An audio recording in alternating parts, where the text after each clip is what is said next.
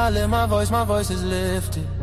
Gifted, I foresaw it and I ripped it. The whole enchilada with a side of avocado. I came down from my fences, desperados. My flow should be sold at low. Next to the 2x4s, an electric range stove. The bolts and screws, home and approved. Gentiles and Jews, penning on views. Broken for you, my moment approaching. The coaching, the ocean is waving. The money I'm saving, the arrest I'm evading. The models I'm dating, this cup of mine keep cascading. God has engraved me into the palm of his hand. I'm in the best hands. I be washing Jeezy's dishes, pots and pans. I beat the law, the land. I speak because I can.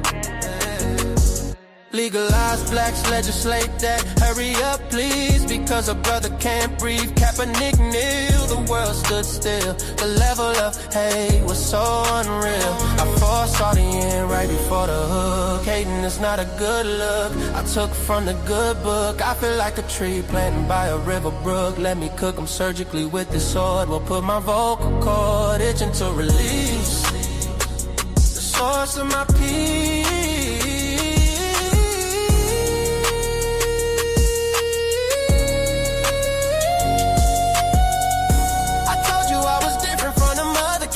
I'm flipping verses on these tracks like an acrobat. Yeah, glory to the Father, he implemented a plan. Jesus carried it out, it is finished. The Spirit empowered, blessing after blessing.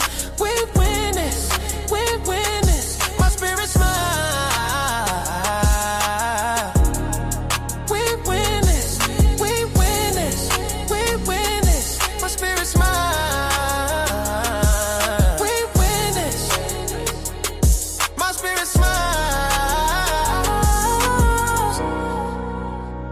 My spirit smile, my spirit smiles. Do y'all hear what I'm saying? Think about it, think about it. Man, Jesus did that. We win this, we win this. My spirit get it. We win this. Do you hear what I'm saying? We win this. My knees buckle, my spirit chuckle. We win this, we win this. Oh.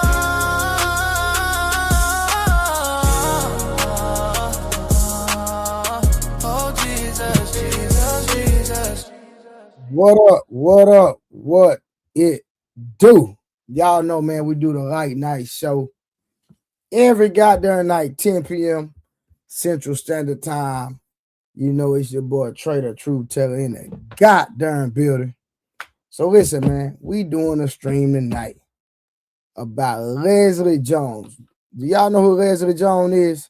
She said marriage is legalized slavery.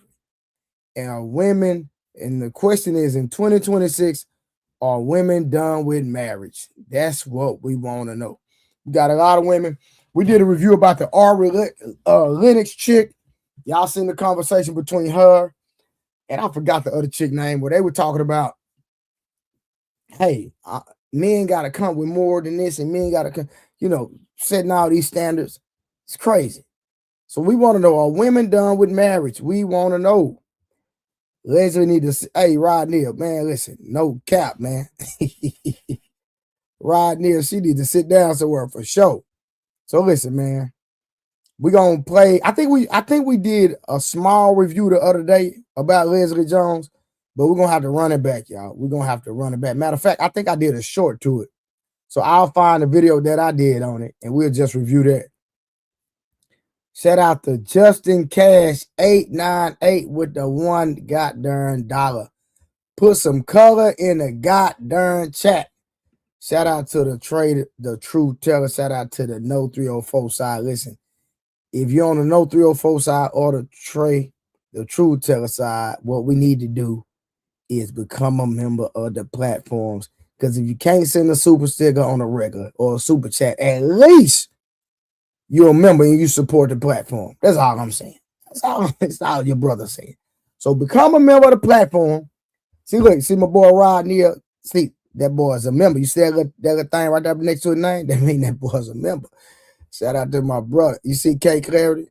Even though she don't know what the hell she be talking about. Look, she's a member. You know what I'm talking about? Again, we in the goddamn building. Yeah, Karen, I know I'm a little early.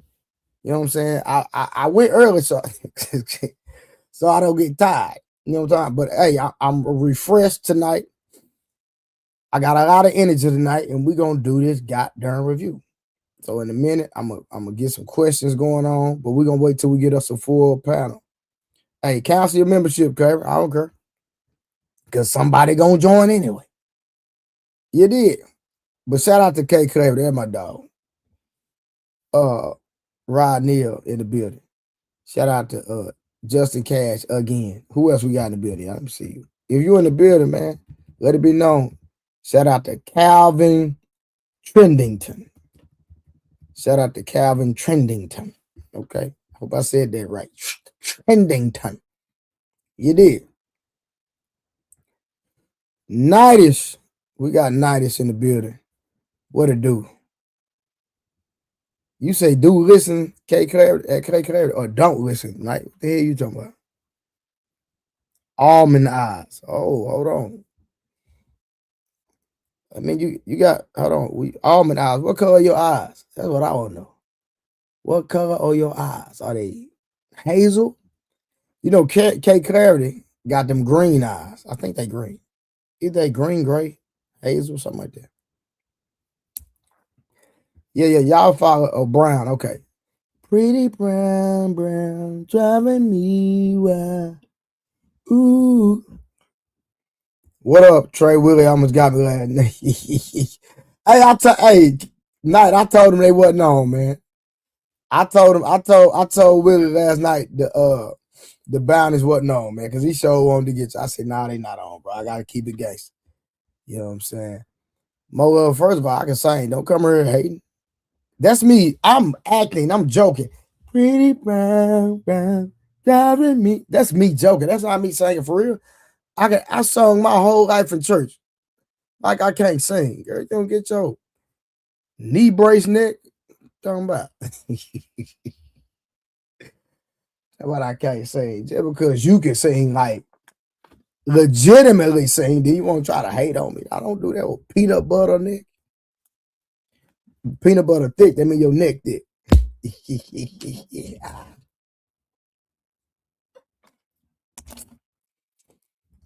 They let everybody in the church say, no, they don't. Not in my old church, boy. You a lie. My love, I don't feel like singing right now. I don't feel like doing all that right now. I don't feel like doing that. Don't add me to sing. I don't feel like doing it. Let me go and drop the link. See who all gonna pull up on the goddamn panel tonight. See who pulling up tonight. We talking about Leslie Jones, y'all. But we're gonna wait till we get a panel before we start doing the review. Until then, we're gonna have an open panel. Y'all can come up. We can talk about whatever y'all want to talk about. Summer, what to do? Spring, winter, fall. JT, god dang, the game pulling up. Summer in the building. K Clarity, god dang, Mo Lovett, god dang, JT, god dang, everybody pulling up. Almond eyes, yes. Her father. Listen, you know what? I don't even want to see. We're gonna start talking too fast. I don't even want to talk too fast. Because I was about to make a point that I was actually going to make in the dialogue. So I want to pump the brakes. Hold up, player.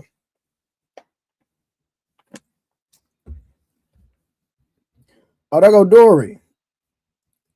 Old Dory in the building. Dory just gets on the panel and just sit there and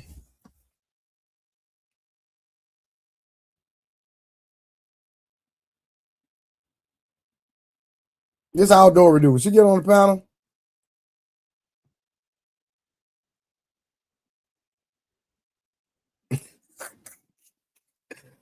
Tori, what it do? Hey, Dub, what it do? Shout out to y'all, man. Don't let the old heads take over. No, y'all got a voice. Speak y'all got that voice. Hey, Angel, how you doing? Young lady. Dory not ladylike. Boy, y'all let Dory trick y'all. Dory ain't ladylike. Boy, y'all letting her. A lot of y'all on this internet. Oh, my boy. That boy Rodney cammed up tonight. Man, hold on, what's going on? What's up, family? What's That boy up, got man? on the camera today, boy. That boy must be doing them push-ups. He ready to get on camera. Yo, man, man, you know what? I know some of this is water and stuff, man. But yeah, I'm actually since I started, was it last? Not this past Monday, but the Monday before. Talk to him, Uh Rod. Down 9 pounds, fam. Okay. So we'll see how this go when we get to 30 Hey, days, man. Carrie, he So done drop 9 pounds. Now you turn the camera on. Hey, that's how it is when you start feeling yourself, baby. You know what I'm saying? Nah, that's what's up, though. now I wanted to pull up on you early because I know you gonna hold the topic for later, but I Yeah, just yeah. want to speak my piece on it because unlike Leslie, I got somebody to lay up with, so I ain't gonna be on here all night. You know what I'm saying? Okay, So okay. so Now go ahead. If not, I'm just gonna say, if you want to talk about it, go ahead and go and jump in there. It's all good. We still gonna have the conversation. I appreciate you. So you know what the thing is, because you know what, I'm not going to, because a lot of people gonna start on her looks, and that's an easy target. But But it's a right, lot of bro, it's it's the a but hold on, brother. It's a lot of women who think that way though. okay. And which is, you know what, people when they get into relationships, especially for long haul, Hmm. people don't understand seasons, bro. And you keep here's the thing. If you and your spouse, if y'all focus on serving each other, ain't Hmm. nobody got to go without. That's the biggest problem. People get I into agree. relationships and they expect a lot from somebody else and they want to give very little. So people, they don't want nobody to get over on them, but you rather Hmm. get over on somebody else. When you get into a relationship, work is going to be required on both ends. I don't know Facts. where this laziness come from, where you think that you don't have to put in something. You have to put skin in the game if you're going to have a successful relationship. If you come in there thinking any different type of way, don't just get out the way for somebody else. Yeah. And again, you go through seasons in your relationship. Hmm. Sometimes, depending on what life circumstances is, it may feel like you do it more than the other person. Mm. I guarantee you, if both of y'all on the same page, a lot of it is going to balance itself out. I would Gotcha. probably say again, probably a good portion. I won't say a good portion, but some there were sections where I can probably say my wife was doing more, but now begin because life circumstances now, and I know like I work 100% remote. Yeah, yeah, When it comes to stuff with the kids and they got stuff going on, I'm the first person they gonna call because I got access to daddy faster, right?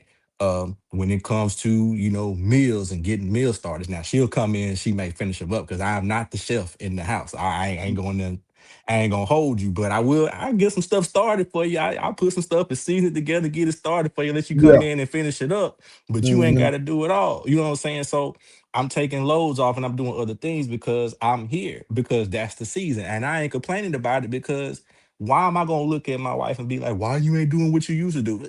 I'm here. You know what I'm Hmm. saying? Nah, But 100%. again, people don't come in it with the right intentions. When they get into, like I said, when you ask people, especially and unfortunately, I hear this a lot of times for women, right? They will tell you everything they expect the man to do in a relationship, but Hmm. not I hardly ever hear them talking about what they going to do in the relationship to be a benefit to somebody else. Yeah, You want him to take all the load, and you think you gonna sit back and kick your feet up talking about soft girl life. Where did you get that from? We always in the past collaborate together and work together yeah, to build a nuclear family. But now, if he don't want to pay 100% of the bills, or let's be honest, maybe he can't pay 100% of the bills. Now, all of a yeah, sudden, he ain't a man no more. Now, all of a sudden, he don't qualify for leadership. You know what I'm saying? yeah, That's the dumbest shit ever. And if you think that way, I'm sorry. Stay by yourself. yeah. And I know you 17 years in the game, correct? Yep, 18 in September, right around the 18 in, corner. 18 in September. And that's the one thing about the season aspect where people actually attack their spouse or attack somebody they're in a relationship, they're in a relationship with, not understanding, hey, there might be a season. or a time frame where you have to do more than your spouse. That goes on both Right. ends, right? And so Right. if you truly love that person, we're gonna wake up to serve each other, like you said. My homeboy told me, him and his wife literally wake up every day and see who can outlove each other. That's the best way to do it because if you go in it, I guess the best way to say it, if you go into the relationship keeping score, Hmm.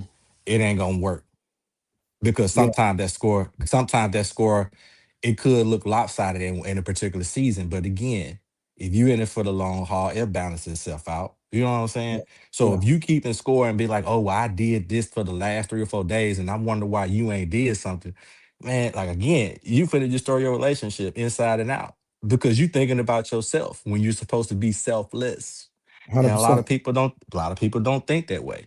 Again, if we talking about Leslie again, you whatever dudes she used to deal with in the past, she putting it all on the dudes. I ain't heard her one time say anything about her vetting process.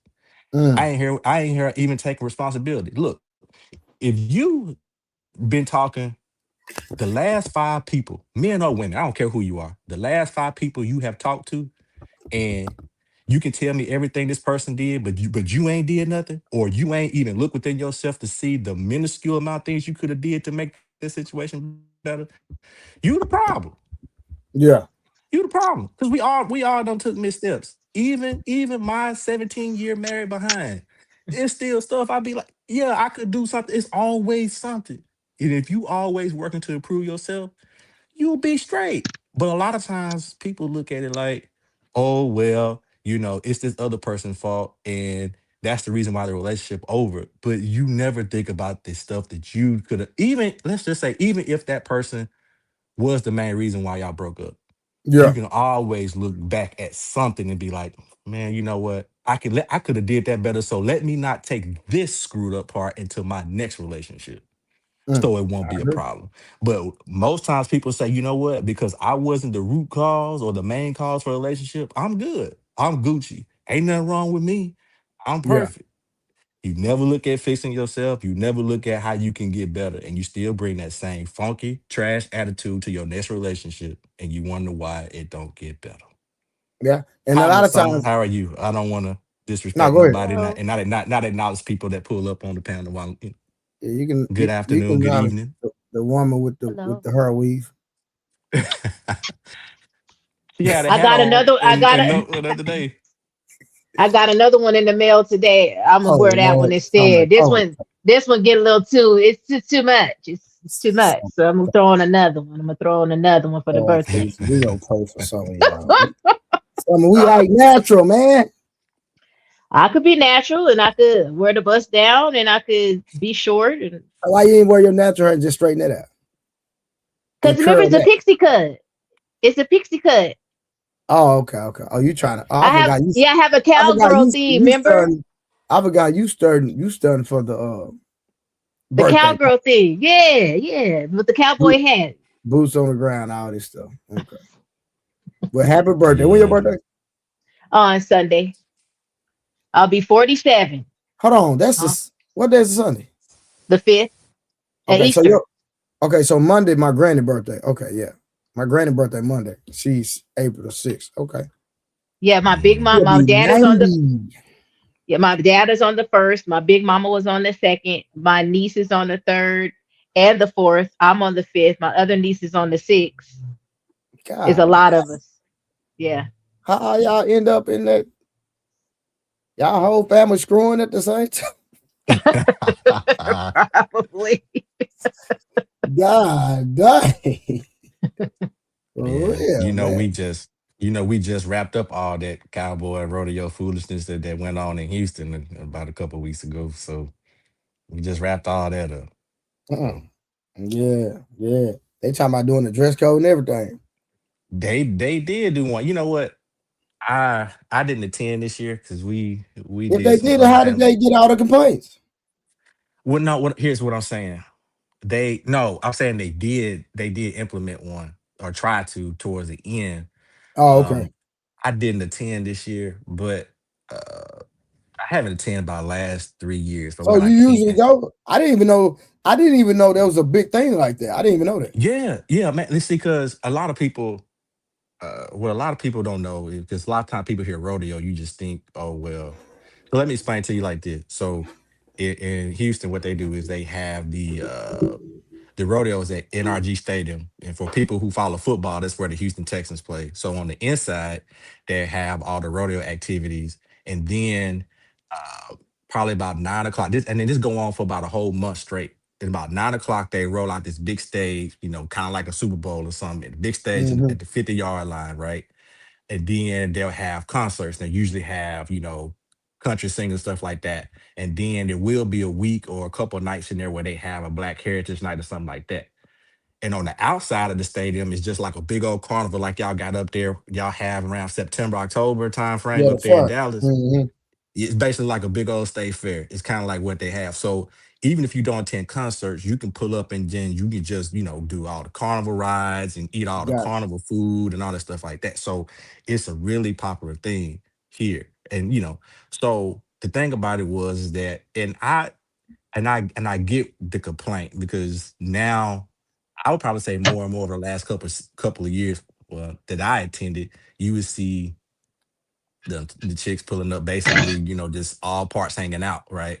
And it's supposed to be a family event. So if you see chicks with cheeks hanging out and, you know, bellies hanging out, breasts hanging out everywhere, just barely even covered, then that's what they was like, hey, this is supposed to be a family event. And that's right, man. Cause I'm like, dude, my my daughter, we let her go with one of her friends and their mom because Lizzo performed. I was like, I ain't going to see no Lizzo. You go ahead. And so, and she actually came back and she was telling me, she was like, Dad, and she was telling me and Nita, my wife, how everybody was dressed. Yeah. And then like 2 days later, everybody started pulling out videos and then everything. I'm like, dang, because I was just like, I just brushed it off when she first told me. But then when I saw all this stuff happen, I'm like, dude, she 15, she was complaining about it. She was just like, dude, it's like, she was like, all these people like dress like this, and I don't understand why. And she was like, they're gonna have to do a dress code. And I was like, man, they ain't finna do no dress code on them grown people. Sure enough, Hmm. 2 days later, they were talking about a dress code. I was like, dang. So Hmm. it's crucial, man. It's just like, and these ain't young people, these ain't 23, 24-year-old chicks. These 40, 50-year-old chicks busted up Yes, with some of women your age. I could believe it. I'm like, dude, and they with their daughters. And I mean, like, I'm just like, I could. And listen, here's the problem. And I'm gonna say this because I know our sisters get a bad rap sometime, and whatever. It ain't. And even though all the photos that you saw was about sisters, man, listen, you know how I get down here, Blu-ray. Them Yeah, Latina chicks was some of the top corporates too, but all the photos was on our the sisters. black That's women. the part Yeah. I didn't like because Hmm. unfortunately our sisters promote that, so it's easy to put that jacket on their back.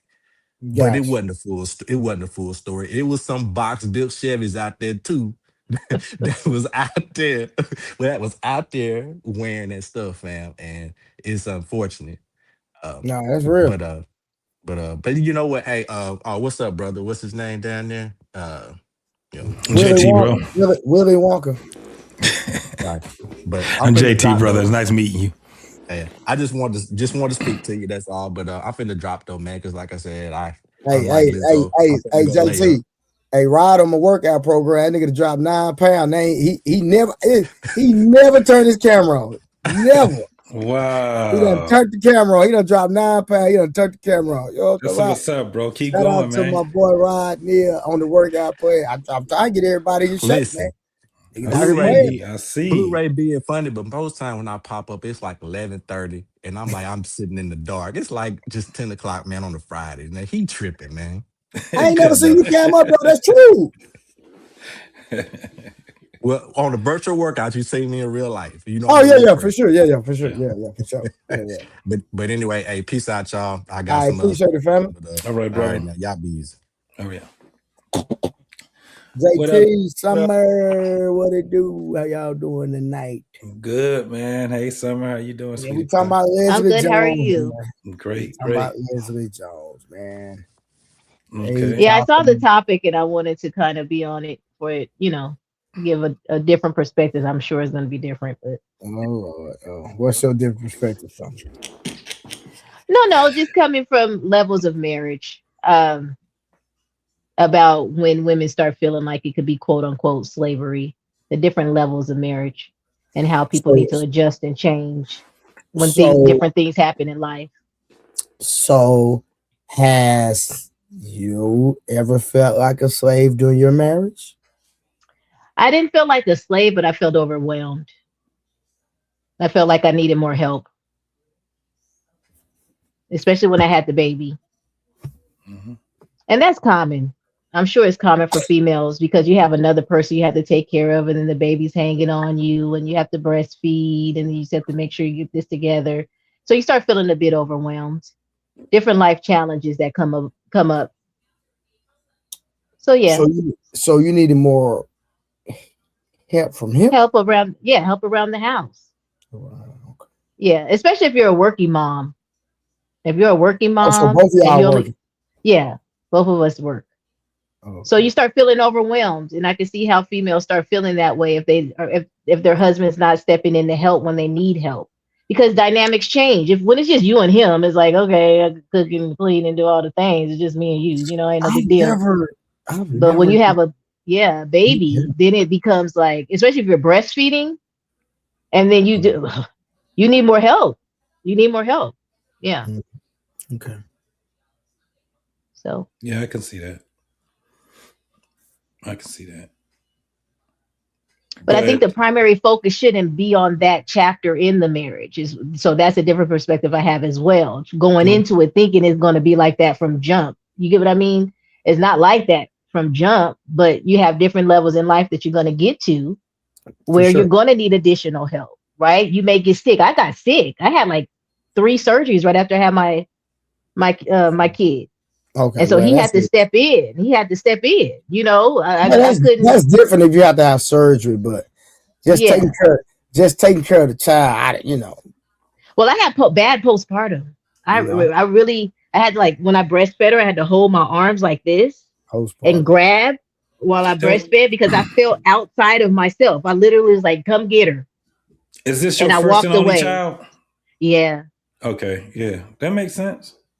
And how and old were he you had to when you really had her? step And see, in. I don't believe in postpartum, but I'm gonna let Oh it. no, it's horrible. Oh my gosh, How old were it's you when you it's had her?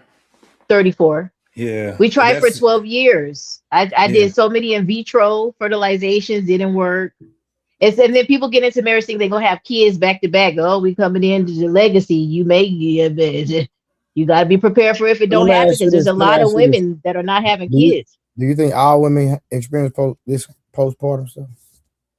I think they all do in different ways. It's different levels to it. Like I had a girlfriend that didn't get all cray cray, but she moved 5 times in 1 year. That has nothing to do with that. That could be financial. No, it wasn't. She just didn't like her places. She Okay. moved to Well, one place twice. well She that moved and then that stayed don't mean in that. a year. Summer, that don't mean that had anything to do with no postpartum either. That's an She assumption. found out that it was. It's an assumption. No, she found out that it was. We were telling her that it was, but she didn't believe Again, it. But to move five different times in do a you year believe is all wild. women experience it is the question. And a little bit, not extreme as others. Some just, they just get off for a moment. Every woman experiences postpartum for up to 2 weeks, 14 days, they say, 14 to 21 days, and then it automatically goes away, right? And some people. So So what is yes, postpartum it's technically? So what's postpartum? I described it as I felt like an alien. I felt like my real self was talking to me, yelling at me, talking about snap out of it. Like my real self was going, "What is wrong with you? You've been trying for this child for 12 years. What are you doing?" Like I felt my real self talking to me. Like I couldn't snap out of it. It was my hormones were imbalanced. It was taking too much. It was taking it longer for my chemical balance to come back into place. So you get kind of depressed, you get sad, you don't feel like yourself.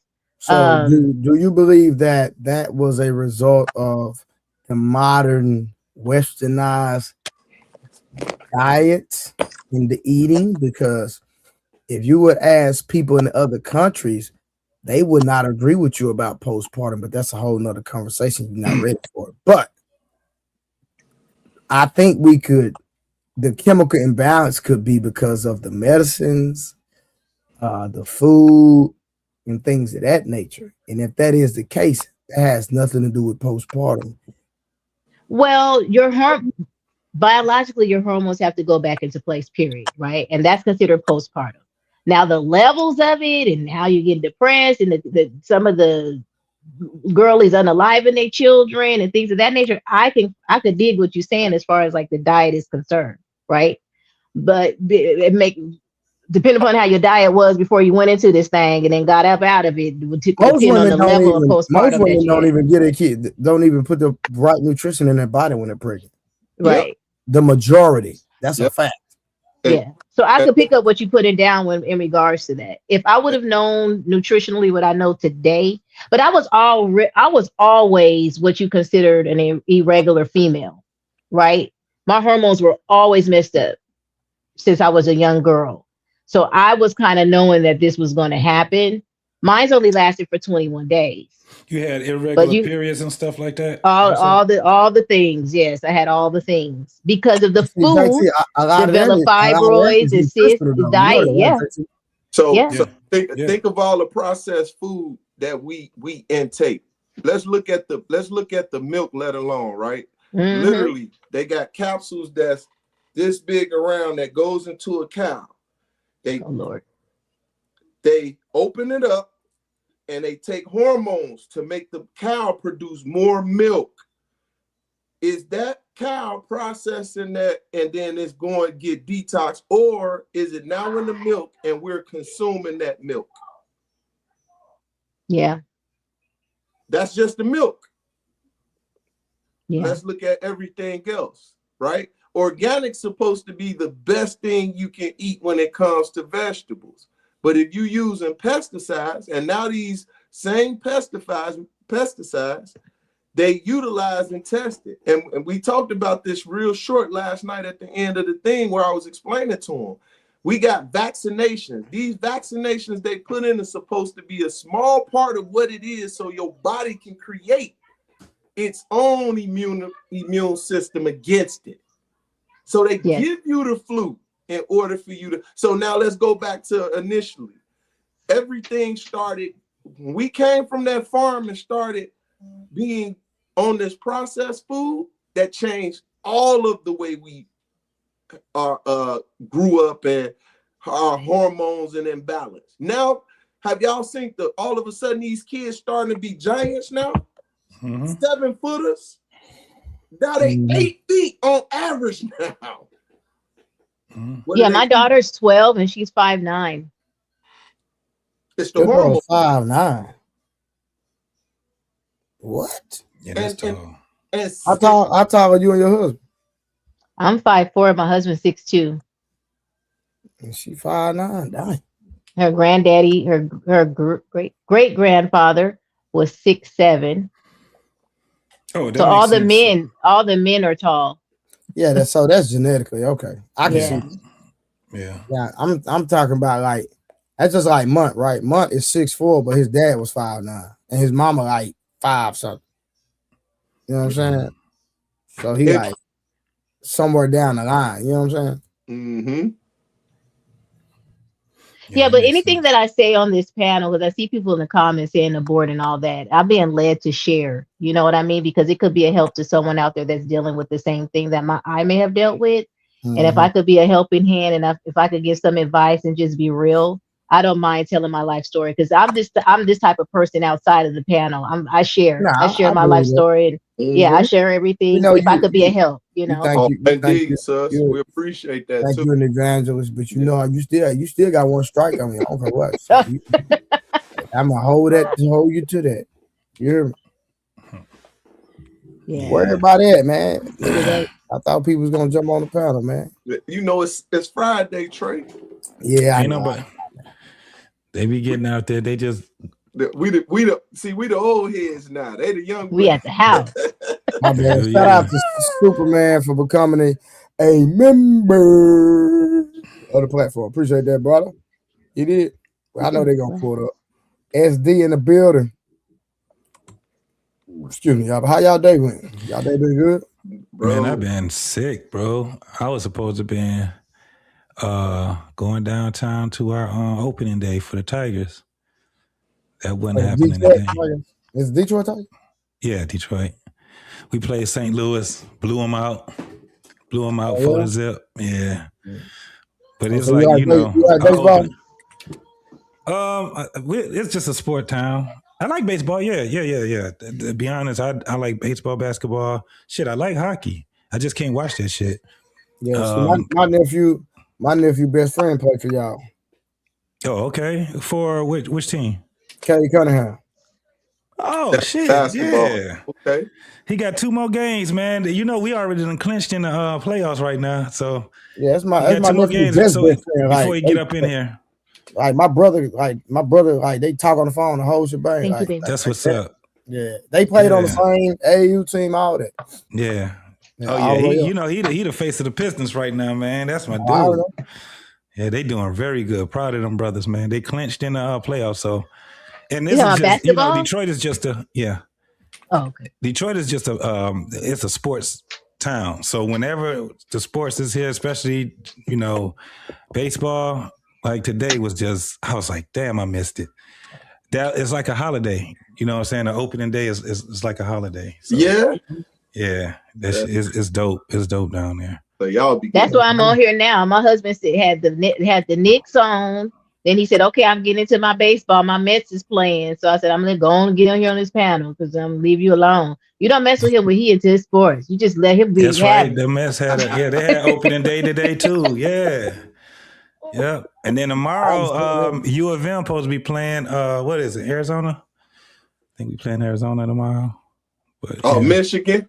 Yeah. Y'all in the Final Four. Yeah. How can y'all get into the baseball? I tried to sit down and watch it. Now, when we go to the games live, right? When we actually go to the stadium, I could dig it, right? It's fun. It's nice. Oh, it's fun. Yeah. But watching it on TV, I'll be sitting there looking at him like, for real? Like, this is really what we're doing? And then I'll leave. Yeah, I used to play baseball, so it's kind of like, it's one of those things where. Oh, got it. Okay. I can watch baseball. I ain't never really played it, but I can watch it. Yeah. I train a lot of baseball players. Yeah. I prefer watching basketball on television. Baseball, I love to go and see it. And hockey. I didn't think hockey was dope. Hockey is dope, man. When you see it in person, it's really dope. Yeah, they be lit. Boy, they in the arenas, the live arenas. Yeah, it'd be off the chain. They go retarded. Man. But you know what be the hypest game out of everything? What the? Soccer games, dude. Yeah, they starting to bring it to the States big time now, man, because it's on TV and everything. Everywhere except for the United States, soccer is the number one sport, bro. That's why my son plays soccer. It is rowdy. You depending on where you going, you kids can't be going to a lot of those games, man. It'd be so rowdy, bro. Mm-hmm. Them games, like I know, like in Hungary, man, you can't take your kids, but people do be taking their kids, man. But there's always some casualties. Always some casualties. Ain't that crazy? It's crazy. Downtown Frankfurt, Germany is the same way. Like all those different countries, especially if you talking about Asian countries, I don't know why people be thinking Asians are nice people. They evil as shit. They just too damn small to do anything. That's why you gotta be a bunch of them on you because they some small people, man. But they evil as shit. They just got that, that kind of look that they got, like what I do type of look. What did I do, my friend? What did I do? No, you know what the hell you did. I'm about guilty as charged. Evil ass, you guilty as hell. With your little ass. They be small and evil. That's crazy. They got a chip on their shoulder because they so evil. I mean, so little. That's what it is. It's just like them damn Mexicans, man. They so small. But they're some evil ass, especially when they get drunk. I gotta beg to differ. When they get drunk, that's when they cool as hell. Because they love drinking, bro. Depending on where you at. Because You go to Cabo and you hang out with them and they get to drinking like you on the economy with them. Yeah. It's fun for a minute, but I get paranoid because everybody, I've been watching so much damn social media that everybody that pull up on a motorcycle and some damn or a moped with them damn helmets, I'm thinking they about to air this bitch out, dog. For real. Man, that's all you see on the movie. Yeah, they be coming on the motorcycles, man. I'm hitting, they don't be having no like traffic lights and stuff like that, man. And they just be flying. Like you got to get in where you fit in when you get on the road, on that road. Mm-hmm. Man, it's a lot to be going on. But yeah, they so small, man. Them damn, I thought Asians were small. Nah, them damn Mexicans be, and they don't even be midgets. They just be little people. That's just their natural size. Yeah. Adorable. Yep. Yeah. That's crazy. Hey. Cabo, or what's the other city everybody be going to? Cancun. Cancun, yeah. Puerto Vallarta. Yep. Yeah. Tulum. Yeah. And they Tulum too, yeah. Yeah, but Peace Murphy come on with the shades of that. I see you, Pimp. You say what happened, man? I was going through my repertoire. Now today was the Feast of Unleavened Bread, so I try to do right by God and come as fly as I can. So what does that mean?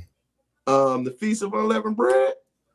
You want to get into it? You know the Passover. No, I didn't say all that. I just asked, what is it? I say you know the Passover, right? Yeah. Okay, so the next day is the Feast of Unleavened Bread. God said you have a feast, you come together, and he explained what he doing. 7 days of non-sin. That's what happened with the people. He baptized them. You know what I'm saying? Got them headed to the promise. You can't sin for 7 days? No, it ain't no you can't sin. It was man sin for 7 days, right? The 8th day, that's when he gonna come and the Father gonna come and rule. So that's just what it is. It's the representation. So remember when the children of Egypt left up out of Egypt, it was the Passover. Yeah. And when they left out, that's when God called for his people. You know what I'm saying?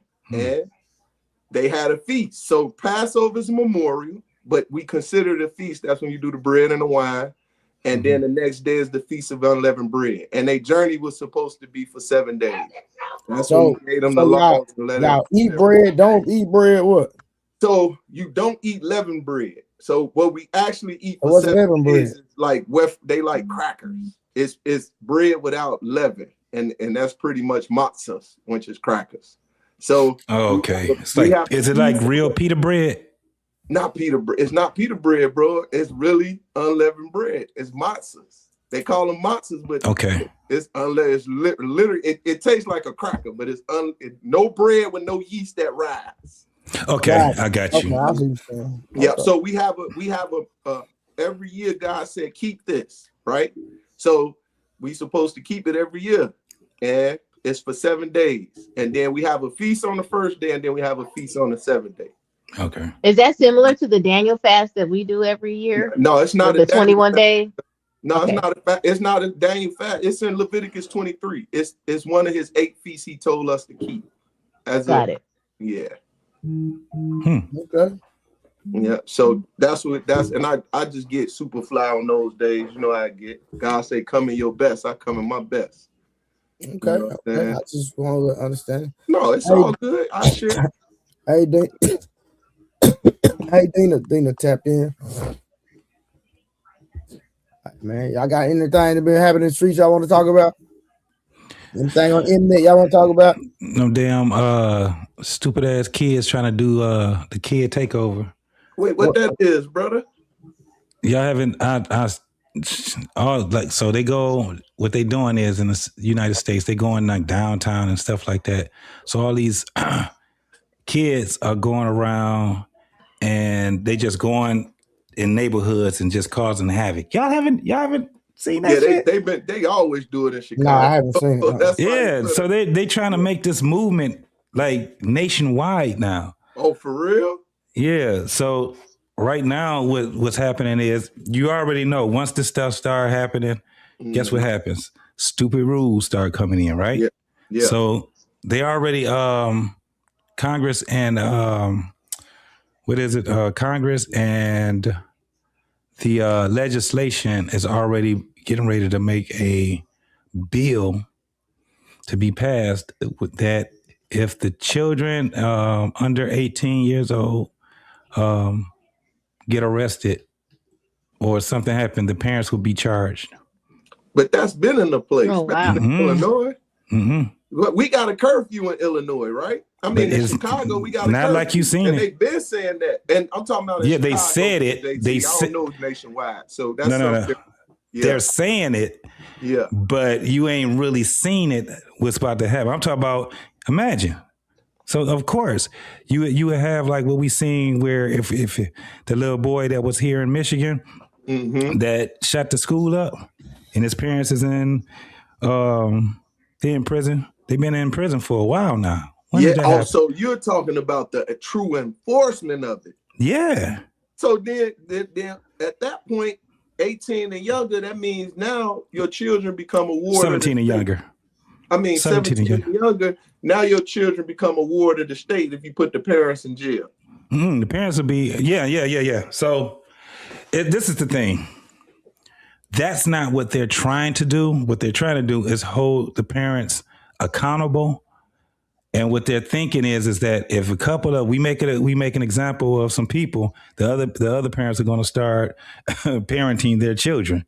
That's bullshit. So what about the laws that say you can't like spank your kids and stuff like that? That's wild. So why can't do nothing to the kids? So it's a fine line between that how that goes. But you are right. Some of you just stated what I was like listen. I'm not going to jail. And now you want to hold them. Come on, man. Get out of here. I think the biggest problem is this though. You got a bunch of these kids that are minors, and when they get charged, in most states, it's nothing. It's like a slap on the hand, and then they let them go. So now what's happening is that they're making the laws a lot more stricter. It's going to be way more than just holding the parents accountable. But this is where it's at a point where when people start seeing it, you remember we had it in Detroit like that too. That truant stuff and all that. Nah, you just get a ticket or some shit like that. Most people didn't even pay that shit. Nah, they talking about jail time. So what you gonna do with the children if the parents? They don't care about. This is what people don't realize. You're good, bro. They don't care. It's food for thought. And guess what? They ain't think all the way through. At the end of the day, because that's what they tried to do in Chicago. Them kids been reckless since COVID. They've been reckless downtown Chicago. You know they're changing the way that they're moving in this world, right? They're not caring about the citizens like they used to care about the citizens. So what are we gonna do with the kids? They're gonna say it's on y'all. Hey, and they gonna rebel. It's on you. They're gonna rebel. So I like it. I like them to try to enforce that BS. Or this is when I say they're gonna try to implement martial law, right? I'll be looking for them because when Obama changed all them laws in a sense of martial law, now I'm just looking at I want to see what's going to actually transpire because it's going to be interesting. So the thing is that the way that this shit is about to be happening, that's why I'm glad I ain't got no goddamn kids no more. My kids are all grown. They can have all that shit. But there's been some egregious crimes that these children been making, man. Like did you hear about the crime with the little boy? Two little boys and a little girl had raped and killed the little what was it? 3-year-old girl, 4-year-old girl. Yeah. That's crazy. What about the one where the kids were the teenager just robbed a little 7-year-old boy, put a gun on him. Now wait, hold on. Let's back up to the first one. How old were the children? They were young. They were young, like 8, 7, and I think the girl was like 6. Gotcha. Okay. Yeah, and they beat her. They pulled her hair out of her skull, all kind of stuff that they did, man. It was crazy. But it's just more and more and more of these crimes, and then they like, what's going on with these kids, right? So you already know the one in Illinois, right? With those kids from the elementary school jumped on that lady and her kids. Of course. Yeah, that was the So big thing. They just rehoused that lady and everything. right. So then you got all these other things that's happening right now, and I'm telling you, they're not gonna care. You go and you're gonna get caught up. You're gonna get caught up. This is where we at right now. I feel like everything that they're putting in place is going against what the media is saying. Like the population is going. This is not going to encourage more folks to want to have kids. You get what I mean? I feel like they're putting in a lot of things in place to deter people from having children, especially among. And I'm not saying that the crimes is just for Black folks. That's not what I'm saying, right? It feels like they're putting a lot of things in place to kind of like deter people from wanting to have children, but then at the same time, they're like, we need to get the population back up. I don't really think that is applying to the minorities and stuff like that. It's that they're just making it difficult. I wouldn't want to have no kids in this climate with all this stuff going on. It's difficult when the kids are coming together, like JT said, and wreaking havoc. It's their fault. Because if you keep taking everything from the kids, what else they gonna do? Nah, I ain't never believed in that shit. It's the communities. The communities. But I think no, go ahead, my brother. In the communities, we always been leaning on the government for everything. No, it takes the community to do it. It takes for us to be, we should be first before we can even rely on anybody on the outside to govern us. We got to be self-governed people. Okay. I can see that's the problem that I have. It didn't got so bad where we just want somebody to govern us so bad. So if you want people to govern you so bad, then you got to go up under what they're telling you that you got to go up under, or you got to suffer the consequences. Yeah, because I'm looking at, once again, the programs and who maintaining those programs, and you're right, the community don't have control over that, and we should. And I was just telling the guy, I'm like, it's our fault because the mom and pops are gone, and everybody want this comfort, and now you get this comfort. Guess what's happening? You being eliminated due to this comfort, right? The mom and pops is important in every community. Yeah. So you don't have, it's just, man, just looking at this stuff, man, and you can see it in real time now that you got parents that don't want a parent, and you got kids that are super lost. I'm talking about lost, bro. These kids are it's nothing. It should not be at a point where by the time you're 17 years old, you've seen 17 people get murdered right in front of you. That's not normal. That's not normal. It's not normal for you to be sitting there like I just seeing. And this was doing when I was a kid, hearing mothers and dads calling their kids out of their name, beating them so bad where they not only have whips and stuff, but I seen this one boy. He had a big old lump on his on the back of his, like close to his liver.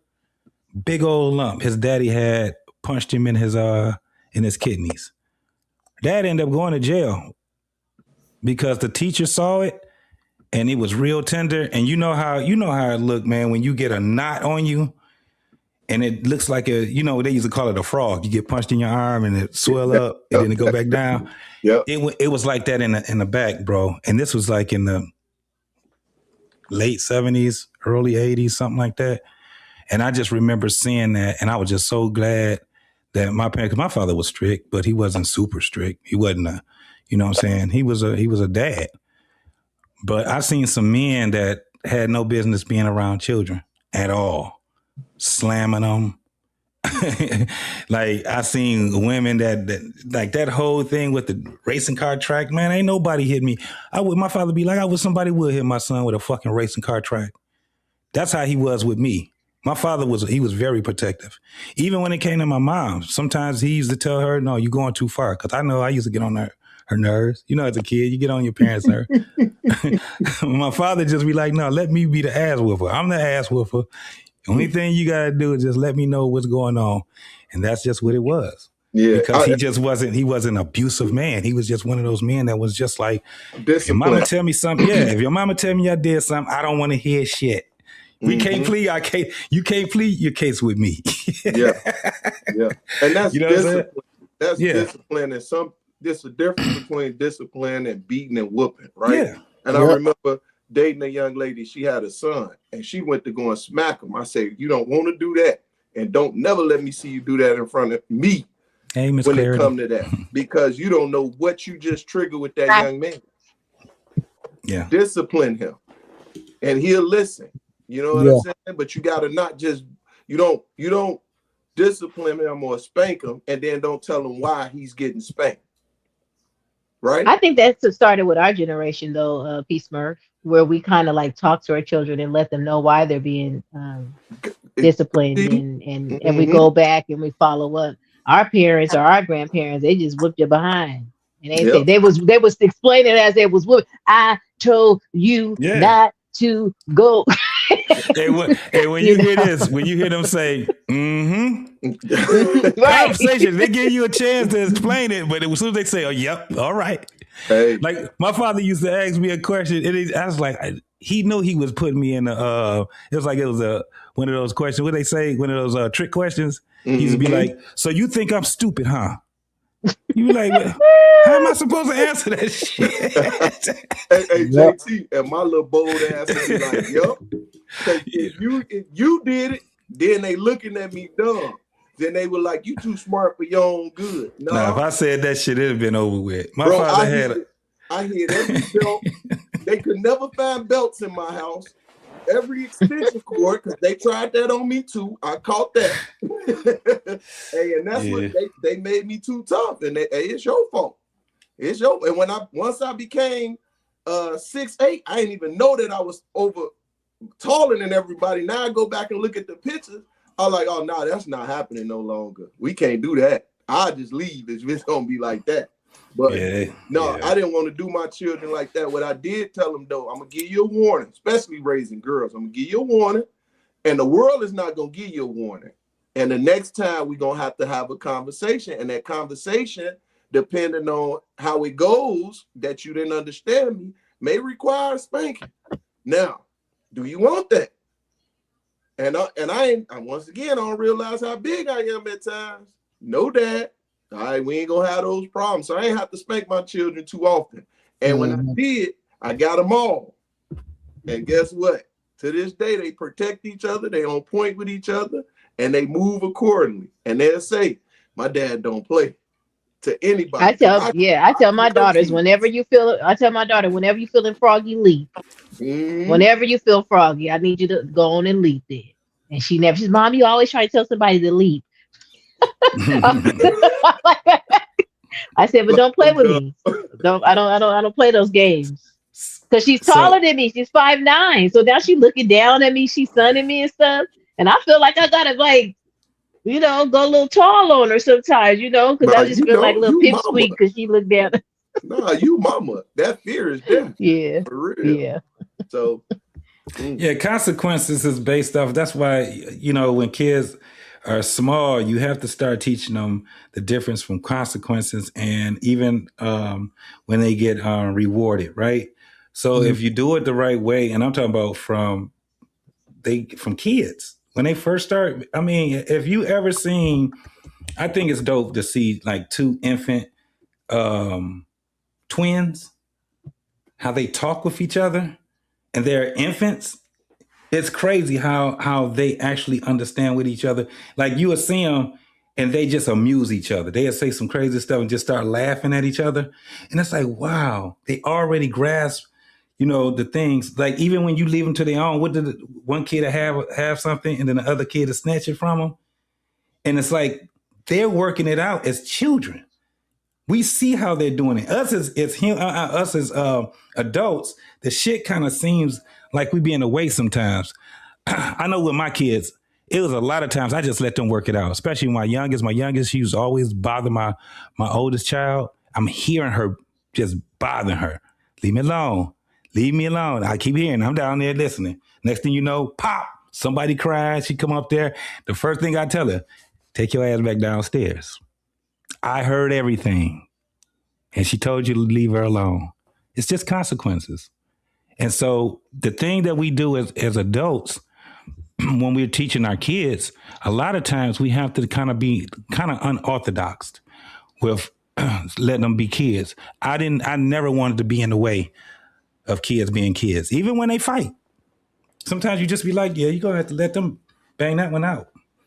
And they eventually work it out amongst each other. Think about it when you was in school, elementary school. Teachers wasn't really in the way. We kind of try to keep it away from the teachers. That's why when we get on the playground, it's like, or after school, 3:00. That's hey, y'all already know that's some that's some national shit right there. 3:00. Get ready, baby. You know what I'm saying? Mm-hmm. And we worked a whole lot of shit out as being kids and stuff like that. I don't think they're doing that now. I think kids are in too much of adults' business. I think it's vice versa. The adults have put the children in the adults' business. Yeah. And adults are getting in children's business, right? Yeah. I agree with that. Yeah, I agree with that. What up, though, Beans? What up? Man, what's poppin'? Trey, what up, man? What's good, brother? How you doing? I see you over there being light skinned. What's up, Miss Clarity down there looking like she used to spank kids with rulers and shit. That was a good one. Put your knuckles out there. Hey, she showed it to studious. Well, y'all know Karen, fake smart over there, bro. She reminded me of my English teacher when I was in college, bro. And let her do all my work on time when I was in her class. And sit in the front, Dean. And sit in the front. No bullshit. I sat in front of the class, bro. Beautiful teachers will make you do your work, boy. Nah, right. But you ain't lying either, boy. Straight like Hey, you crazy, bro. Yeah. Okay, so I heard y'all talking about kids, man, but I saw the title of the show. I ain't watched the video yet. What exactly did she say? I haven't yet I see you got it in quotation marks, but that's we ain't got it cracking yet, Beans. We just talking. Okay. Yeah, we ain't got to it yet. We just vibing right now. Yeah, we're in the barber shop right now, just cool. Yeah, our introduction, waiting on everybody to come up and get into play. I usually try to wait till it's a full panel, then we start reviewing. But if y'all want to start now, I don't care. No, smart man. I want to ask you to let me borrow that jersey for 10 years anyway. What jersey? The one you got on. I got a shirt on. I don't have a jersey on. Oh, that motherfucker got a jersey. I thought it was a jersey too. That's a shirt. It's like a medium jersey at that. Nigga, your head, nigga, goddamn. That little medium jersey, my brother. Yeah, nigga, your head look like the equator, nigga. Hey, you talking about? Put a one in the chat if y'all thought that was a jersey. This nigga lying. I'm finna show you. Oh, it's a tank top. Okay. I got 99 problem, but a bench ain't one. Hit me. I ain't gonna lie, I miss having a bitch as a problem, though, man. It was kind of no bench, BENCH, nigga. Oh, bench. Okay. Bench, work out. A bench ain't one. Listen, man. Let me tell y'all something. Being healthy is overrated. No, it's not, nigga. That's the found of you. What are you talking about? What's the found of you, bro? You better get on the program. Being healthy is overrated. All you do is live long and prosper. That shit ain't all it's cracked up to be. Boy, you. hey, listen. I don't want to get old and struggle while I'm old. Hell no. Man. Bro, I saw this motherfucker walking into the Chinese restaurant in front of me yesterday. I was like, I need to get my ass in the gym. Yo, this nigga was limping. He had one bow leg. I've never seen it before in my life, man. Nah, I've seen that. No. I've seen a lot of men like that. Oh, they got one bow leg and the other leg. I've seen a bunch of people like that. And that's that weight. That weight. I swear to God, bro. I have. Oh, got to, bro. I done seen that. Yeah, that shit hurt my feelings, bro. I said, I got to get, but I'm cool, bro. Living is overrated, man. It is, bro. Just keep. And I seen a video this morning. This prophet He was talking about, I forgot who, I think Andrew and Stanton King posted it. And his prophet was talking about after he get out of office, the goddamn America going downhill. What y'all think? See, I think we're going downhill now. Right. The fuck? I think the prophet he was talking about, and I know Peace Murray, him and his goddamn what are you, a Hebrew Israelite? Yeah. Oh no, Hebrew I'm a Israelite. Christian as far as religion is concerned. Hebrew Israelite is the nationality. It's the bloodline. Okay. Yes. I most definitely think he ushering in the Antichrist, though. He's a part of it. How is he ushering in the Antichrist? I think the systems that he's putting in place. I think the systems that the world is putting into place. Yeah, I'm saying it has nothing to do with him. Like, you tripping. I think he's a part of the things that he's putting into place, and then he's normalizing. Like, he was before, when politicians in the United States was going up, they was playing the game, right? There was you had to kind of like decipher what they was talking about because they were like very political. And then when Trump came into office, he was just playing out there.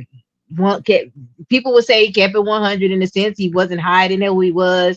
And he just, it's causing other politicians behind him to kind of follow in that same vein, right? Where they're not.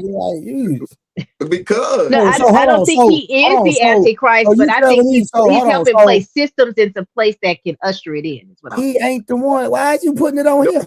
So watch this. I love blaming Trump. Other world like Israel, the United Kingdom, you could kind of see the stuff falling into place like puzzle pieces. Biden was doing way more than Trump was. What are you talking about? So it's a difference. Now let's look at what's supposed. So he wasn't. Hold on. Peace first. So Biden wasn't doing more than Trump for Israel? Are you going to sit here and not admit that? Summer. Who, me? You, Summer. I'm talking to you. That's why I told you. I don't know nothing about all that. All I know is I've been watching him. I've been watching what he's been doing and what the world has been doing. Hold on. So I'm not blaming one or the other, but I'm saying he's bringing it in closer. Anybody that's going to come in after him as well is going to continue it on. Okay, how? Explain it. You know how it's supposed to say? No, I don't know. I'm talking to Summer. I'm talking to now, y'all. So explain it, something. You know how it says it's supposed to be one world order, right? And one coin throughout the land or whatever. I think we are the closest generation that can see the return of Christ because everything that we have in place right now is possible. They could put in one currency system. They could put in, they have a way to monitor all over the world globally because it's supposed to be global, right? So I always used to say the people that used to have horse and carriage, I don't know what they were talking about when they said, oh, we close to the end time. No, we wasn't. There was no way we was going to be able to have one world order, one world system, one coin, and for people to be able to monitor everyone. So it's not just Trump himself is what I'm saying. He's just helping to be the catalyst, right? Because he's trying to broker the peace treaty, right? Because it says that's supposed to happen too in the end times, where there's a peace treaty that's going to be brokered. And then after 3.5 years of that peace treaty, then an individual is going to break that peace treaty, and that's supposed to be the sign of the Antichrist. He's trying. You hear him talking about the one world order and the peace treaty. Not just Trump, though. It's not just Trump. It's all the different. If you look into do you know what the World Economic Forum is? Yep. I looked them up and I looked up their flags. God, damn, you keep talking. I'm talking to Summer. The crazy thing about it is I looked up their flags too, and did you know most of other flags represent the beast that it says in the Revelation? Their flags, they're animals that represent them. So this is what I'm trying to get you to understand. I looked it up. Now I'm looking. You keep talking about Trump. Trump ain't got nothing to do with this, man. I'm just giving you free game. I don't know why people blaming Trump. I'm not blaming him. He's helping to usher it in. Is all I'm saying. Forum, and they gonna tell you everything that's gonna jump off. I land my plane. No, I don't think it's going to be him at all. I just think he's helping to usher it in. Whenever y'all get ready. I appreciate you, big brother, little brother, big guy. So check this out. She is correct. Because what's going to transpire is they're going to be, once they build that temple over there, and once again, like she said, what has happened is everybody has depended on America as far as the economy is concerned. For the first time, everyone is getting their own houses in order. And it's stated, me and Beans was just talking about this a minute ago, it's going to be the UN against the EU. Eastern Europe against Western Europe. Gog and Magog. in this time of these kingdoms, the 10 kingdoms, right?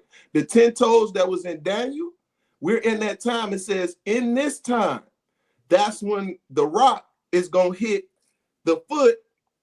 And at that point, he's going to build his kingdom. So what Trump did, they think, oh, hold on. For the first time, two things transpired. A pope retired for the first time in history. You're supposed to die as a high priest. That had nothing to do with Trump. But go ahead, keep going. It's important because it did not. No, I ain't said it has something to do with them, but these things are the cause to bring about the world order that should go into play, because no one is dependent on America no more. Beings, what I just asked a minute, where are America allies? For the first time, America has no allies in the situation. For the first time, no one wants to get involved because they're trying to get their houses in order, right? So now, when they start to build that temple over there in Jerusalem, that's when they're going to bring in the Antichrist. And the Antichrist, it tells you who he is. He's the abomination of desolation that's going to enter into the synagogue, and they're going to re-implement sacrificial law. So when you see them do that, when you see the EU stand up, and Trump has helped everybody to understand we no longer depend on America. Let's get our house in order. He has a part in that part. And I land. I thought, and it's inevitable. It's not. If it wasn't Trump, it would be somebody else. It's God's words will not return void, right? So it's going to happen. Period. Whoever it was going to be. So I'm not trying to blame Trump. It just is what it is. He just happened to be the president during this time that everything's being set up.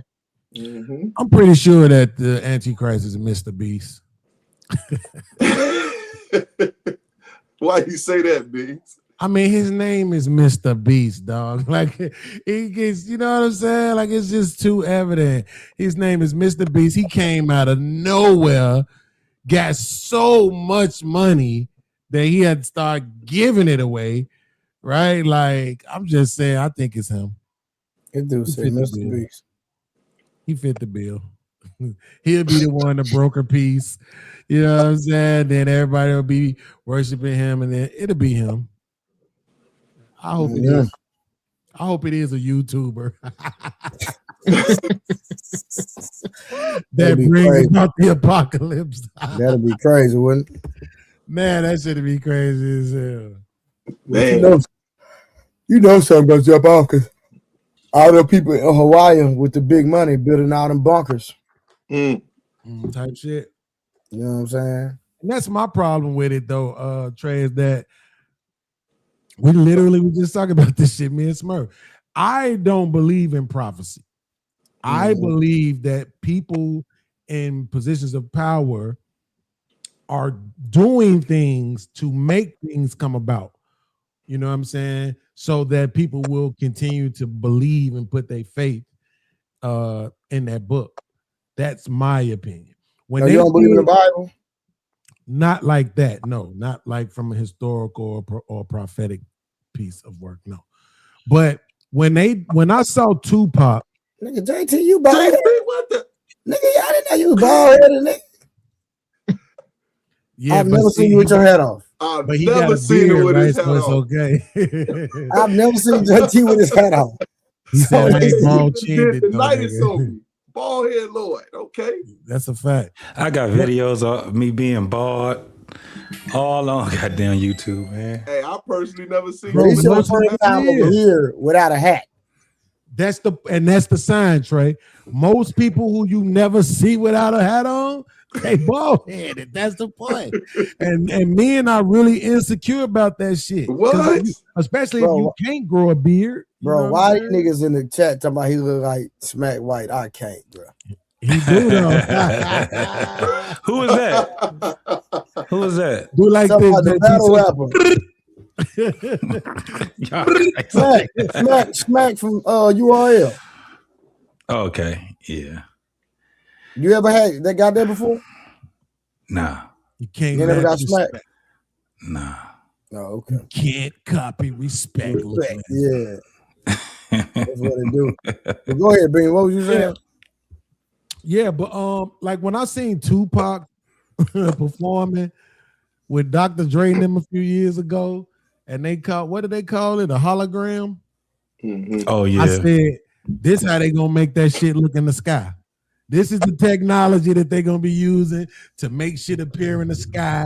Like, oh my God, that was in Revelations 12 and 6. Look, it's a monkey eating a grapefruit, whatever the fuck it say. You know what I'm saying? But you're onto something, Mr. Bean, because when was it John who wrote Revelations? Correct me if I'm wrong, Paul John No, who John. wrote John who wrote Revelations, he was foretelling it from his eyes view, from his lens. He didn't know what he don't know what an android is or a holograph is or we know it, right? But when he was seeing it from his perspective, he can only describe it the way that he could describe it from what he encountered, right? So Wow. so we know what a submarine looks like. So for him, it's like a dragon came from the sea. You get what I Right. mean? That's So crazy. I think it is a prophecy because because God is the beginning and He is the end. So yes, it is exactly what you're saying. The world is going to do what the Revelation says because that's what Revelation is talking about. What the world is going to do. Yep. Do That you was get what I cold. mean? Yeah, that Yep. was cold. So That was yeah. cold. That's exactly why that's exactly why Timothy 2 and 12 exists. Yep. Because they don't want women saying shit like that out loud. Yep. Because that was cold blooded. I have zero comebacks for that. That was cold blooded right there. That was fire. I ain't Yep. gonna lie. Yeah. So they it come That to made a pass lot of because sense. for God's word to not return void, they're going to make it. They're going to make revelations come to pass Yep. Somebody because said it was John. them doing it in the first place. Somebody That's said cold John in blooded. the well was talking about a submarine.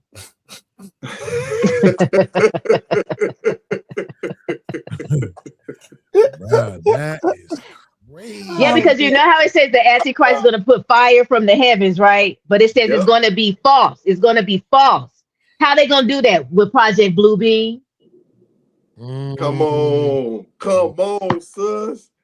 How they going to Damn, do that? she They've been cooking. practicing it. They just did it in LA. The only Right, buildings that wasn't destroyed was the ones that had the red rooftop. Anything right. else was destroyed. Interesting. That is wild. Project Bluebeam. Yeah. I'm just And you know how they go, you know how they're gonna talk about the rapture? The aliens, they already trying to hype everybody up to believe about all of a sudden the government talking about the aliens. Yep. How people still gonna not believe in God when all these people disappear? The aliens did it. Okay, first of all, if you ever seen this movie with I think it was maybe Patrick Dempsey, I think maybe. It was about the rapture. Came out like in the late 90s. Like motherfuckers' clothes was folded up nice and neatly and shit. Right. You know what I'm saying? I remember that one. Disappeared. Yep. I'm just saying, like, nah, I'm not gonna lie to you. Listen, I can't believe. I can't. And if it is true, like if I was able to make it to heaven, I wouldn't get there. Because me and God would just have a problem. I'd be like, fam, this don't make no sense, B. There's nothing about this that makes any sense. And you're supposed to be smarter than us all. Right? So if I'm able to understand that this doesn't make any sense, I know you know it don't make any sense. So that's why for me, I can't believe it. I can't accept it. What do you It mean? doesn't make any sense. Like, What do you mean? so for instance, what do I have to do with Adam and Eve? I have a theory on that. Share it. That's all everybody got. Well, when God decided to create Earth, right? Because he's Alpha and Omega, he's beginning and the end. I think he already knew Adam was going to sin. That's why Jesus was there at the beginning, because in the beginning was a word. Time out.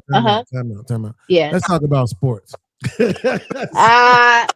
No, see, because gonna you ask already the on some question, bullshit man, with the man. Adam don't see and shit. Like, I think once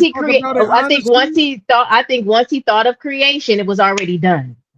The beginning and the end was already done. Okay, You but get what I mean? Adam didn't sin though, right? Like, Well, Yeah, he I did. believe it was already done when once he said, "I'm going to create humans and stuff like that." He created from the beginning and he created it from the end, which and that's exact, why which Jesus, there right, you go. right. He created from But the beginning and from the end, right? that's my opinion too. If you're telling me that this person is omniscient, right? But that's where the Yeah. conversation comes in that on when people try to say, "Oh, when Adam heard God's footsteps in the garden, and God was like, 'Wherefore art thou?'" Like you telling me the supreme intelligence dude is playing hide and go seek? Get No, the it fuck was out of a here. little bit more to it, Beans. He was saying, where are you in the midst of the presence of God? Right? No. See, don't do that. Don't add No, more than what's no, there. I'm not adding more to it. You are. I was trying to give you the context, because what I would have to do is give you the lesson and show you how the conversation goes. See, he didn't put it in the order that man wanted to, because it's a lot of too wise people out here. It's like you just stated. These dudes gonna try to fulfill this thing to the fullest, right? They gonna try to fulfill it, but he gave it to babies like myself and made it simple. It's simple for me when I look at it. I like, oh, this makes sense. Like Right. what So listen Sis to what I'm just saying. said. Wait, hold on. You can't say this, right? This is what I want, because I don't want to confuse the audience or me. Go ahead. Right? Here's how the conversation went. Where you at? I was hiding. Why was you hiding? Because that bitch you gave me some fruit and I ate it. That's how the conversation went, bro. Right? He said she gave you fruit. They ain't say nothing about no fruit. What I'm saying is, go ahead. I'm literally paraphrasing. You gonna, but now you change. You know he didn't call her a bitch. Changing it. I can't change it, but you change. But I'm listening. But I'm paraphrasing, right? I'm not changing anything or adding anything. I'm just paraphrasing, right? So I'm saying that's how the conversation went. I'm saying the supreme intelligence is playing hide and go seek. Stop it. The supreme intelligence is not doing that. The supreme intelligence is not coming and saying, "Where you at? Well, why was you hiding?" According to the sister, he knew you was gonna do it all. So what would be the point of me coming and asking you where you at and why you hiding when I already know? Supreme intelligence ain't playing that kind of dumbass game. I can't believe that. That don't make sense to me. Again, Johnson talking about marriage, but that don't have nothing to do with what I got to do with Adam and Eve. Why am I cursed? Why am I born into sin? Because of what them niggas did. They ain't got nothing to do with me.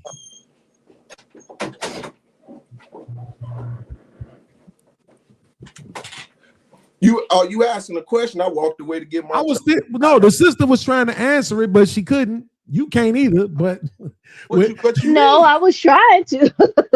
And then you start. Oh yeah, you're right. I apologize. It's just that you started off with a lie, because you started off by saying he knew what Adam was gonna do when Eve did it. No, she said he knows the end as well as the beginning. Right. No. She didn't say Smurf. Oh, you trying to say who's to blame? Because I said Adam, huh? Right. What she literally said was when he was creating the heaven and the earth, he knew Adam was going to sin, as if that was the first step in the process. We're not going to do that. And the reason why, because the Bible said he knows our end before our beginning. Absolutely. So because I agree with her that he knew what that's why you have to go into it in that type of depth. So when I hear that he knew my end before my beginning, then okay, therefore Adam sinned. He knew he was going to sin. Now let's go through the process, just like with Abraham. He said, Abraham, take your son and go to a place and unalive him. Abraham did that. And what did he say? He said, Abraham, stop. Now I know. Why would he say, now I know? That means he don't know all things you're thinking, because you're a free agent, but he know what the end was going to be. In the sense of Abraham, he knew he was going to make him a father of many nations. He knew he was going to be called his friend. He knew he would follow everything from that point, because if you're going to crucify your son, I know you'll do anything else I ask you to do. Hey, we got 6 minutes and then we're going to get into the topic. All right. Sound wonderful. Literally 6 minutes. If y'all hadn't figured this out, I'm cutting you off to tell you right now. So I think it shouldn't even be a blame of Adam and or Eve. All the end of the day is that we were disobedient, period. Both male and female was disobedient. And we both got cursed. Summer, And were you disobedient by adding her that's not yours in your head? listen, it's cute though. See, we had told y'all we do it because it's for outfit and aesthetics. It's That not for nothing else for us to mean. be cute. You know, I asked the question. That's a fact. it's cute. You didn't answer my question, friend. Yeah, it's okay. We can add a little hair on our head. God said it's okay. Well, God didn't talk about the weaves and stuff, so I feel like I'm all right. He didn't put nothing on it, so I figure I'll be all right with it. You know, I Okay. gotta pray over my bundles too. I don't want nothing in the name of Jesus. Well, you gotta know, pray hold over the on. bundles You too. do know a lot of that I hurt don't know y'all who it's get. coming from. You know, You know. wash do it know- clean in the name of You do Jesus. know Before we put it up when in y'all here. get that hair come from women that have bad energy over there in India. Yeah, that's you gotta pray over your hair like you pray over your food, ladies. You gotta pray over the bundles because you don't know where they're coming from. Anoint them, put a little coconut oil to soften it up, and then pray over. Hey, P. Smurf. What 1 Timothy 2:14. Sure, you got a comment about your hair in the chat. Man, I don't care about creative. What about it, Beans? You know what it say, right? Oh no, I gotta go and look sometime. It was Once I Eve, get not there, I Adam, make who was deceived and was in transgression.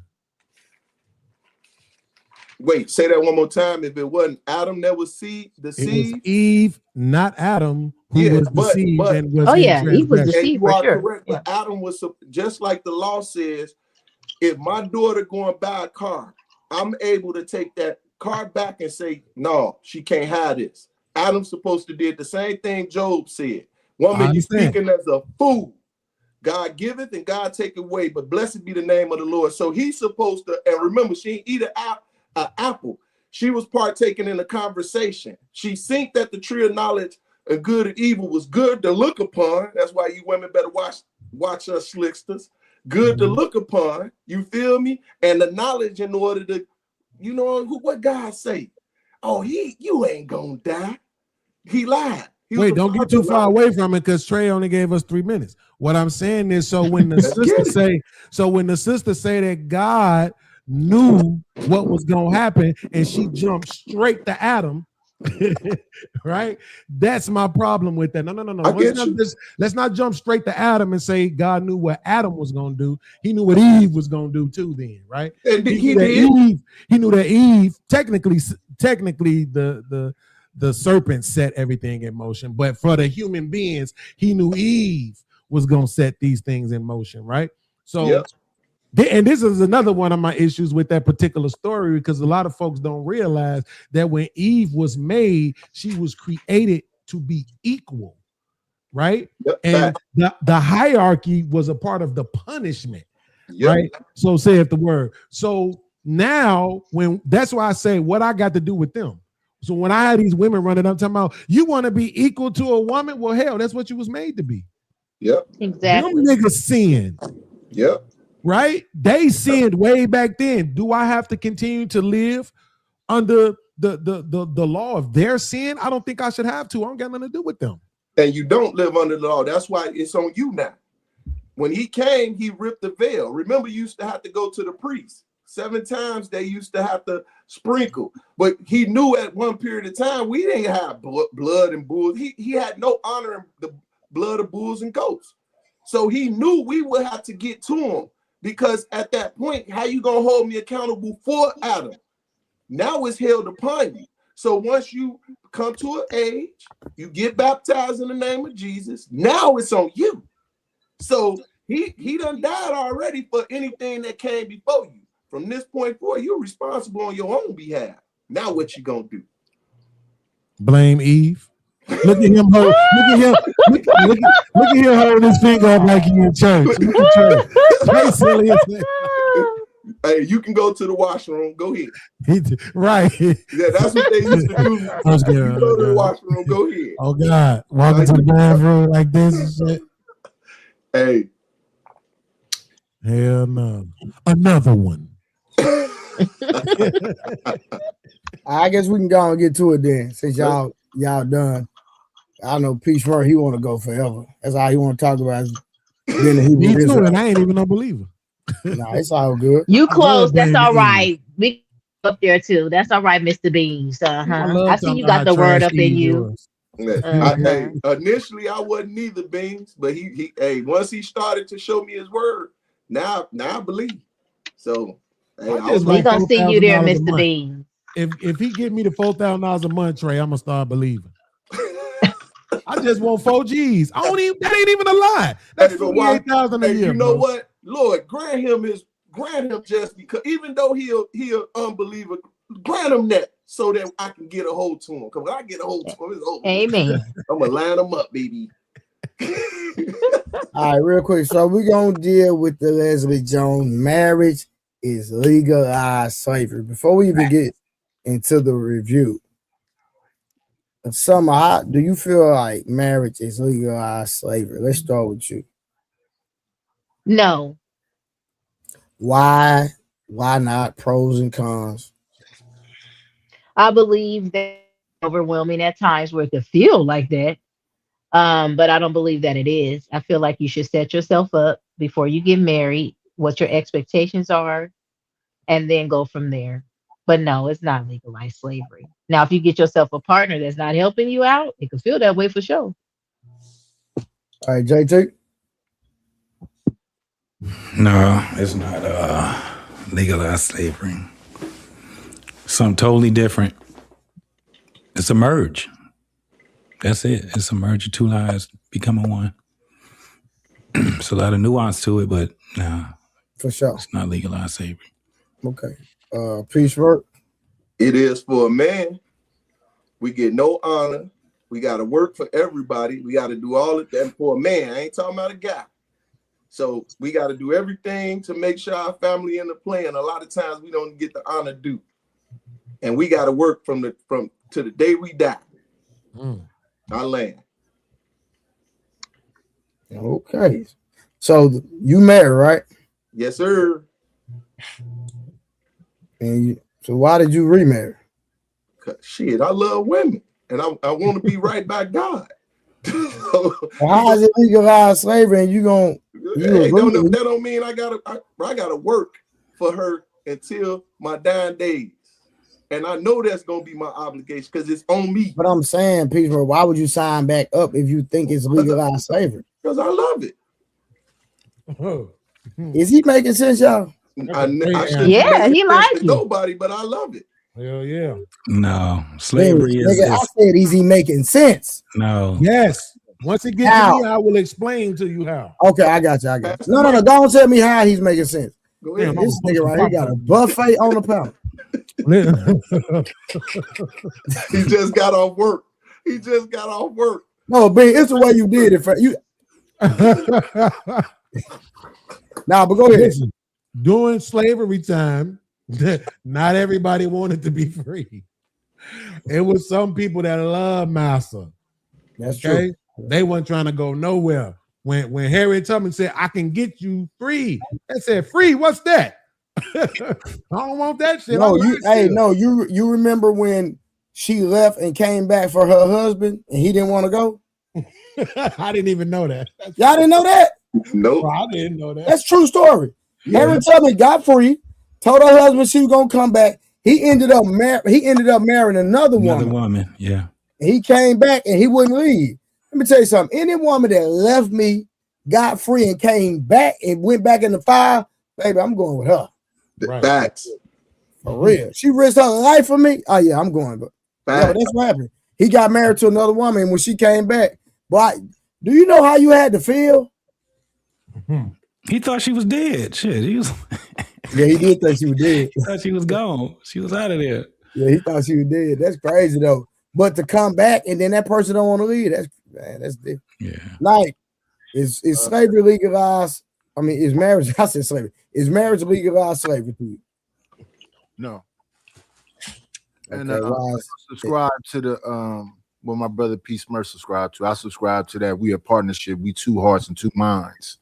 You're supposed to be making it through the struggle together. I'm not supposed to be John Henry going up against a steam engine and die when I get out the other side of the mountain. What are we talking about? Okay, man. Hey, man, y'all put some color in the goddamn chat, man. Let's go. You miss Karen. Great conversation, y'all. So listen, hit that super chat, cash app, become a member. Shout out for Superman for becoming a member today, because it should be a goozy tonight. Mr. Beans, why you steady? It's the open. Listen, it's the opening hand for me. I said, if you eat and you do this, cool. But this whatever it is, it look good, bro. You making me want to go to 7-Eleven. It's popcorn. You can't eat popcorn like that's how girls eat popcorn. One kernel at a time and shit. Listen, because nigga, I tell y'all the whole planet. I run a 7-Eleven with my come back with some snacks and get back on the planet. Night, what you say, Night? We be shaking that shit up. That's true. But no, no. Hold on. Night wanted to say something real quick. Go ahead. Yeah, I said something disparaging. I want to say this to my brother Peace Murphy, though. Peace be on him. Why you say that, my brother? I said because I don't subscribe to. I understand where you coming from. You coming from the biblical perspective when you say that you're gonna be the sole provider and you willing to. Yeah. I'm just saying I'm not from the same subscription. But peace be on to you, and may you have all the blessings. Hey, I appreciate you, and I do. I receive it. I've been prosperous just because of it. Oh, so you've been experiencing that he that finds a wife finds a good thing. Yeah, there you go. So was your first wife a good thing? I'm not trying to be petty. I'm just asking a question. She was until she said we'll never have nothing to be nothing. Then I let her go and have nothing to be nothing. That's respect. Okay, because yes, you tell me that I'm gonna be on the same type of time. Hey, we have a conversation. We grown folk, so I'm gonna let you. I thought women don't do that, so I wish Rose was up here, but you know it is what it is. Peace Smart, we'll address that when Rose up here because she said women don't do that. Facts. Especially the good men. Oh well. Hey, she ain't this a good man. So serious. He's so goddamn. This nigga in the chat talking about marriage is a broke nigga sport, but he married. But this is crazy to me, bro. What's wrong with these niggas, man? Niggas just be saying stuff. This nigga married, talking about marriage is a broke nigga sport. It's on you, Beans. So no, I don't think it's legalized slavery, but I do think it's legalized prostitution. But yeah, I don't think it's legalized slavery though. Context. That's interesting, yeah. Well, you just heard Peace Merch say he gonna work and pay for the shit until his dying day. Right? And here's the truth. And here's the truth. When you stop working and you stop paying for it, what do they do? Ooh. So yeah, legalized prostitution, baby. Nah. Peace Merch, don't let that nigga respond to that. They can fight back. I'm straight. I created a lane for myself. So I don't work now. I work my mind. I'm retired from the military, homie. I play in the court. That's not the point. What deal with the last part of what he said. I'm gonna work it to my damn days. It's gonna be always work. Gonna always have something to do, right? So if you stop, Peace Merc, if you stop providing today, what's she gonna do? If I stop providing today, I don't know. But I would guess she's gonna go and find another man. I'm cool with that. I done been married. But that's but what if vows come into play? Who I would hope she would follow her vows. But Smurf, that's the problem though, right? It's because if a woman is incapable of fulfilling her wifely duties, nobody thinks she deserves to be left. Let her can't have kids no more. Should you divorce her now because that's when I become a little bit sinner. Somebody preaching. That's when I become a little bit of a sinner, right? That's when I put that sin into play because I'm a divorce ass. I don't care what you're talking about. I just have to deal with God on that one.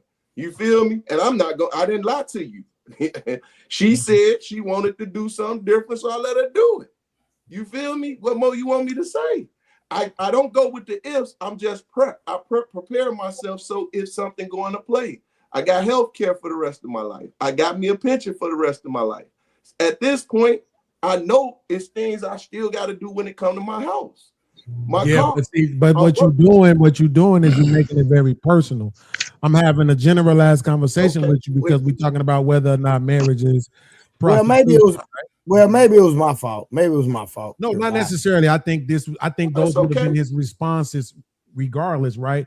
Because the things I'm saying, there's no way to defend against them. There's nothing you can say. Only thing people gonna say is, well, but that's your position as a man. And again, even if I grant you that, Why is it that when women can't play their position, nobody is saying they deserves to get left? Well, I said it. What? When What you are say you their doing, position, Mister? what does that mean? Oh, my Let bad. Go Wrong ahead, K. person. I'm sorry, K. Clarity. Wrong person, Karen. My bad. That's who I need to put on the screen. This one right here for sure. So No, I was so saying when you say the position, what do you mean when she's not able to play her position? What does my that mean? wife can't have kids anymore, so I should leave her. And you No. want children? See, If the plan Then was you for hey, y'all got to have hey, kids, compromise. y'all then y'all be should jumping still in go too have hard. kids. Oh, Y'all my should bad. work out however it works out. If that's y'all leaving, if y'all have some other type of separate agreement, you should still have kids if that was the plan. So, But what if you're Summer the said No, issue? but Karen, he Summer said said he no. said, what if she can't have No, kids? I heard what he said. So Yeah. what She y'all said gonna go have adopt, kids. or can we add somebody to the program? Listen, kids should be had if that was the agreement. However, they decide to work it out. If it's leaving, adoption, getting kids on the side, whatever it is. Okay. But Summer said no, right? So, and this is what I mean. That's why I like Summer, because she's not gonna bullshit. She's just gonna say straight out what she knows a woman thinks or what she thinks, right? Which is no. Just because I can't have a baby doesn't mean I don't deserve to be loved or be married. Doesn't mean I should be divorced or left, right? But then if a man can't provide his intricate part in a relationship, which is provision, all of a sudden he deserves to be left. All of a sudden he's not valuable anymore, of not worth being kept. And so What if that's it's what I'm unexplained saying. infertility though? What if it's unexplained infertility? You get checked out, you good, I get checked out, I'm good, but then the baby just ain't happening. Why does the reason matter though? No, I'm just saying the reason does matter. Like, are you saying from a standpoint where we got checked out as a female and they say, I'm sorry, you just can't have kids. You're Right. not able to carry Yes. children. Right. And then Let's you're say saying that because I was unable to carry children because I went in there with the intentions of having Mhm. children with you, right? And then we get checked out, and then the doctor says, I'm so sorry, you just can't have any kids because of XYZ, right? Okay. Then that will go to character of the husband to me, because I didn't go in there saying I don't want to have no kids. Nope. Or I'm going in there talking about, no, I want to stay on birth control. I don't want No, to no, have no, no, no. and I'm Hold reneging on. No, on no, my no, no, no. It's promise. something. Okay, that's no. You're moving too fast. So again, if the agreement was children and you can Right. have any, are you willing to adopt, or are you willing to Oh yeah. Adoption is add some? Hold on, add somebody. What if he want his own biological kid? Then what? Are you gonna let him? You could get a surrogate. Huh? Get a surrogate. Oh, but he can't smash nothing. Nah, that ain't part of the plan. The plan was for you to have biological kids. We gonna get the surrogate, push your stuff up in there, and she go on and carry that baby around and then hand it over to me. I Yeah, can't get one. kids was the issue. Kids was the issue, not that she wasn't having sex. Right. Not one time. No. Go on and put that thing in that squirter thing. We're gonna go on find Mary Sue down the street, pay her a little 20,000, and then she gonna carry the baby. I'm gonna be in there pushing like I'm having it too. Woo, woo, woo. And then you gonna hand it as soon as you get the baby out, you hand it to Right. me and I'm gonna put it on me and lay it on my chest like it's mine. But that don't mean you get to go out and cheat. See, Trey, you made it too easy, right? That's the easy way out. I have a solution. That's not the question. The question is you can't give your husband a child. Are you now worthless? Are you now not marriageable? Okay. Well, no, because I didn't. didn't go in there with the intent. It's something that was found out after you got married. Now, Listen, if I knew that I was infertile though, and then I married you and telling you that, then that's a lie. You're justifying it. It's the justification is irrelevant. The point is that you can't do it. So you can't do it. So now, are you not marriageable? Let's say you find out early, 22, for whatever reason, you can't have kids.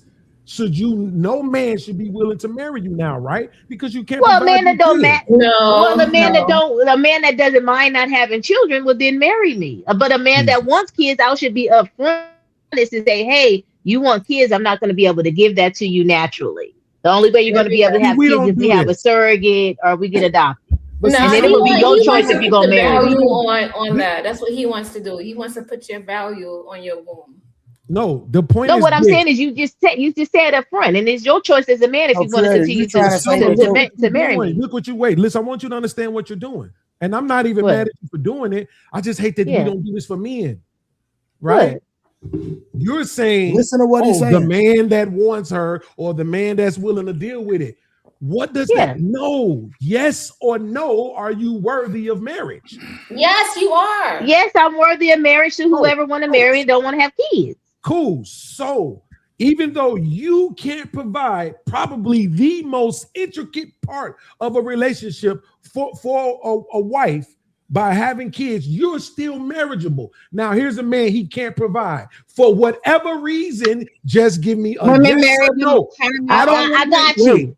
Please I don't got you, tell Mr. me. Beans. Please don't tell Come me on. any woman who want to deal with it. I don't want to hear that. No, I got an Yes answer for you. or no. Me too. I got an answer for Yes, you. because I married my husband in 27 years and he didn't have no damn job when we got married. And I still married him. Absolutely. And Did he so ever become the provider? no, I was always the breadwinner in the entire relationship. He got a job, but I've always made more money. Thank you, Summer. And we put it in one pot. She Okay, a good it doesn't woman, make man. him. She a good woman. It doesn't make him lesser than a man because he doesn't make more money than me and all that other stuff. I married him because I loved him, and the Lord said he was my husband.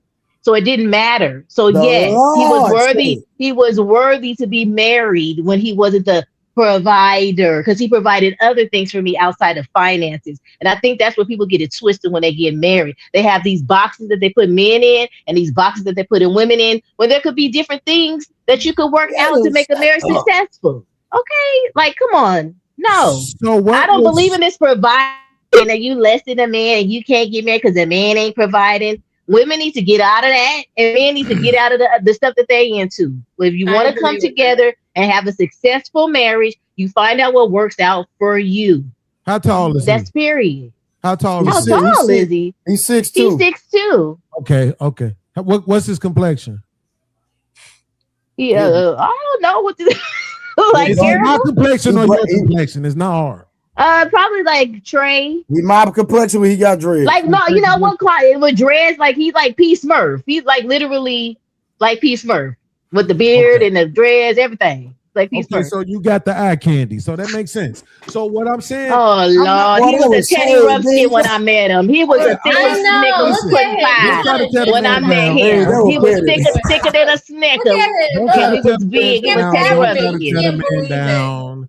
Don't try to tear him down. He was a beautiful Teddy Ruxpin. Okay, cool. A big thick man. Okay, just one last question. What was the greatest disparity between y'all incomes? I'm not asking you for the exact numbers, but what was I took care of the household at 100% at some certain parts of our relationship within our relationship. Hold on, real quick. But you said he had got sick or something, right? $0. No, but that's because he had an injury, got sick, right? No, he got when we first got married, he did not have a job.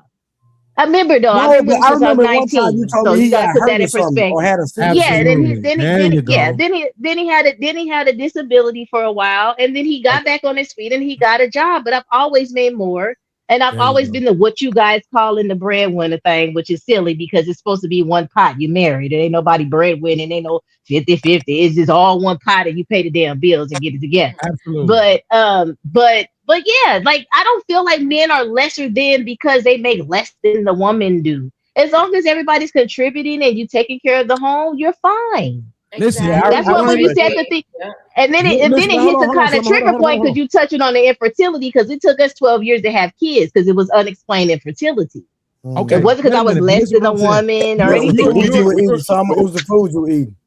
You're like you're like 1 in 1.7 million, and I believe you. The reason why I asked for the disparity, right? Because I wanted to measure how long it actually happened, right? I understand that you said you were the primary breadwinner, which means you had a career that paid more, right? He probably just had a job, right? And you still submitted, right? So I understand, and I still am. He was a hustler, Beans. Okay, but here's the thing. He was a hustler. So, but here's the thing, Summer. Hold on, you got your hood, nigga? Yes or no? Yeah. Is that? They got me a hood, nigga. Yeah. The way, Summer, is that general? Right? You picked up what I was putting down when I said he was hustling. Then you all right? I peeped already. But wait, Summer. But here's the thing: is that general? Right? Is that the normality? We both know that it's not. right? Which is why It's I'm not saying, Summer. Just go on and concede. I was going to say, if you, how about I say this? see, here you When you're of go. a certain Why are age, you no, trying no, to no, no, no, rationalize this? because it's the truth. When you get of a certain age, it is not general whatsoever. But if you're That's a lie. building and if you get married young, right? If you're getting your partner at a young age in your early 20s, you're building, right? And that Wait, is Summer, general wait, when you're Summer, young Summer, and get Summer, wait, married, wait, is wait, all wait, I'm wait. Let saying. me show But you when you something. get like in your Hold on, 30s hold on. and Wait, stuff, wait, it's wait. not. Wait, look, I can because look what you concede to just that. did. You just jumped Yeah. to marriage. What percentage of our women are getting married in their 20s?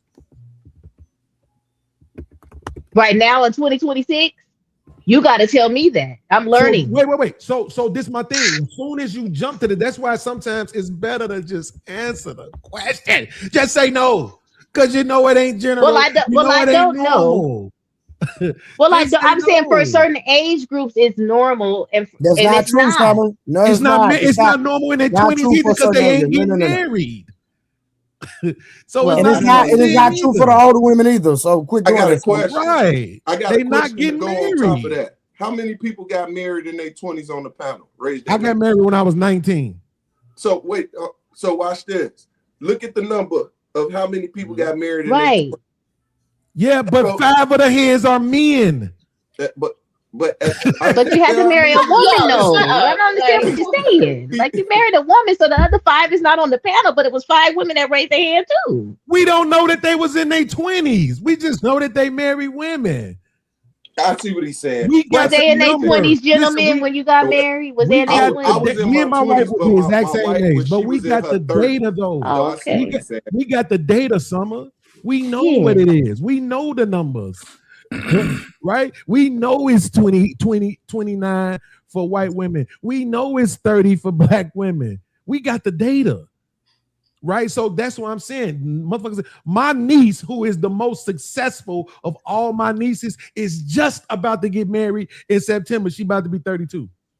And she been with that nigga for over a The decade. average has went up. Yeah, And the she average just has went had up. her Yeah. first baby last year. And Yeah. That's she not got the bad. That's bag. good. So But I'm what's just wrong with saying. that? Yeah, I See, don't wait, see you see anything how we wrong with jumping that. from you acknowledging that shit ain't normal to what's wrong with that? Well, I'm not First, like, is it before we now do that, normal for today? Is what I'm saying. It wasn't normal for my time, it for wasn't Generation normal in the Xer, 2020s. It but wasn't normal in the it's not normal to 2010s. get married It in their wasn't normal 30s in the now? 90s. It wasn't normal in the 80s. It wasn't normal. It ain't been normal for a long time. It's To get getting married in normal. your It's 30s normal is what you're today. saying. It's normal today. What's normal today, creative?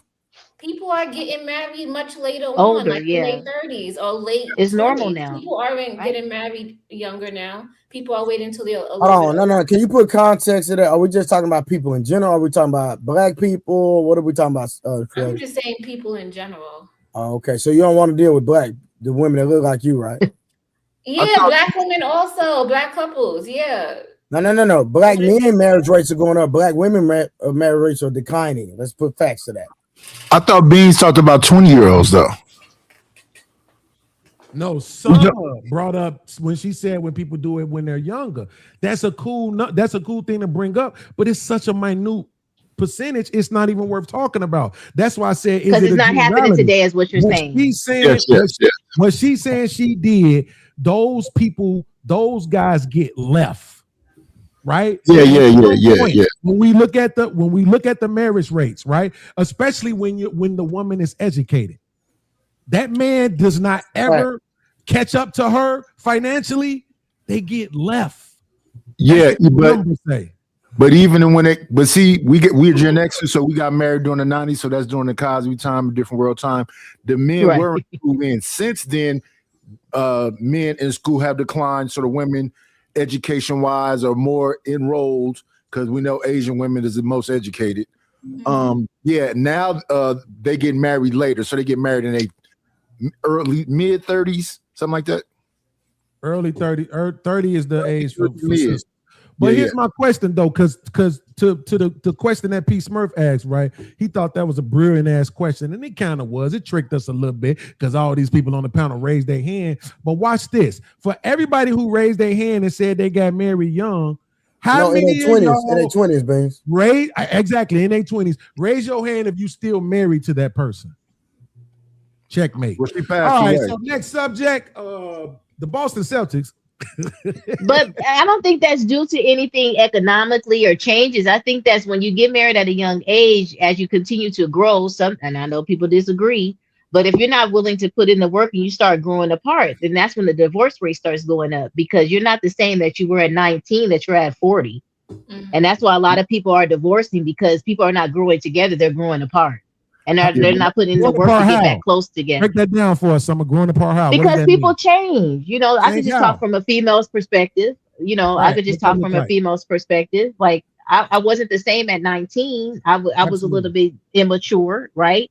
And Mhm. as I did more inner work and figured out what my traumas were, figured out what was holding me back, and I did work to change on that. And I got Mhm. closer to God because I'm religious, right? And I got Mhm. closer to God and I started realizing what a real wife was supposed to be. When I was with my husband at 19, I didn't know what a damn wife was. We just was getting Mhm. married because it's better than married than to burn. Okay. We wanted to go and get it in when we could. Okay. So, but as I got older, I started realizing what my triggers were, what his were, and we worked it out and we worked together and grew together. Right. But at one point we were growing apart. It What could does have been that look divorced like? because you're not the same. You don't like the same thing. You don't have the same interests. You just grow apart. Like you're not the same person. Like I may have been watching Mighty Morphin Power Rangers at 19, and I'm doing something that you become more mature minded, and you just Yeah, but start that's All right, what growing we. apart when you hold don't on, do the y'all. work. 1 second, real quick. Shout out to Robert Platinum for becoming a member. Shout out to Robert Platinum. We already got 2 memberships for the day. We got Justin Cash, and then we got P. Smurf. Blessings to my brothers and sisters on the panel and in the chat. Thank you for P. Smurf. The nigga got his new little glasses on with his little outfit. So he being the blessing. Shout out to P. Smurf, man. So, Summer, this is where we had the point of contention before. Uh-oh. Yeah. You say that you guys had that women and men grow apart. That's why I'm saying that's cap. Because the thing is that when you're married, you're supposed to go through all the nuances. This is where it comes down to the vows. It makes no sense when you say, for better or worse, rich or poor, sickness and health, to death do us part, and then your excuse is, we grew apart. The better or worse is the growing apart thing. You're supposed to come together. That's why No, I'm I like, get it, but if I was okay with a hood ninja when I was 19, but then when you get 30, 35 and you start have kids and looking at you like, wait, we don't want to, you know what I mean? You gotta be able to everybody's supposed to mature. If a person is not maturing and they're staying in their same pocket down here as a 19-year-old and they're not maturing, but you're maturing, you got more responsibilities. You see the kids looking after you, you trying to get for hey, you trying to, hey, are we gonna get a home? Are we gonna do this, that, and the third? And the other person still down here just trying to be a hood ninja and they Checkmate. not growing and maturing with you, then you Check. got to be like, okay, and you go, hey, come on, let's go, we need to get above this. We're no longer for this. We're trying to better ourselves. We need to get college funds for our kids. We need to do this, that, and the third. And Checkmate. the woman is deciding to stay down here too, and they're not growing and they're not maturing. That are growing apart if people are not coming up to each other's level. But it I takes a love you, Summer. partnership. It takes a partnership for you to come down and reach for them and say, baby, we need to do more. We need to start looking at our But financial Summer, future. We're real getting quick, closer Summer, to Summer, Summer, retirement. Summer, Summer, Summer, Summer. Listen, Yeah. is the average woman when they say we've grown apart? What do you think? Why they say the average? About the average woman, not you, not the church congregation. The average woman, generally speaking, because I literally heard a woman say, her and her husband grew apart is because he had a solid foundation and a stable job, but he did brings everybody not be no more for different. No more different food on this pallet. First of all, I'm closing it. I'm tying it up in a knot. So leave me alone.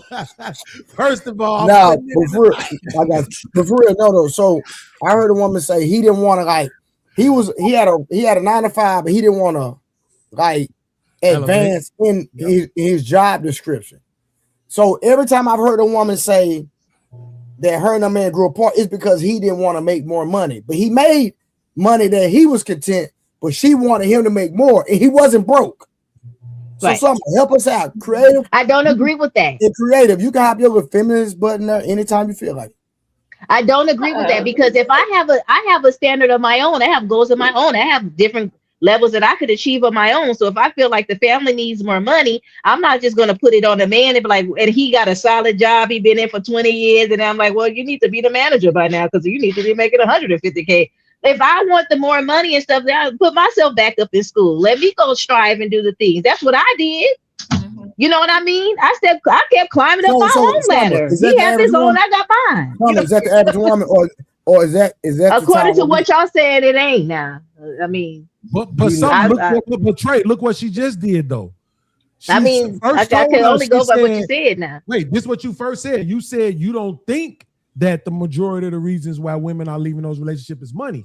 But then when you gave your example about people growing apart, you said, man, people don't be maturing. They don't be understanding that we need to be working on them 401ks. They don't understand we need to be getting that college money together for them kids. They don't understand that we need to be trying to buy a house. Everything you named has something to do with money. But maybe it's because of their Right after spending saying you habits, don't not think they leaving necessarily for that money. they're not making the money, right? Maybe it's their spending habits that they're doing. We're That's not still a saving. We're money not coming. issue, Summer. I just gave you the example of that. Yeah, because most of the times when you're in a long-term relationship and things come up with the children, and they not necessarily be the emotional connections that you guys Yeah. have, or the spiritual connections that you have, Yeah. or that somebody's spending more money than they should be. That when we were young, yeah, we could go out and we could spend in this and go on trips and do all these things. However, now we have a child, so that money that we would have spent going on 2 trips a year, maybe we should only go 1 trip a year. And then you guys that's just an example. It's not the entirety of what the it is. bigger question is how many people do you know like you where A lot. they've been they A got whole time. married She gonna tell you young, all her people. they've been I'm old, married though. for I'm multiple old. decades, and the woman out earned the man pretty much for the whole relationship. All of my friends, every last single one of them. And they love their man and they've been together 15, 20, 30 years. Because I think that's why I always used to say, I don't know if it's but however, here's the kicker. This I think is what we're missing. All of them got married. I mean, it's no good. I just don't believe her. But I think what the thing is though, we built together. Most of my friends got married or with their significant others when we were 19, 20 years old, and we built together. And I think those are the marriages that you can, if you could get through it now, if you get through it, because it's hard work now. Ain't nobody saying it's easy. But if you could get through it, those are the marriages I think that are successful. Now, here are the marriages that I think everybody kind of say what you bring to the table, this, that, and the third. When you get in like your 30s or something, at 35 plus, the woman got her career established, she got her own house, she got her own things, and the man got his own things. Then now you guys have to come together with your resources that you already have and establish a good working relationship in order for that to work. And I think that could be difficult too, because you could be set in your ways. That's not what's difficult. What's difficult is that they got children involved. Or they have children involved. Yeah, it's a whole different dynamic. Yes, they have that. So they already coming with a family and things like that. Now, again, the vows, my opinion, I don't think anybody should get married saying vows. Because ain't nobody, the majority of people they're not serious about the vows. That makes no sense to me. So I think that they should get married and they should come up with their own vows. Like, we'll stay together as long as we don't grow apart from each other. Long as you don't piss me off and long as I don't piss you off, then we should be able to stay together. That's how it should be now. Because that's all I keep hearing is a bunch of excuses. At the end of the day, when you ask somebody about vows, they always try to gloss over it. JT, go ahead. There are people that got vows that say if the woman get big, he can leave. They got some people with some weird Those are clauses, though. I was right. But this is the thing. I'm being facetious. But I know you're being facetious, but yeah, they should just have a clause, right? It should be a clause instead of don't go to the church, don't go and get you just go where that doggone majesty is at.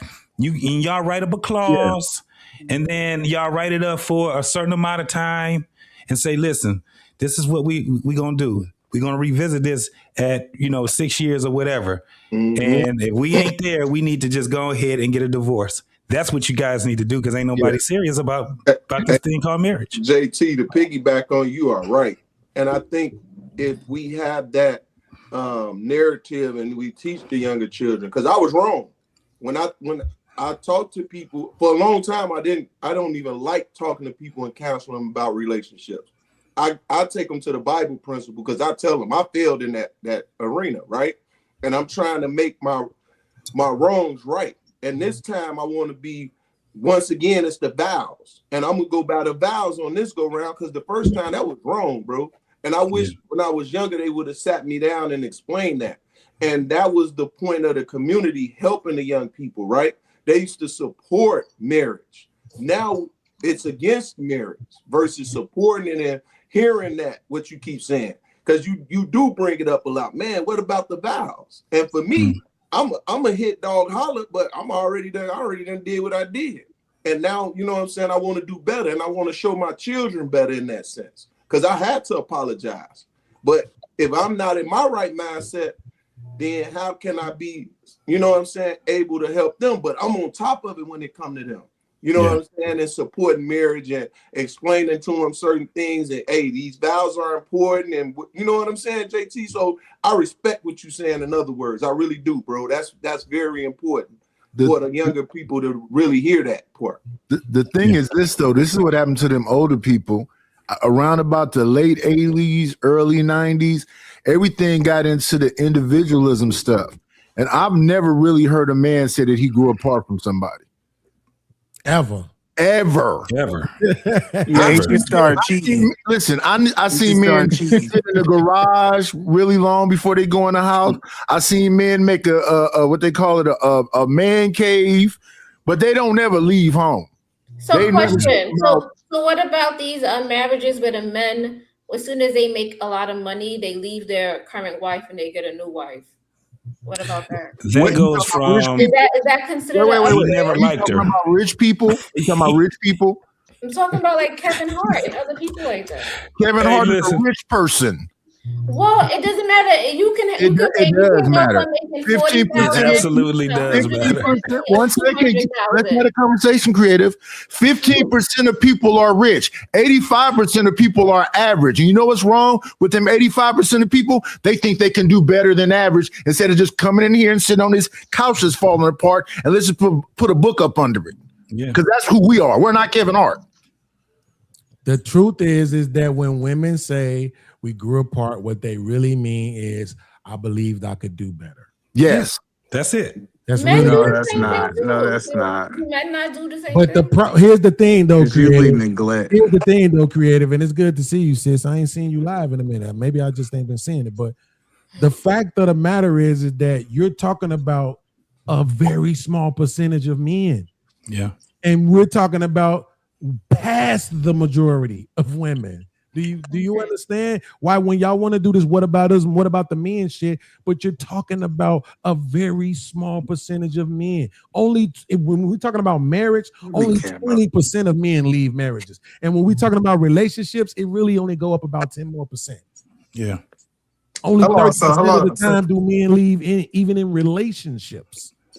So you're not talking about a very large percentage of men. The thing about men is that we typically say, I choose creative, that's it. Even the ones that's gonna cheat on you, have babies on the side. They still gonna be with you. You not going nowhere. I'm checking the deuces. I'm not putting up with that. Okay, so you're gonna put the deuces up, right? Let's stay right there for 1 second. And who puts up the deuces the most?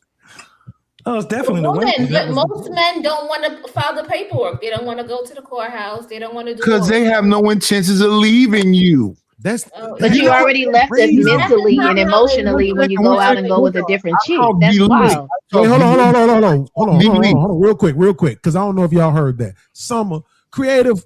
I want Summer say that one more time. I said you may not sign the paperwork, you may not leave, but you left emotionally because if you go out and try to get some other chick and you cheat on the wife, you haven't left physically, but mentally you've left. You checked out. See what I mean? You didn't sign the papers, but technically you ghost signed it when you went out and got another chick and had Yeah, a baby true, on the man. side and you're sleeping with other. But you guys try to use that as an excuse. But we didn't lead. We didn't file the paperwork. But you emotionally destroyed your wife when she finds out that you slept with another female, and then when she filed the paper, she a part of that 70% that filed the paperwork. Nah, because But you a yo Christian behind went out and though. cheated. You went out and cheated. Wait, That's my excuse to leave because you cheated now. Okay. but you're a Christian though, so you should be for polygamy. But it's worse than Hold on, that. let me get my Yo, That do-rag was right permissive for will, not Jesus perfect will. Y'all tonight. Hold always on. bringing up this polygamy. That's permissive will, not perfect will. No, I've never talked about polygamy. But here's It's the not Why y'all perfect won't let will. It's these know? permissive. It ain't nobody going on the God's permissive. I'm gonna be in this perfect will, man and woman. Or you could go on and go get now that who's other one you making want. excuses again? Right? So again, between Now the who's making sexes, excuses? it's a 4% difference. I think the men is like 28% and the women is 24%. So people cheats. People lie, people steal. We can't keep trying to make it a gender thing. And as far as the men, Right. enough money so he can get with the woman he wanted in the first place, that is so rare. I don't even know why I was brought up. Kevin Hart is a midget, a oompa loompa. Hold on. Tori was beating him up. That man was going through domestic violence. Yeah, so hold on. So when we talk about marriage, I shouldn't be laughing I at had to that. put my It's do-rag not on funny. It's to not be funny. on Beans time tonight because I see what time Beans on at the hour mark. You just look Listen, like a lesbian, either man. That's okay. the question I want to ask y'all. So when we talking about these marriages, right? Because they talking about the majority, right? 50% of these people gonna stay married forever, right? Is that the number? I don't know where you came with that from, bro. You just All brought right, that so out. people, hello, I'm asking. So they say that people that 50-50, like 50 stay married and 50 get divorced, so y'all saying those numbers are wrong. Yes. No, Yes, that's right. Those numbers are right. that number. Okay, Numbers come are on. wrong.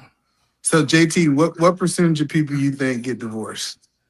It's more people to get divorced than it is people to stay together. I Like, have give no me a idea. percentage because It could be 51-50. It could be 49. we don't want to use statistics, obviously. So 5150 is crazy. Well, yeah, because here's why you don't want to use statistics, either man. I Because just told him they have, it's more people. I don't know the exact no. percentage, but it's more but people. it's close. Okay, let me say don't come up here 51-49. let's Hold on. talk today. I mean, Let's have a 51-49, B. You know the one I'm talking about. No. Yeah, you got He's 101% talking B. about you.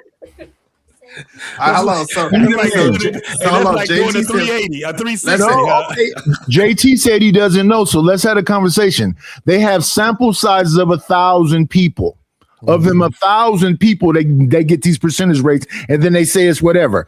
That's why I don't mess with statistics like that. So when they used to talk about the men in the house, they had a sample size of 1,000, and it was the people that work together, not just men in general. So now when they talk about that statistic, they say men stay in the house. Hold on. No. I'm trying to understand. Out of the people that get married, how many of those people y'all think are staying together? Let's take it your one. opinion. Let's take it one thing at a time. How many people get married? Because that's not even 50%. No. I'm just because we talking about marriage. Oh my God. You're right, E. You're right. He's right. Okay, Yeah, so it's like 50 to 60%. 60% of people get married? No, that was never his question. 60% stay together. 50, it's All right. 50. So this is what we do. And if I misquote you, JT, I apologize. It sounded like he said that let's focus on the majority. That was the kind of conversation. And it's like we talking about 15%. That's how he tried to attack creative, right? If we know, let's say 49. Creative about that. And nobody attack nobody up here. Hold on, I wasn't even listening. What the man with the chili cheese beard say?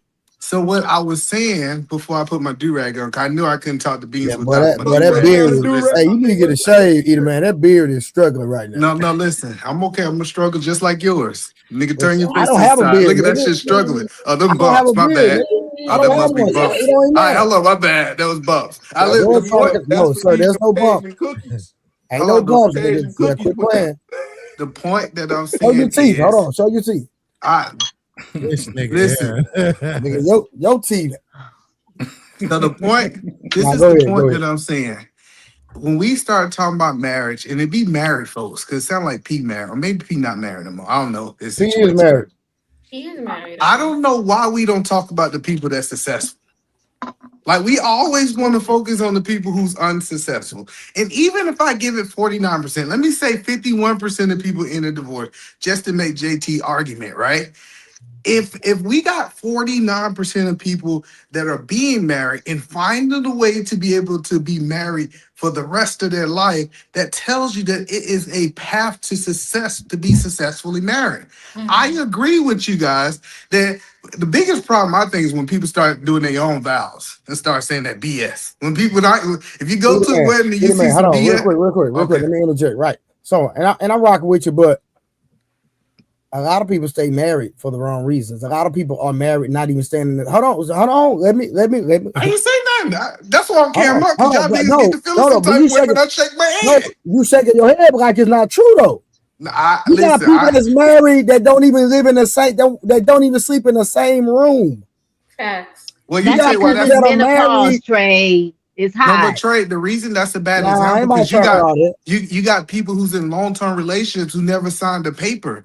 And they're successful. So like when we start trying to throw all these variables in there, I know people who done been together for 40, 50 years and never got the government in their business and they successful man. But we ain't gonna talk about them because they didn't get the government involved, right? No. So what's I'm trying to find an angle because I was doing something. So I'm trying to find an angle. What y'all I'm trying to say is when we start talking about marriage don't work, you right for them people. But let's talk about that marriage do work for a large group of the population. That was an argument, though, Eater Man. Nobody, Trey, nobody said that. He just came up here yelling. No, I heard JT was talking. No, I wasn't. We got to respond to it. We got to respond to it in a genuine way, though. So, E, here's the genuine response, right? Truth be told, if we qualify for black people, right, the number looks more like 55% in the divorce, right? But it depends on whose statistic you use. Some say as low as 45. So if you add them together, divide by 2, you get 50%, which is why we usually say 50%. The problem is this, though.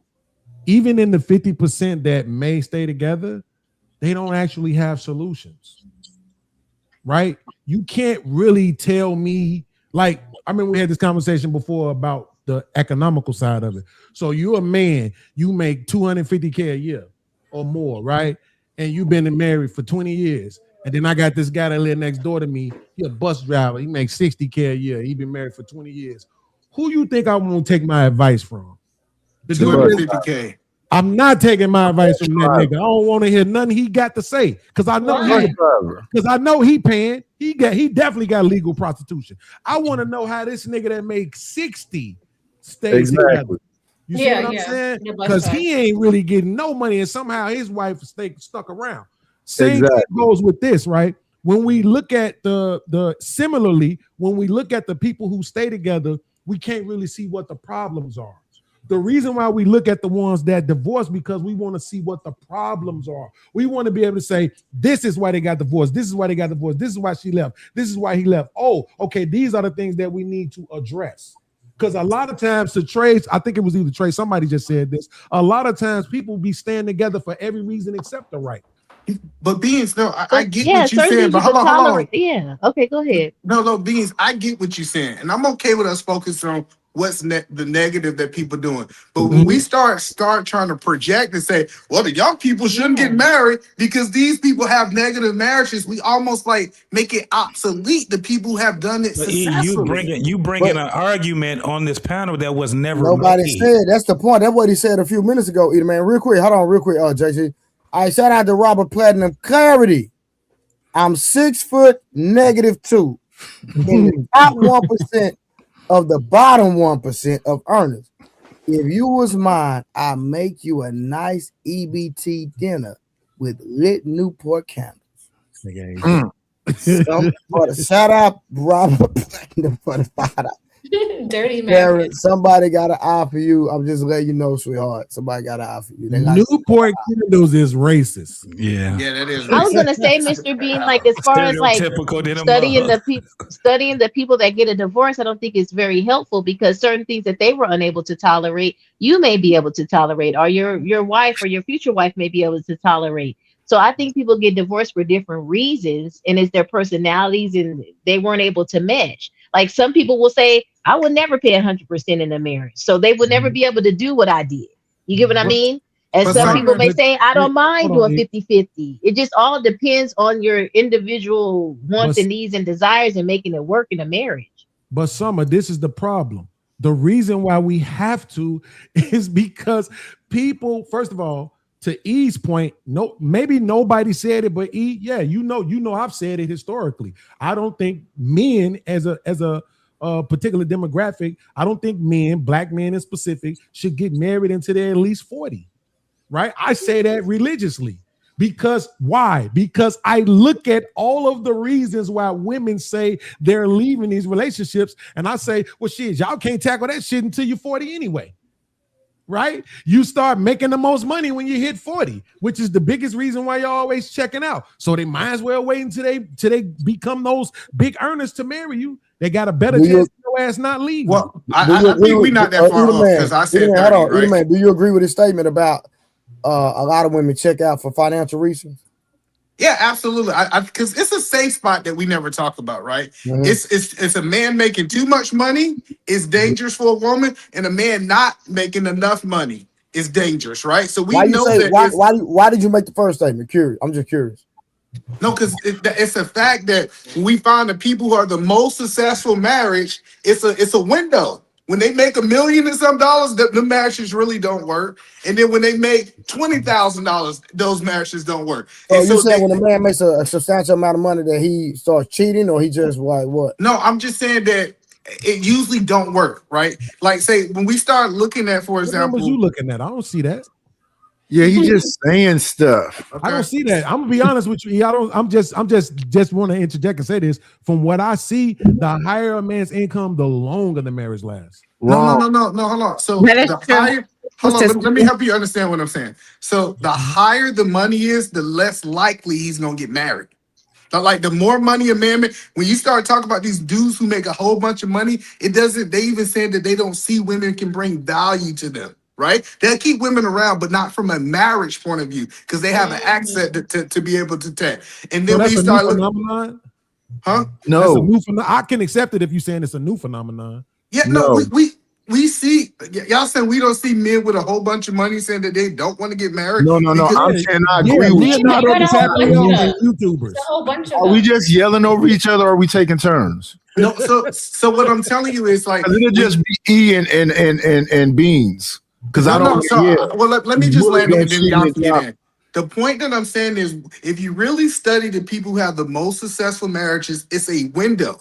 It's a window. And that window usually is somewhere around 85,000 to 150,000. Somewhere in that window is typically that financial is not the problem that they're leaving for. Not saying that they won't leave for something else. Okay. But so that was the point I was making. But I'll let Nice. So that's 15% of 15% of the population, though, right? Above 100,000. No, no, not necessarily, because I'm including both incomes. Oh, you income. can't put together. Yeah, I'm saying household income. Okay. I don't know, E. I was with Because you. if you talking about individuals, that makes a difference too. Because if you talking about individuals that make 150 to 250, that's once again back to talking about rich people. No. I'm saying like usually. No, I understand what you just said. You talking about money together being that figure between that and that. Usually, especially say for example, if two people, y'all can look it up. If you see two people, especially 100,000, he making 50,000, she making 50,000, they typically not leaving each other. Now I understand it's it's exceptions to the rule. New York, that might not be the case. California might not be the case. But other places in the world, y'all are not having financial situation if y'all have $100,000 coming in of household income. Yeah. Okay. Even if people get married, it's not. I think, especially for this new generation that we have of people getting married, we haven't had any studies long enough to even show them being married for the long haul, or for them being married for the purpose it was built for them to be married at. Right. So most people, they get married because of what? Finances. They love each other, some goddamn shit like that. That's most women, JT. Even so, but none of them get married to build on communities. None of them. What? Hold on. So give me a black community. Give me a black community where you got people getting married in droves right now, and those marriages are staying for the purpose of them building on that community that they're You staying don't in. think that's a strong man question? Hold It on. is. Because you said give me a black community like it's not no black community. I don't know why we do this. No. Finish finish what you said. Like there's no black community. What? Where are we talking about, Edom? So hold on. So y'all saying that it's Finish no your- black? Hold finish on. your I want to statement. make sure I understand what JT's saying. It's no black community in Atlanta. It's no black community in I DC. didn't say that. It's no- See, no, you're not listening. Finish up. I didn't say that there wasn't any black community. I said for the sole purpose of building on that community. Why is For that the a purpose reason? of building. So, Because that's Creator, your what is sole reason. what would be your reason for getting married? Yes. Oh, because No, I'm in we love. about I to go want to build a personal. family. I want to hear her, Edom. Hold on, let her go. Say it again. I want to build a family and I want to build a life, a legacy. That would be my primary reason. Yeah, I see but what what you is a did family? then, What is a JT. family? Huh? What is a family? A family has kids. Is a family a component of a community? Yes. It's supposed to be. Great. But she didn't is, even know yes. why she wanted to get married. That's why I'm telling you, a lot of dudes got to take heed. But A lot of no, these you women don't saying even to know why they build- want it. hold I would on. not get She married to Creative, these said women. family. Creative. She No, said no. family. No, She said love and family. No, She no. didn't say I family. did say No. family. Summer, I you said- missed Hold on. JT's context. Hold That's a on. fact. Hold on. Because I'm missing what JT is She trying did to say say. family. People get married to have a family, to have kids. Kids is a She family. said legacy, But family. I'm thinking that you saying Summer, to quit build trying a to. community, to get married and to be in the black community and to be like, that's the reason why you're doing it. What is a community, Creative? A community to me is like within, like, you have your mom, your sister, your aunties, your grandmother. Yes. They're all your Crazy. close proximity of the community. And maybe the people at school. I don't know about y'all, but I'm not trusting everybody on my So block. or Creative. So everybody what you're saying is in the that a neighborhood. community is a bunch of families. Yeah. Yes? Close So that should family. answer your question when you said, well, why does somebody have to get married to build on communities? That's Stall her why. out, JT. I will. Stall her out. But isn't family a part of didn't community? understand what It's he not was just the trying to base say, of a No, community. It's just a Yeah. part of it, right? No, Summer. said Here's any the of that. thing. What is happening It's definitely the nowadays? base. Yeah, Yeah. but listen, what's happening nowadays is that people are fragmented up because they're saying just my friends, just the people I know, so their co-workers and just I guess her sister and mom. Have you heard of something called Galentine Day? Yeah. It'd be just a bunch of women all together and a bunch of kids and no men around This is- nowhere. This is terrible. They call What, that a Valentine's community. Day? G. We do Valentine's Day. All my friends is married. Summer, You stop. guys Just are stop. poking at my Listen, And we got listen, some single watch still this. folks That's in the there. gayest Hey, Women JT, coming watch this, together. y'all. Why we This how always I'm down gonna- at what the Summer, real women quick. get together and Summer, real do? quick. But y'all Y'all need want to come, huh? Y'all need to quit Y'all that wanna nonsense. come. Summer, quit gaslighting. Look, Y'all want to come to the listen, party. she's so much of a feminist. She didn't That's not a even feminist acknowledge. talking point. That's just Summer, women doing hold things. on. Summer, What's hold wrong on. with that? Summer, he hold on. stays saying that. I don't Summer, understand why hold he's saying on. that. Hey, first of all, we got 46 likes and 103 people watching. Get the goddamn likes up. Let's start there. What the hell are we doing? Now, when she mentioned people that contributed or made up the community, she did not name a male. She said my aunt, nieces. She left all the men out. My grandma. Listen, when I'm thinking about This is it, I'm thinking crazy. about who's gonna watch my kids. JT, who's gonna help me cook, did you hear me bring up like, Valentine Day? Because that's what she described. Yeah. Ain't nothing but girls. Why All do right, men so always hold talking on. down when women try to make some We're fun not- stuff? Why we're don't y'all not make some fun stuff we're up and not go trying- do it? Wait. This is Valentine's the Day. part about for it one, is- Let me say For this one, because I don't want to Summer- yell over people. I know Go everybody make got a guy's time day. Galentine Day was created by that alphabet community. Yeah. They believe in partners and all the girls being together. And what they talk about, the new thing they talk about is divine feminine. Because y'all are God, y'all shouldn't have no men around. That's not us talking down. We just listening to you. That's All a right, so I different just hold on, talking JT. point. So Nobody JT, said hold on. that. I just Okay. want to make sure I That's understand what we doing. JT. Okay, hold on. So Hold on. a man, hold Let me on. address Let her me real quick, answer. and then I'm gonna let you go. What I'm telling Summer, y'all Yeah. pirated that holiday. You know that, right? It was Valentine's Day. It was supposed to be women and men. But y'all, because y'all by default, and I'm gonna keep saying it, women are gay by default. Y'all would sit back and take and be like pirates and take something that was for men and women, and because so many goddamn women couldn't get a man, they say, well, fuck it, I just hang with my girls, and we go around in our pajamas on, and we'll What's have wrong all with these that, hearts JT? They ain't because got it's no damn gay. What's man. wrong It's with They ain't that? got gay. no man. Why can't they hang Why out couldn't y'all together? listen? Y'all Exactly. already have And some of what they them got. go and they got Wait, men. hold on. Y'all already have girl trips and all that, Oh right? Lord, we Why did can't y'all have have the nothing. pirate that was supposed to be for the woman and the man? Y'all could have just came up with the other shit. But Valentine's Day, fine. I see y'all doing it. I'm just gonna tell you that But shit why is And is yell it about a gay. this fake ass No, problem? hold Christmas. on. It's I'm trying to like girls understand. know Hold how to on. get Man, together as a group and have fun without It's it gay. being what y'all calling gay. Summer. We know how to get together as It's a gay. community as women and not be like, ooh, we getting together. We That's gonna be thought bullshit. of as gay. Nobody, That's women I bullshit. don't just do want that to stuff. We like Most to of these hang So women why with is each other. can't We talking. they like just get each Hey, other. Summer. together? Why does hold it on, have because to we going turn on a a Hold on, whole hold on, holiday? tangent. hold on. Hold We on, can show y'all video JT. after video of all of these women right now talking about they're gay now. They keep talking about they got girlfriends and boyfriends and they got the So studs. what does Who that have to do You with cares? even got studs That's that want to different than be Valentine's reverse Day. gay again. Y'all don't know what y'all want. Y'all don't know what All y'all right. want. They know There's they don't more want no We black done. women men's. than black So hold men. on, We JT. supposed I'm to be trying to doing that. understand. Cause They know so they don't when want no a men. man and a woman get together and get married and start a family, is that a support to the community? What you mean if is that a support to the community? Like, does that contribute to the community? Because you said that people are not getting married anymore. If they're in a community, Yes, it does. Okay. if they're in If a they're, community and not just a Listen to hood, what he said. what's happening right now? no, what I'm trying to The man understand. is acting like he can't hear. Wait, No. what did you no. say, E? So he said that people are not getting married anymore to be able to better the community. Right. So I asked him a simple question.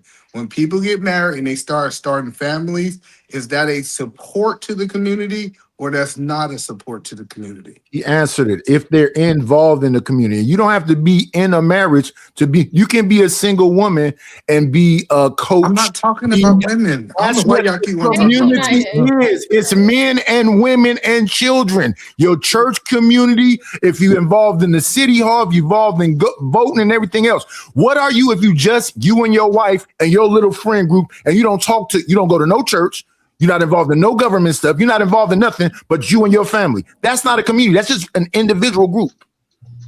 So And that's what he just exposed. This is why I think we should kick JT off the panel. Because black people already look bad enough, E. And what he just exposed is that even when we get married, we don't do it for the sake of the communities that we live in. We don't even really care about the community at all. We're doing it for our own selfish reasons. Thank you, JT, for giving us hold one more black on. eye. So, hey, hold listen. on, no, because this is crazy. Hold on. So, Beans, you saying we supposed to get married for the community and No, not for ourselves? no, for yourself. No. Listen, wait, let me answer that because he said beans. I'm gonna answer your question. See, this is how I want people to answer my questions. E, yes, absolutely, yep, absolutely, 100%. And when did they do that? Tell me the time that people was getting married, not for themselves, or they wanted that woman. They was getting married because they thought it bettered the community. It was called the extended family period. We talked about it the last time we was on the show, right? It was a different time, right? This was before nuclear and before this current independent lifestyle and society that we living in, right? Where family was what it was all about. You literally had arranged marriages, right? For the sake of the community. They So, hold on. literally So you cared said we about should go keeping the back to community that. together. I just want to make sure, Bean, you saying that we should go back to arranged marriage we that's can't. better for the We can't. So we can't. That's So why I don't know why y'all bring this point up, because it's acting like we should irrelevant. go back to it. But that's irrelevant. The point No, was that he but just you said didn't we don't answer my care about original people. question. No. Hold on, Stop. y'all. Hold on, real Let's quick. eat. The people did studio. Okay, so I got a professional boxer that I train, and me and him were literally talking today about his parents setting him up an arranged marriage today, literally. So it still I'll does be happen. right back, fellas. It's about 200,000 annually in America. Yes. No. This is what I'm trying to understand. If two people get together, because remember, JT was on some BS. He said, "Where is the black community?" He said the building. He said they're not getting together specifically for the point of building the That's not what he asked me, Beans. No, Beans, he asked me her. And then you asked him a question about it. I'm telling you, before this, Beans, you can go back and review this. He said, "Where is the black community?" That was the question he asked me. No. And I said, the black community is everywhere. I said, it's where DC. is the black community where they're intentionally getting together to build it? In mass. That was the final part of that question. Hold on, y'all think white people are getting together to build a community? It don't matter. He didn't ask you about white people. I'm trying to understand this. Where did this standard for black people come from? And we trying to have it, and we don't have it anymore. Yelling. Yeah, We're trying to have it, and we don't have it anymore. We got 5 minutes before we actually play the actual video. Y'all go ahead. Yeah, so this is what I'm saying. Is that I think that anymore. That's this is what I'm saying. It's an unrealistic expectation for black people to start getting married. Hold on, listen. Getting married, say we gonna get married now because we want something best for the community. That is a recipe for disaster. You better get married to somebody because y'all guys have built a relationship that's gonna last. Like this idea of y'all just getting married and getting together for the betterment of some niggas that don't care about you. Wait. This is the problem with the statement that you're making, because then this is what you do. You get married and then you go move into another community where they've already built it up for the same purpose. So you cool with getting married. Hold on, don't shake your fucking head, E, because you're not. I'm gonna shake my head. I don't know why y'all niggas think y'all can tell me not to shake my head. I'm gonna shake my head. Like you get married and then you go move into a community where they already got married and built up that community for families, for a family society and a family community, but then tell other people they shouldn't get married and do the same thing. No, that's not what I'm saying. This is what I'm saying is I was already in a community as a single man. I was in church. Hold on. No, I'm trying to help you understand this because it was okay when use your anecdotal experience. You let Creator do her anecdotal. See, that's what I'm saying. We're not women. We're not doing the anecdotal shit. Listen. Wait. Bean, speak for yourself. So the point that I am saying is I was already involved in a community before I got married. I was involved in the church. I was out volunteering, giving out food. I did all that before I got married. When I brought my wife on, it actually was a helping hand. It was something that's supposed to be able to make us expand that literally. Checkmate. That's the fucking point the whole time. That's what I'm telling y'all. So this, but Lee, eat a man. That's not what Creative said. If you were, I know what she said, but he said we're not doing anecdotal. One second. If you were already involved in a community, like you just said, and then you married your wife, and then she became a part of that same community that you was already involved in, that's what community building is. But that's what most people in marriage do. So is the issue not the marriage in itself? The issue is not the marriage in itself to build up community. The issue is us as individuals should be in that capacity already, so that when we get married, it will continue on and it just boosts to the community. So the issue isn't getting married for a community. But the example that he gave was he was already significant in his community and doing things for his community. So when he got married, it just continued on. So it's not the marriage that's the problem. Yes, it's the individual. Us as individuals need to be set in our community. So when we get married, it just continues on and it flourishes. That's what I'm saying. People, JT said black people don't do that in mass because I can tell you communities. Hebrew Israelites is a community. The Nation of Islam is a community. Why? Because they have farmland. They have something that's already established. And when they get married, they bring their women into that community. They become Nation of Islam, Hebrew Israelites, whatever else. It's all fragmented up. So yes, Edomman is in a community, but I'm from Oakland, California. I can tell you 5 communities that's here. They're not together.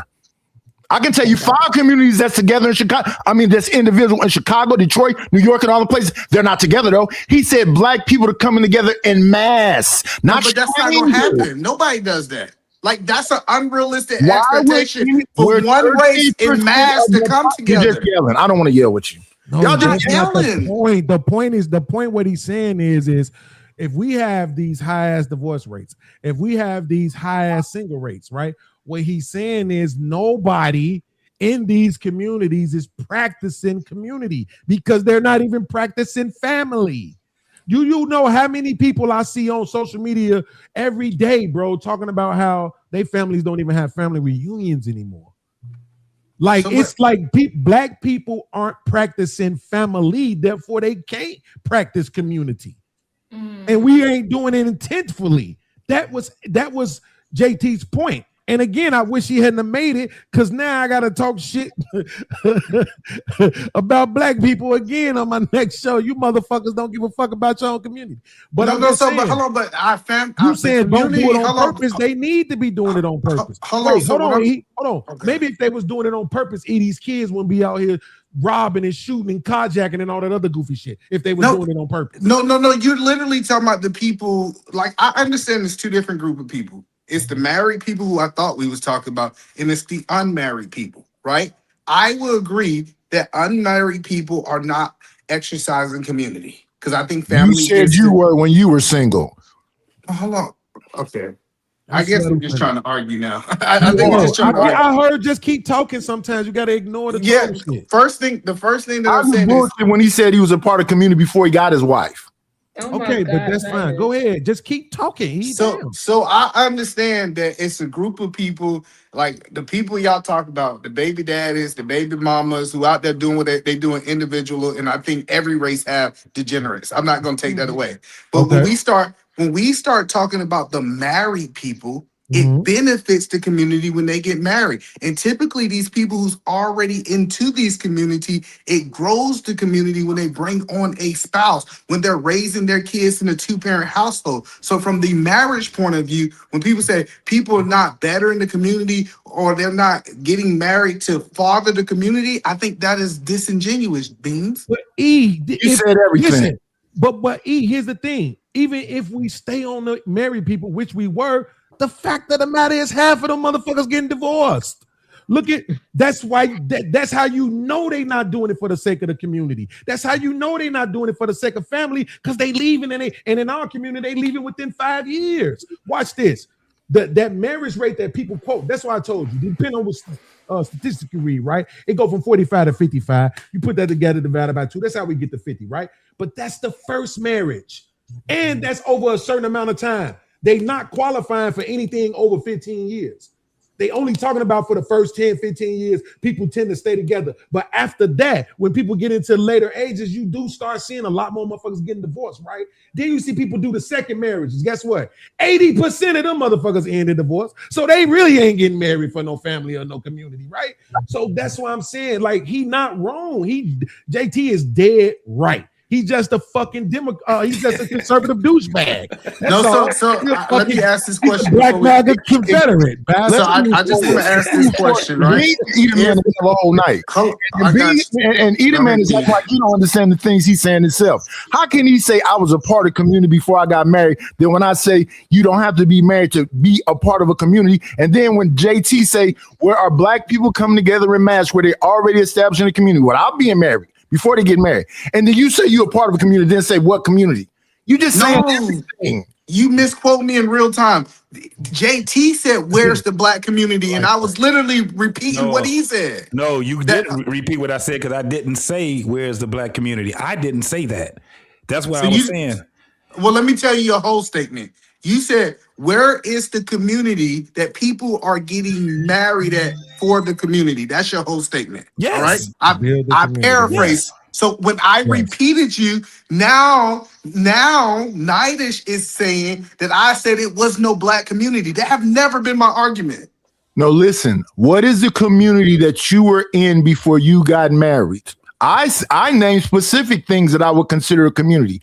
Most people I know to get married because they like that girl and they like that dude. They don't talk to other people. They stay in their own little group. So if you want to talk about individual pockets of people, yes, plenty of them, but they're not collective. No, this is such thing as small community, a bunch of fragmented up people. Yeah, look, you could be a small community. You even brought up the Hebrewites as a small So community that in the makes black my community. point. They're not. Hold on. Let me respond to you. So, what community? Because I want to answer your question. I was a part of a church that is Yes. a community Yes. in my area. So Yes. I was already a part of a community. And then Yes. when I got married, me and my wife, I brought my wife into a community. So that's the point that I'm telling Okay. you is we all, the Hebrewites, the Christians, the Right. Muslims, we Cool. all don't have to get together to be one community. Cool. Checkmate.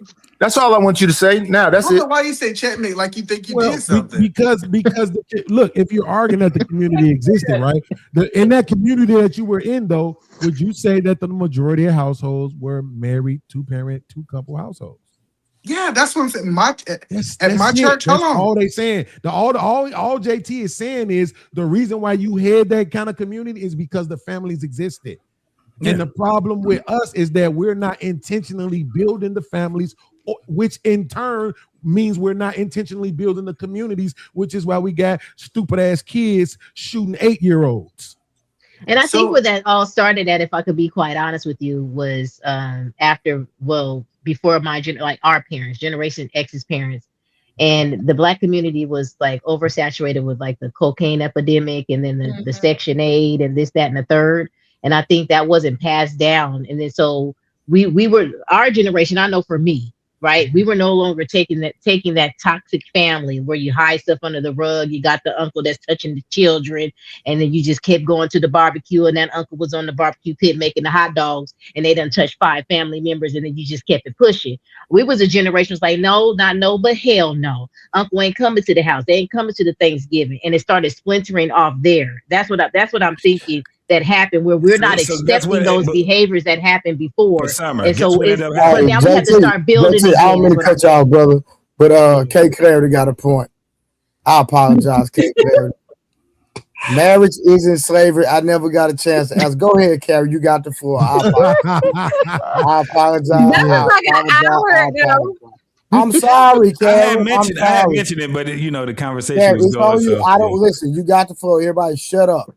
No, that's so crazy. Y'all went way off topic. It's fine. All right, we finna play the video after Karen speaks. We didn't get the video yet. It's we almost 3 hours in. We finna play it next. Trey, let me answer Summers or give her a rebuttal from that, and then we can go ahead. It transferred from the uncles touching and the cousins and all that It transferred to the boyfriends touching his girlfriend's kids. Oh, come on, y'all. Why we gotta continue? Hold on, what are we talking about? Hold on. What the hell are we talking about? Summer was talking about the family secrets, and she was saying we was from a generation. What that got to do with anything? Nothing. You see, hey, B, you see how he tried to paint bad black men in a bad light? No. Yeah, I'm with you now. Yeah, I'm with you now. Okay, so I'm just telling. It ain't just the black men. So JP, we talking about the black community. We ain't talking about the Summer. Hold on, real quick. Summer, what is your point for even bringing it up? I was saying, I think that's where the community splintered. Because with the drug epidemic coming in, the black churches deteriorating and getting smaller, I think that's where the community happened. That just happened with the C-19. That's when that happened. So you tripping? No. Yes, it did. 1984. No. People really, bro. I've been going to church my whole life. Right, he right. That's a fact. They weren't. What y'all niggas talking about? The churches are smaller. The neighborhood churches where you're talking about community is what I'm talking about. They started getting smaller, and families started splintering and things of that nature. Now you got the mega churches and all that other stuff where you can't even build a community because it's so daggone big. You have so many daggone auxiliaries. You can't even get to know the pastor. But that's what I'm saying. No, in Dallas, there's corner churches everywhere. Nigga got 10 members. Enormous. You can we should have broke up. Wait. Let me ask Trey something. Ain't Texas so big that they had their own economy that them rappers didn't even have to leave Texas to get rich? Facts. Because of the size of it. 100%. But bro, I just think that Summer made a good point that we pushed under the border. Go ahead. Hold on. Let Eddie answer Trey's question. Trey, to answer your question, what you asked Summer, the truth is this: she just don't want to admit that it was feminism. right? Here's the thing. Crack, guess what? I allegedly sold crack. I could tell you now, a whole bunch of people coming to get that crack on the west side of Chicago was white as fuck. And somehow they still married over a rate of 50%. You got a point there. So I'm saying, right, guess what? White people get more government assistance than anybody else. That's and right. Somehow they still married over a rate of 50%, right? I'm just saying, them shits is excuses. The truth is that's because the white men accept the hoes, okay? They all right with the hoes. You say what? Whoa. That's a fact. Hold on. What you say, Summer? Say it again. The white man is okay with they women being hoes and had 100 bodies in the past, and they still get married to them because they don't give a damn. So what does that mean? Let's keep a spade a spade. What does that mean? The video. I'm not saying that the women. I'm not saying that the women, all women are hoes or anything like that, but their expectation of their females is not as high as that we have on one another. We acted like back in the day, Big Mama and them wasn't sleeping around, and they still got married to Paw Paw and stayed married for 40 years. Y'all wild out here in these streets. Timothy 2 and 12.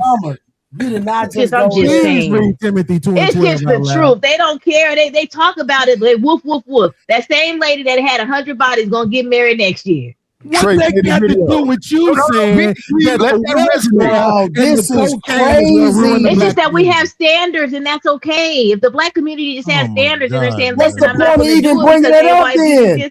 Right. Because you guys are trying to compare the white woman still getting married and stuff. That's what I'm saying. That's because they're willing to accept what they were and whatever past was. Beans did not isolate white women. He talked about white people in general, and them still getting married, even though they were coming to the hood. In general, that's what hold on, they were still coming to the hood, buying a woo woo woo woo woo, and doing a woo woo woo woo woo. So that's why he said it's not an excuse. The white woman's okay with being in the trailer park and they double wide and they all right. They making their hot dogs and stuff. Listen, with your premise, you're making black women look bad. Like real talk. No, I'm not trying to make them bad. I'm that we have hold on. Trey, listen. Hold on. The feminist movement did not just hit the black community, it also hit the white community. And they still continue to marry these women. Even though the feminists, listen, I don't think y'all really understand. Black men said, we're not taking these feminist women. Stop yelling. No, I'm trying to help you. Maybe I'm just loud. You're not helping nothing. You keep talking about something nobody's talking about. Nah, you good, either man. He has a point, right? I believe in being straight across the board. If somebody tell a fact, I don't care if they say 10 things I don't like, then they tell the truth. It's the truth. But feminism did hit the white community too. That's a fact. We can't deny it. That's a fact. But you know what? They still got married. 1 second, brother. Because I want you to understand what you're being made. Hold on, real quick. Why y'all keep yelling? I'm not gonna keep holding on because you yell. I'm sorry, but nigga, you and you both yelling out irrelevant ass shit. You're out of your irrelevant. Go ahead. Watch this. This one just said that white men are better because they're married their hoes. So we supposed to marry our hoes. And Edom man is now saying we supposed to marry our feminist hoes. What do you mean? I'm just saying stuff. Because that's fucking irrelevant. Shit. It's irrelevant. You know why? Because at the end of the day, regardless, listen, we just talked about this the other day. It's been 3,000 bitches on Kevin Samuel's show alone who said they was proposed to 9 times. And them bitches was hoes.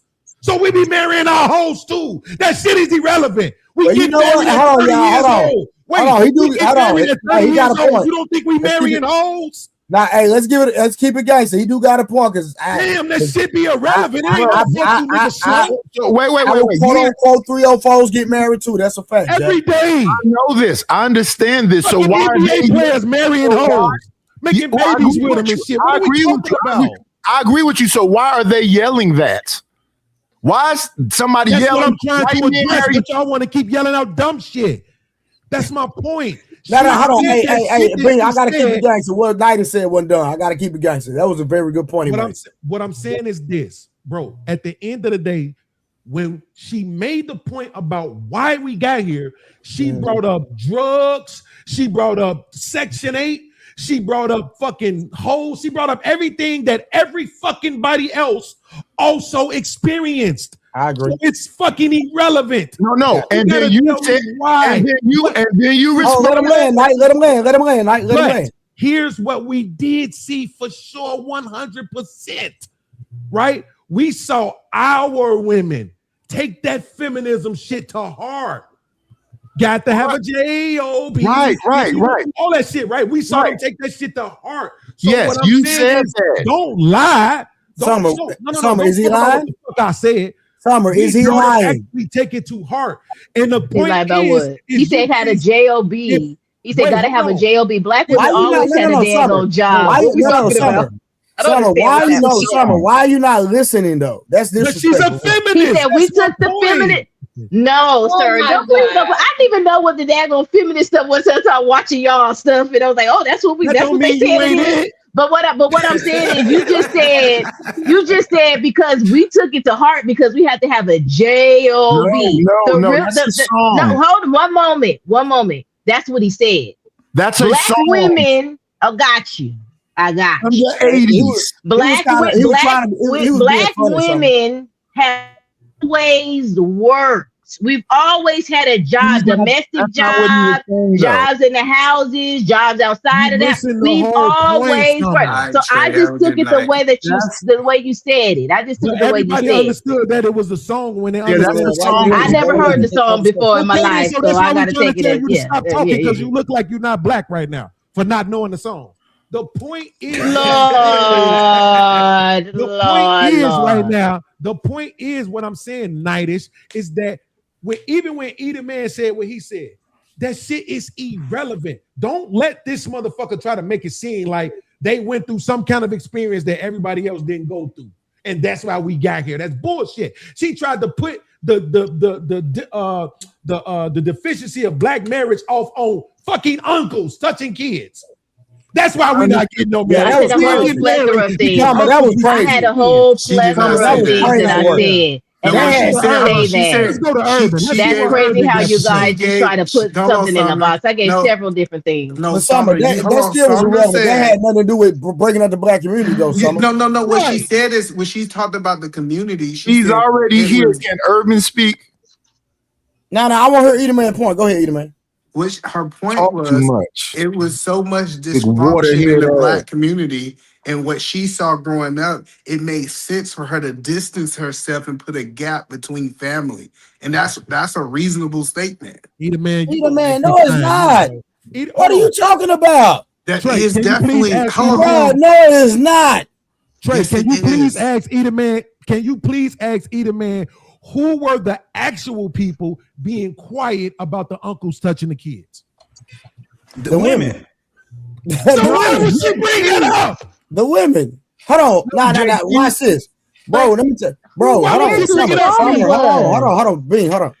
I know the women doing it, they fault too. Summer. You said what? I said if it was the women, it was the women. What is the point of that? If it caused fractured community, it caused fractured community. If it was a man, if it was a woman, it was a community to fracture. I'm not sitting on, oh my God, I can't say anything bad about the women that did anything wrong. If they did something wrong, they did something wrong. Period. To break a community, that's trade. It's not just, I'm just saying, like, it don't matter who was hiding it. They shouldn't have been hiding it. That's what causes toxic relationships. I want y'all to answer that question. So y'all are telling me that this was so prevalent in our neighborhoods that it broke our neighborhood. Yes. Up.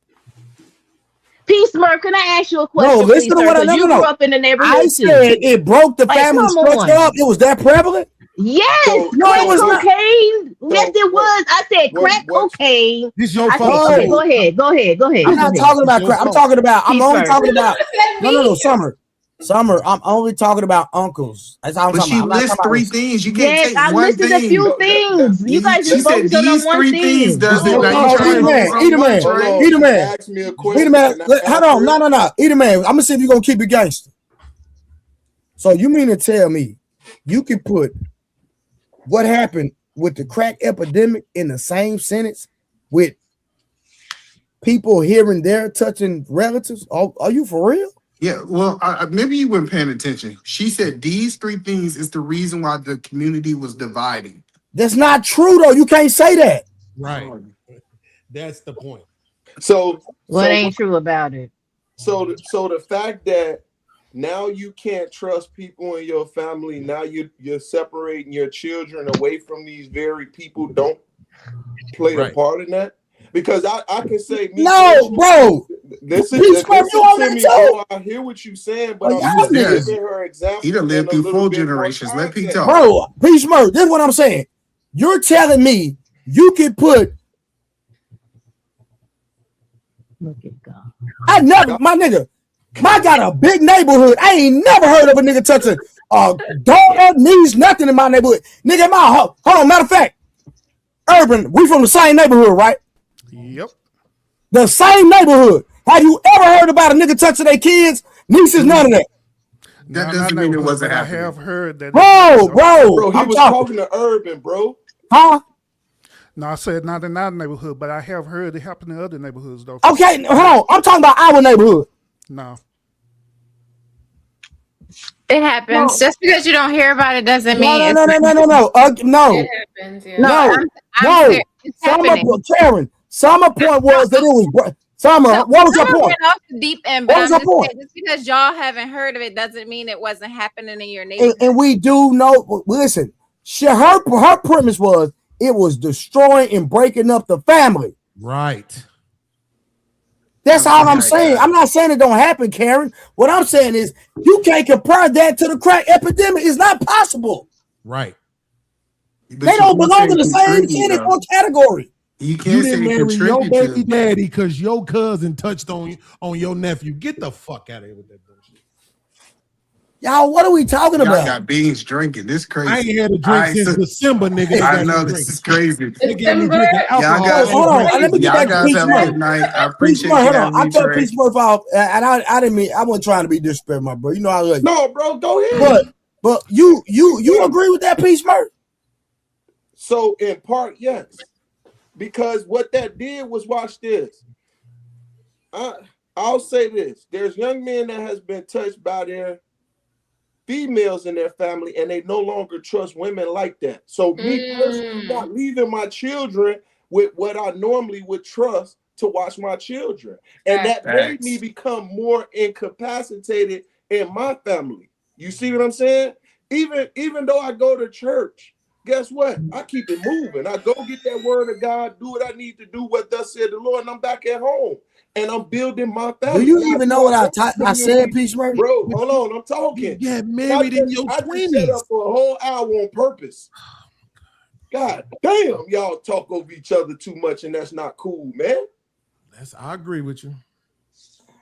We teaching and we building. I promise you I love this family because y'all build.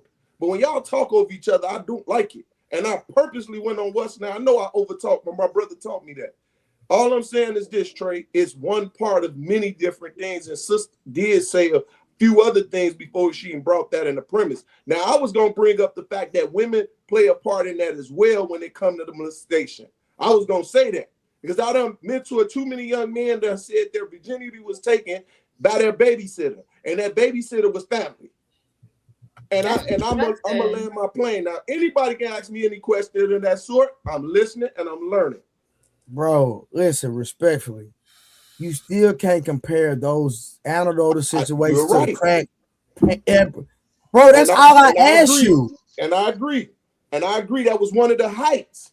You are right. When we go down the list of sin, right? That's one of those higher ones. So they belong in the same category.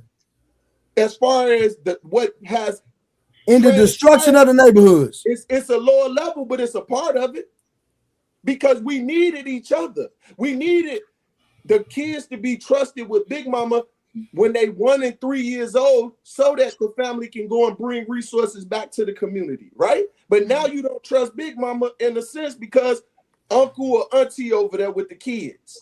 But Smurf, wait, this was confusing me. Go ahead. Okay, maybe, and I'm saying maybe because I don't believe this, but I'm trying to be fair. Maybe when Summer made her statement, she was encompassing all family, right? I know she gonna take advantage of it and very conveniently say that's what she meant now, but we were specifically talking about motherfuckers getting married, bro. right? We were talking about individuals going out and meeting another individual, coming together to make a family, and those individuals creating a community. And so from what I took from what she was saying is that the reason why that's not happening, one of the reasons why that's not happening is because of the uncle touching the kid shit. Okay, so now you got to allow Summer to expand on what you're stating, right? Well, we know she's going to conveniently say that she meant all of it. Now she's not going to be honest and say, no, I was talking about marriage, because then she's going to sound crazy, right? Well, first of all, I was talking about the destruction of the black community. That's what I was talking about. That's what I said when I said my statement. So I would encourage you, Mr. Beans, tape back on some time that you have so you can hear exactly what I said. I was talking specifically on the destruction of the black community. That's what I was talking about. And I named three things what helped destroy the black community and why, because you mentioned family reunions. You said we have a lot of people say they don't have family reunions anymore. And we were on a different subject. So that's why I mentioned the three things that I did. It was the drug epidemic. Yeah. For our parents. And then another reason why we don't have the big family reunions, like because our generation, they had to go through living with parents that was on drugs and seeing how they allowed a lot of things to happen. Case in point, the molestation of some of the children, right? So that's what caused some of the separation from us going to our parents should be big mama and them, but they not. Because we didn't trust them. They didn't raise us. They're not big mama and them anymore. It skipped a generation. Generation X is now the grandmothers that people now can go to, because we had to skip a whole generation. Well, because they weren't doing their due diligence. That's what I was saying. Let me say this real quick. And this is why we have to learn to stay on context instead of keep moving the goddamn conversation. Hold on. Let me say this real quick, because I want this from people, so I'm going to make sure I give it to you. I'm not going to gaslight you, Summer. I thank you for that, and I believe you. And I appreciate that, and I understand now what you mean completely. And so now, because of that clarification, I understand exactly what you're saying. So let me just say this: you already no, I'm just playing. You were already stating one of the things, and it's so subconscious of how you was explaining it. Where one of the things, and you probably didn't even catch what you were saying. There was no men to protect their kids. I try to get there. That's what I've been trying to say for about 30 minutes. Everything was Big Mama and them. It was not, you know what I'm saying, Papa. Well, JT, say the whole thing now. Say the whole thing now. Well, go ahead. He was gone. He had passed away. The men from I'm a Gen Xer. My mother is a boomer. My father's a silent generation. The silent generation and then boomers, they was passing away. Them wives outlived all the men. So they had their homes and everything else. So then family, like I explained before, my grandmother, when she was alive, the whole family was together. She passed away, they splintered off into two little sons. It splintered off, yeah. My house passed away, they splintered off into 4 sections. I just went to a family reunion in 2022. They still getting together, but it's performative now. Yeah. Outside of that family reunion, they do not mess with each other. But Knight is that, but he talking about the other thing specifically, right? And to that, I have to disagree, JT, because saying that would mean we would have to pretend like this shit wasn't happening back in the 60s, back in the 50s, back in the 40s, because it absolutely was. But the thing is, as we already stated, the women were the ones keeping it hush hush. It was they kids. So they didn't want the other uncles or the daddies or the grandpas or the brother to string up their sons. Well, right? that's what actually happened. Quiet about what had happened and just kind of keep the kids away from him, kind of shit, even when the dads was around. So I also, but that's why I said what I said to Summer when she was saying the whole thing of keeping the uncles and all them away from the kid. But the only thing was that through that splintering, they end up being with men that they didn't even allow their family to even know he was in the goddamn house with them. And that man was abusing their kids, and they kept that shit hush hush too. And that's why I was saying what I was saying. The thing was that we had an absence. It wasn't an absence of men. It was an absence of men that actually had they had boundaries, right? They actually were the ones that were, because they were assholes. That's why Big Mama stayed with Papa and all that until he died, because she already knew that man was he was taking care of her. He was still asshole and everything, but you couldn't come into his house and just be all willy nilly. When we see it right now, you guys just said something about it. When you talk about now, family reunions won't ever be like how they used to be, because you had women that knew how to take initiative. You had men that also knew how to take initiative. You don't have that anymore because everybody is separate. Everybody has a separate mindset. It goes to what I was asking earlier about why would anybody get married now? And if it didn't have anything to do with community, being a pillar in your community and building your family from that, then what the fuck you doing it for? Wait, that was my whole point. Summer, do you got a YouTube channel? No. Do you? I mean, I do, but it's basically you don't. Do you do shorts and reels on Instagram? A while ago, cooking stuff. See, and that's the problem, right? So we got a woman here who is, and I don't even fuck with religion, but who is religious, who say, I got with a guy, he spent a whole bunch of years of our marriage either not making no money or making very little money and had all this other shit, and I stayed with him, and it's more, but you ain't making no content. Right? I started off.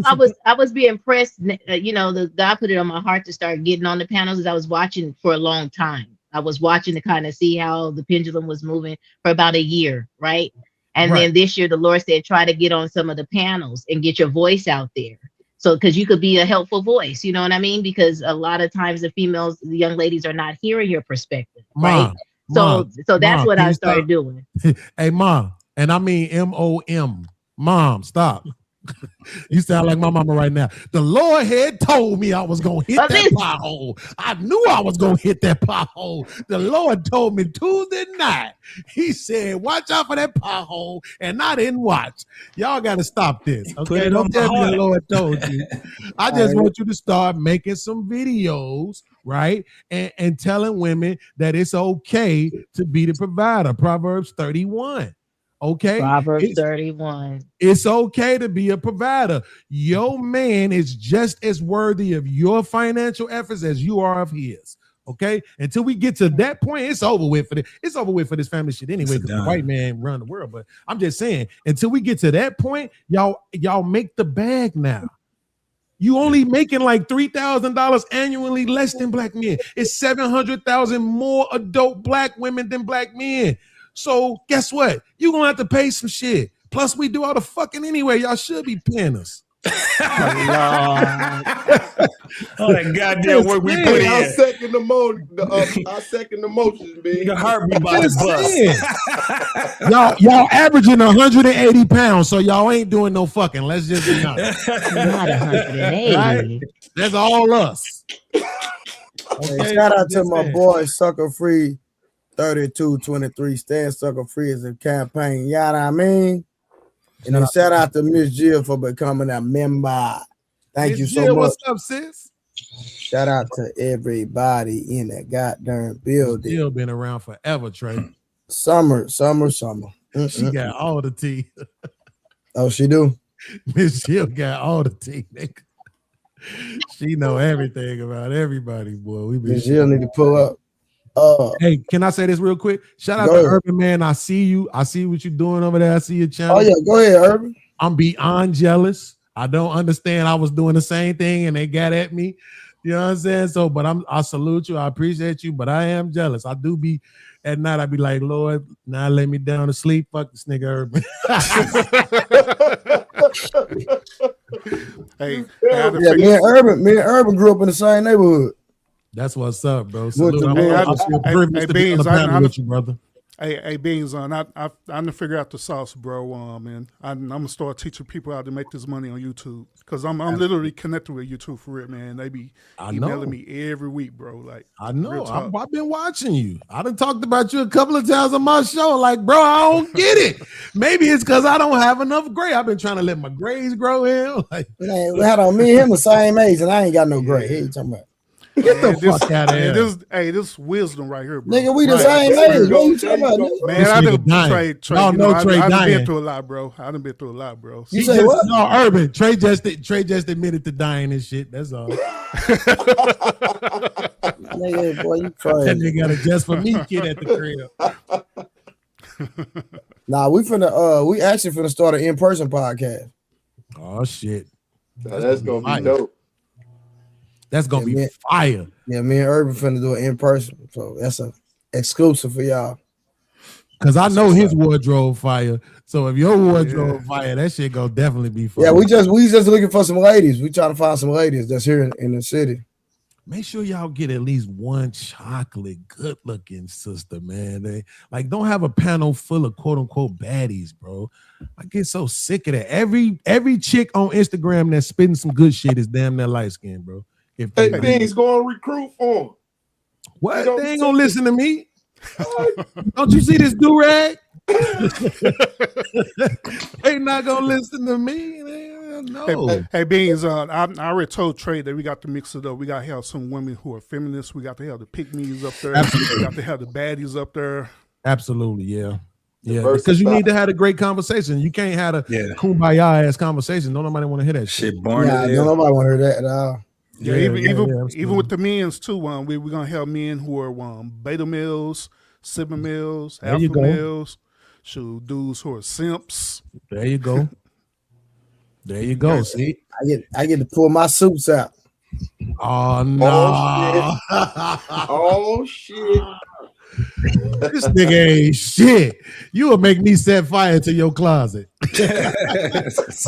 Pull out my suits. You know what I'm talking about? This nigga got tank tops that look like jerseys and suits. You ain't shit. Rich ass nigga. You pull my suits out, and man, I'm talking about say I'm gonna kill the game, boy. Bro, stop stalling us out. We've been waiting on this video. We waiting on the women, man. We gotta find the women. No, I'm talking about the video. We've been waiting on this video for 3 hours. Oh, 9 sips. I'm almost drunk. My bad, bro. Wait, I didn't even answer yet. Karen never answered.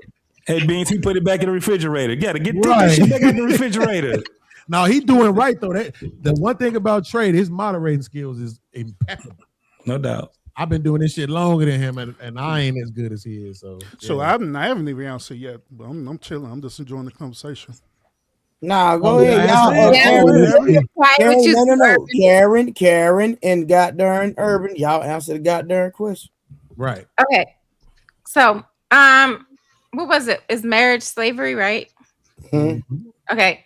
So I don't feel like marriage is slavery. I think, slavery removes the choice, whereas people willingly participate in marriage. I think, some people just don't set clear expectations, or they might be misaligned, or don't even properly understand the roles. I think if people kind of really define the responsibilities, finances, boundaries, everything beforehand, the relationship wouldn't feel so restrictive, and more people would probably actually stay together. But how do you compensate for the part that Summer mentioned about people growing apart? Like, even if they have those conversations, right? What I want and expect today in 2026 might look different in 2031. I don't really know how you would combat that besides like waiting until later to get married. Because I think people, when they get married young, not that it doesn't work out all the time, but like, you don't really know who you are yet. You're still figuring life out yourself. So sometimes people are going to grow apart. Actually, I think I did the research a long time ago on it. It is a large percentage of people when they get married younger tend to not work out. You think it's higher than when you get married later in life? Oh yeah, it is. Really? Mm-hmm. Statistically, it is. Is that us or is that across races? It's probably across races. I'm not sure. This is a while ago when I looked it up, so I'm not sure if it was I would have been willing to concede if you just said it was us, but across races, no. That divorce rate is really low amongst Asian women. I mean, it's the highest amongst black men. Unfortunately, everybody divorces us. That shit is sad. We can't keep nobody. So when I said it, I meant like as a whole, not like comparing, each race. Yeah, but that, I mean, I think it that kind of matters though, right? Because when you think about it,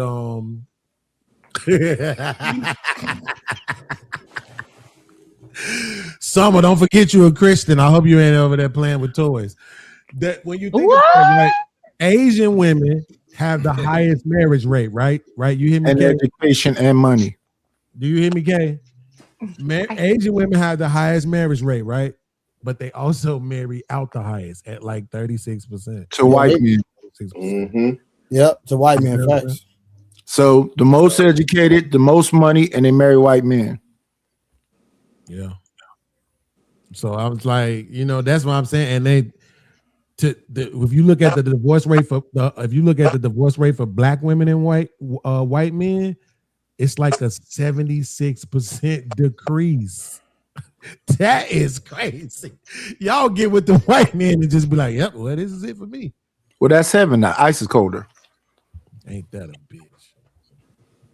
Do you think it's because back in the past there was a standard associated with marriage, and now there's not really one, like you said, people are writing their own marriage vows and they don't really have a structure or a standard that they're adhering to in order to maintain the marriage? Like a lot of people don't believe in God anymore. Or a lot of people don't follow like a religion, I guess I could say, right? A lot of people just out here doing their own thing. Do you think that attests to some of the divorce rates? Is there's not really a standard or a blueprint that they're going by? They're just out here just whimsical. Urban, are you religious? No, spiritual, yeah. Okay, let me ask you this question then, based on what Summer is asking, right? I'm gonna throw it to you like this because I like the question, but the problem is when people say they don't believe in God, I don't hear that. I just hear people like practicing their own versions of Christianity, right? Mm-hmm. So is it more so that people don't believe in God, or they just don't practice the word of God, quote unquote? And I believe it's both. If you are a Christian, you're supposed to be practicing the law, statutes, and judgments of the word of God, period. But people use religion to go along with their lifestyle, and that's another reason why the divorce rate the way it is right now in the communities. Yes, a buffet. They pick what they like. Yeah, exactly. And then it's also, if you want to take back to what Summer said, it's that myriad of stuff too. It's the people that's overthinking. They say that the idle mind is the devil's workshop, but it's a particular idle mind that the devil's working on the most. That's always kind of confused and not really knowing whatever. So they can say that Valentine's Day is not the LGBT community's holiday. They stole it. They can't say that the LGBT community didn't take the rainbow from Jesse Jackson. They can say they didn't come and hijack the African Americans. They try to make it seem like they marched with us in the 60s. They didn't took over Martin Luther King, Jesse Jackson, holidays. Now they getting legislation. I mean, is that affecting? Well, I guess it is. Yes, it is. Because if most of these ladies are saying they had a fling in college, and when they go on these vacations with their girls, that they petting each other and doing, I'm like, what is happening in front of our face? Texas, they got to have it's the rodeo. What is it about the rodeo that make you want to have the least amount of clothes on? That they have to have they have to create something to make people, and there's little kids out there. Y'all do know that, right? It's like a carnival outside of that stadium. Hey, Knight, let me give you clarification what happened at the Houston rodeo. So the people from Atlanta had came down to Texas, and back in the day, it used to be two different events. On the older generation will probably know what I'm talking about. In Atlanta, they had the Freaknik, but in Texas, we had the Capitol Beach party. So they pretty much combined that into one event and turned it into the Houston rodeo. Because originally the Houston rodeo was never like that, like how it was this past spring break. And then another thing that kind of correlate with y'all in this Galentine shit is the fact that everything we tell them, they do the opposite, and they do it for them. We do it for us, and that within itself is very strange, right? But soon as there's an ideology that they have out there, all men are LGBT in the alphabet, and clearly that's not the case a lot of times. Now, are there cases like that? For sure. But hold on, how y'all doing the acting blaming somebody else? You got one finger pointing at them, another three pointing back at y'all. And once again, we're just talking about the group that does it. Yeah, just the group that does it. Now they got a traveling freaknik called Mocha Fest. All that shit is crazy as hell. Over sexualized, under love, all this. But so the LGBTQ community, they part of the modern feminism, the 4th and 5th rate. They're big. Wait. Let me ask you. Wait, JT. Let me ask you something. Are we throwing Freaknik under the bus? What you mean? Sure, I can't be a part of that. Hey, they did a whole damn documentary on the Freaknik, bro. Yo, listen, I lived in Atlanta in 1994. That Freaknik was lit. It was lit until it was time to go home. I had never seen nothing like that in my life. I'm saying, if you telling me that we might have this, well, no, I can't say this one event. So I know you had the Daytona Bike Week, and then I know you had Freaknik. Now, that's a lot of other stuff that I don't know about, right? Girls Gone Wild. Well, not that. I'm saying, right. I'm talking about like the events that we had, like Freaknik, Bike Week, stuff like that. The reason why I'm saying it, what's the shit in Louisiana, in New Orleans? Mardi Gras. Mardi Gras a little bit different, though. Yeah, it's a little bit different. Okay, but the reason why I'm family oriented, But the reason why I'm saying is though, right, is like, let's just be honest. We all have some, we like K Clarity. We all got some freak in us, right? What? So I'm saying, excuse me, what? What? I'm saying we all got some freak in us, like you. I'm saying if we have these events, right? That's like this one time during May, this one time during April, this one time during June, where people get to come to, kick it, and they get to let it out a little bit. They get to let off a little steam, right? That's a little bit different than what I witnessed when I moved back home to Chicago in 2020 when the pandemic happened, and everybody and their grandmama was wearing see-through leggings.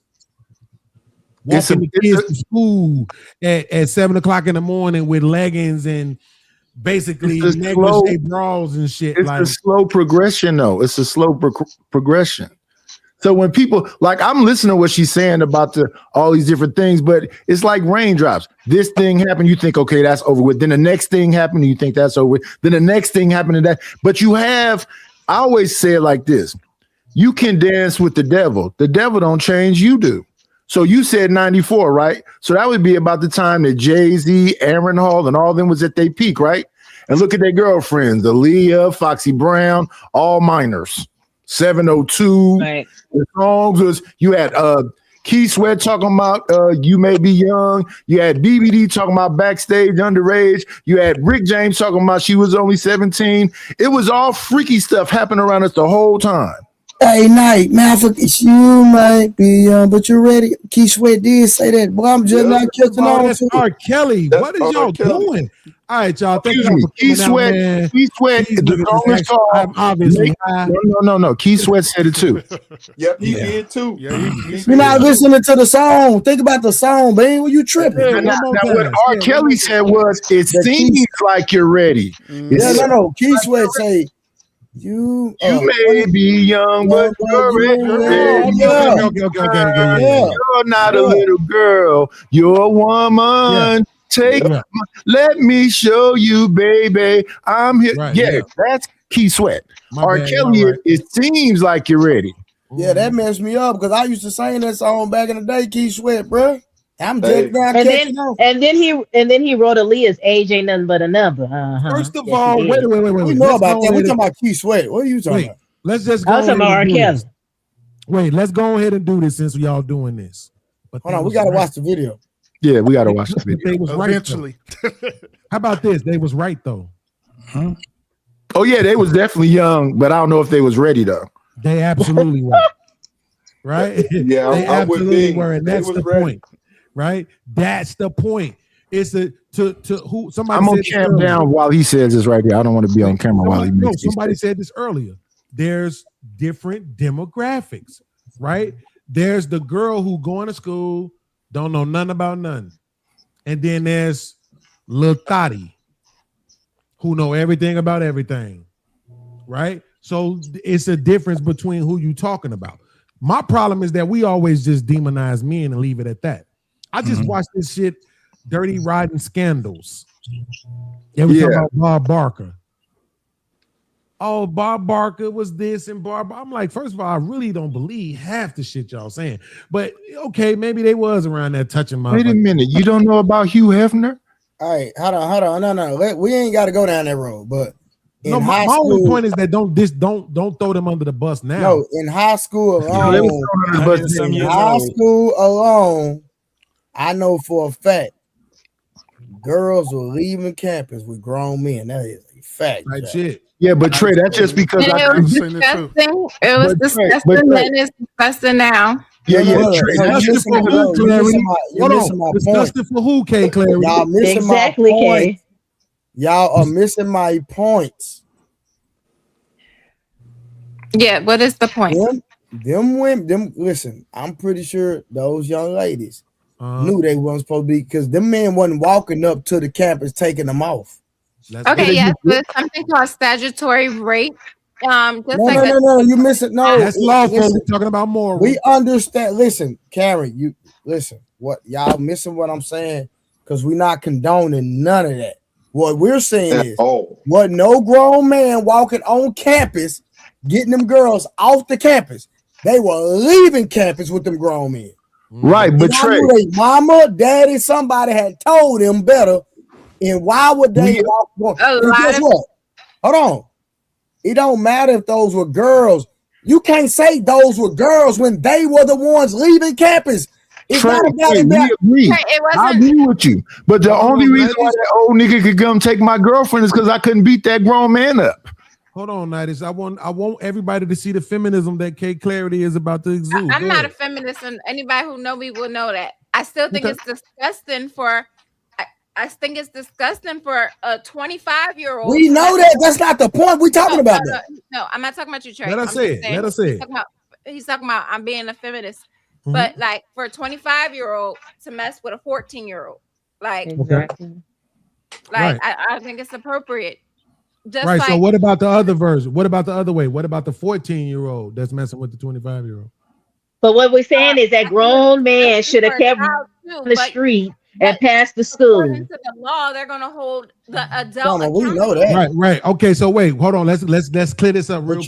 You're not clarity. You're not keeping it real right now, son. She not, and I'm finna expose how she not. Watch this. Clay Clarity. If the law was that a man 30 could mess with a 5-year-old, would you agree with it? I wouldn't. Okay, so stop right there. So the law don't matter. We're not gonna talk about the law. Okay, let's just talk about right and wrong. Man or woman, I don't think a 25-year-old should. That's fine. That's fine. I understand that you made that point. What I'm saying is this.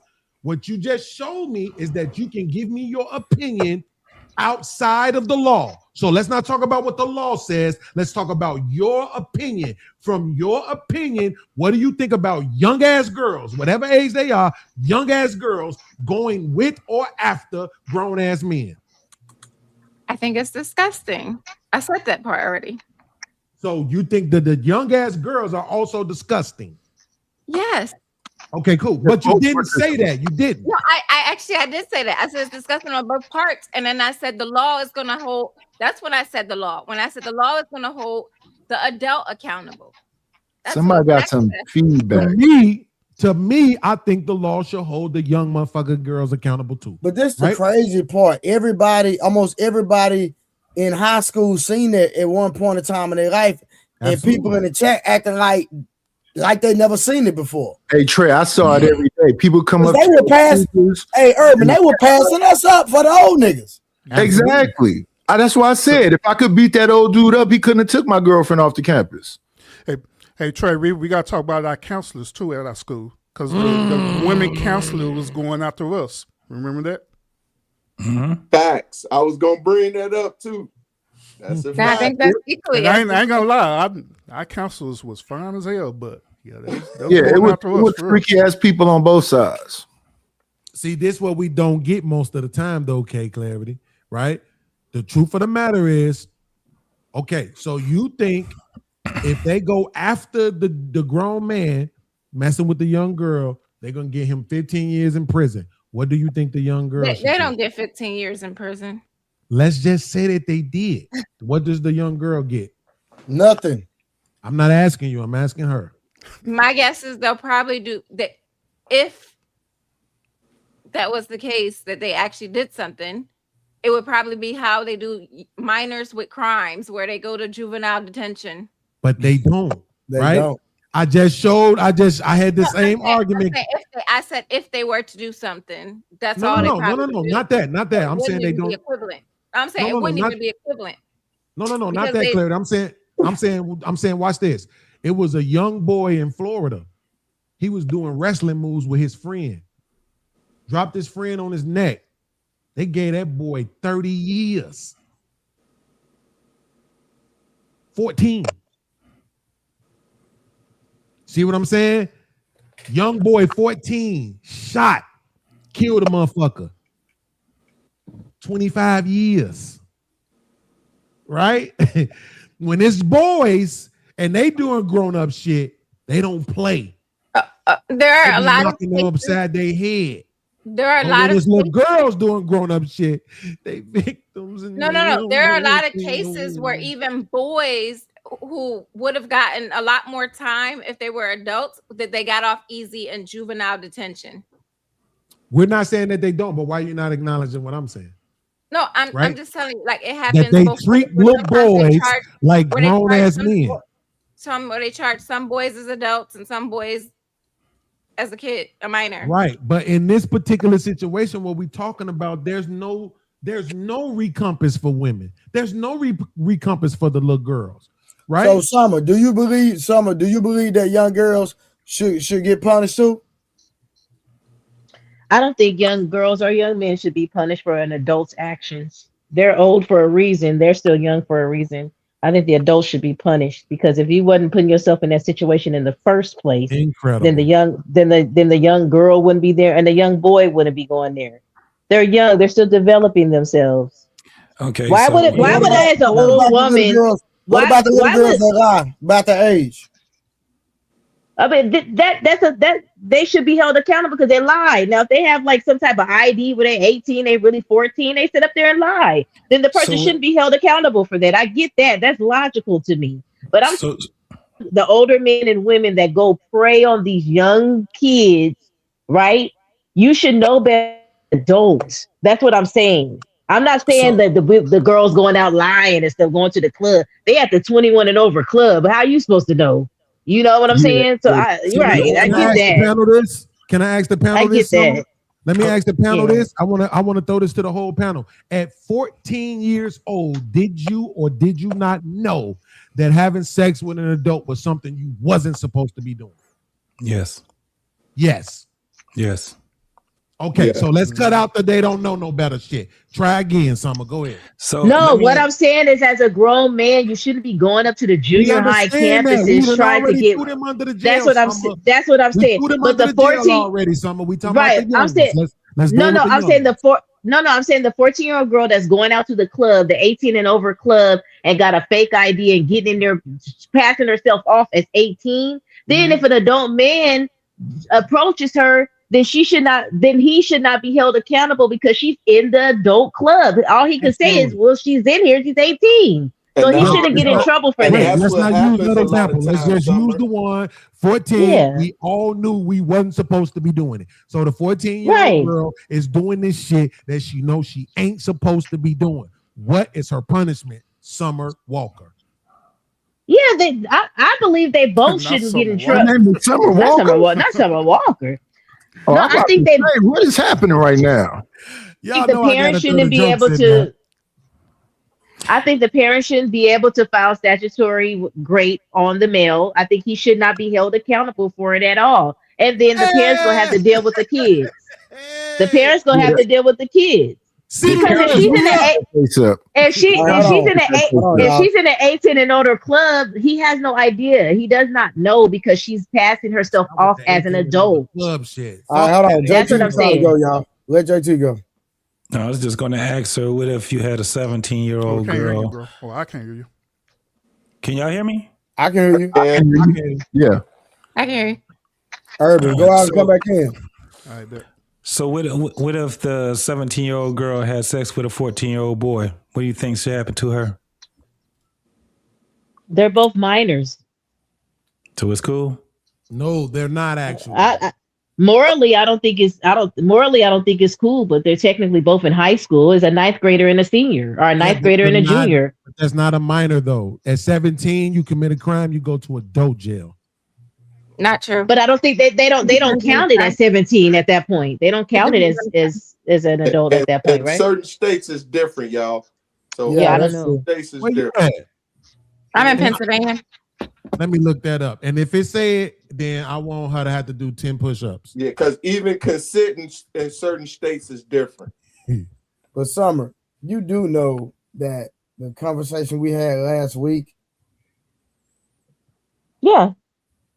About me when I was a teacher. Yeah, I said there was because they're both adults. They're both adults. I'm still gonna stick beside it. Okay. So Beans, Beans, watch this. I used to be a teacher, right? Beans, you gotta listen to this. I used to be a teacher. I used to be a teacher, right? So I ran across one of my old students. So she had to be about 20, 21. Now she is an adult, right? Mm-hmm. But Summer said if I was to date her, because she was hitting on me, but I was like, once I found out she was my old student, only thing I can see is fifth grader. I can see her. All I can see is her when she was a kid. Mm-hmm. So I'm like, nah, that's crazy work. She said I would not be wrong because she's grown. I don't care if she's grown or not. I'm not dealing with no girl I knew when she was a kid. Yeah, I was a teacher. You understand what I'm saying? Mm-hmm. But she said she's grown.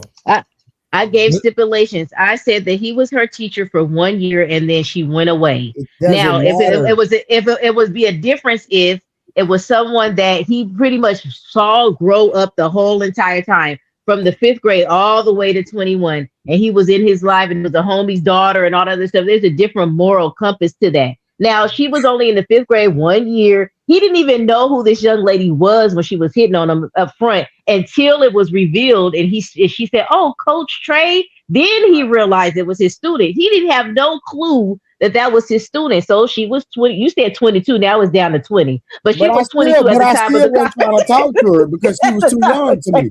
I don't deal with, like, I'm 40, finna be 45. I'm not dealing with no kid, no girl in her 20s like that. No, I'm not doing it. I said morally it wouldn't be wrong because they're adults. What if she was 25? Would that have made a difference? Nope. For me? Yeah. No, I'm not dealing with no young girl like that. No. Okay. Well, what age will you hit, nigga? I got like a 10-year gap. That's it. Okay, so she had to be 35. So if she was 35, you would hit it? Yeah, for sure. Okay. No, cool. not a student. I'm talking about a woman 35. No, I'm talking about a student, a former student. No. I wouldn't ever deal with a woman that, like, if you were ever a student, you off limits, period. Okay, cool. Everybody, the bounties are now turned on to get rid of Trey. It's 50 cents. That's 50 cents anywhere in America. I don't care where you send it to. We getting Trey the hell up out of here. This nigga sound crazy. So you would hit a ex-student. What? I owe her this dick. What are you talking about? Like, you out of pocket, Lord. You out of pocket. Look. First of all, you out of pocket, pimp. First of all, I've been cammed down. Out of pocket. First of all, let me explain something because someone said something. I forgot what it was. I don't care, nigga. Listen, you out of pocket. The bounties is on off for beans. You have to understand You something. know what? We turning the bounties on. So you want to turn them on? Let's turn them on for real. No, listen. The dynamics between men and women does not change, right? So you have to think about it, right? You might have, let's say, because I don't know how young teachers really start, but let's just say you was like 28 and you was teaching college course. Because I had a teacher that was 28 when I was in college, right? And I had one that was 32. But bro, we talking about elementary, bro. I understand. But the reason why I'm using this specific dynamic is because I want to focus on something specifically, right? So again, I told you earlier, when I was my English teacher, man, listen, hey, clarity, goddammit. I'm talking about had your boy on. Listen, I used to put her picture up while I did my homework. Right? I was trying to make sure I got good grades in her class. That motherfucker was sexy as hell. What I'm saying is now I'm respectful. I'm not really approaching you like that. Fast forward, it's some years later, 10 years later, I see you out somewhere where we both doing some adult shit. It's kind of childish for you to hold that previous relationship against us. You see what I'm saying? In my opinion. I just think that, you know what I'm saying? Because I might have liked you then. Matter of fact, nigga, it just came to my mind. I just thought about it, nigga. One day, nigga, one of my partners hit me up, nigga. Had a room full of women. Hit me up. Boom, boom, boom. Mm-hmm. Nigga, me and my partner, we pull up. We vibing, kicking it. Nigga, I see a girl that used to be my student. I say, nigga, I gotta go right now. I'm out of here. They were like, what? I said, nigga, you see that girl right there? Nigga, I used to be her teacher, nigga. Left right then, and everybody with me left. And we left the whole party, nigga. Hey Trey, you remember she was grown at that time, but I'm not being around no former student. When I see you as a kid, you are a kid to me. Period. This nigga better than me, nigga. Hey Trey, you remember that scene on the Players Club when the professor seen Diamond in the club? I really don't remember movies like that. Once I see them, it's hard for me to remember movies. Well, it was a scene on the Players Club where Diamond's professor had showed up to the club, to the strip club, and she had seen him, and she got embarrassed and ran out the club.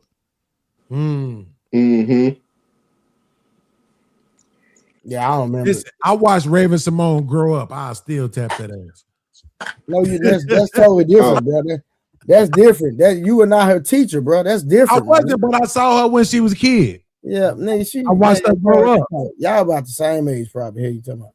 Hey, don't do that. She ain't that old. I hope not. Damn, Raven. Right, hold on, y'all. How old is you? He might be right. You might be old as fuck. Now thinking about it. Hold on. Let me watch. That's crazy. Is this it? Yeah, here you go, right here. Now this is actually me reviewing it, right? So, but you're gonna get the gist of what she's saying. Dating, or are you an equal? Hey, that was a good short, by the way, bro. I've seen it. Now I am. Before what was? I think I had turned a little blind eye to the black guys for a little while. Yeah, because they were at the time they were the group that I felt hated me the most. Nobody hates you.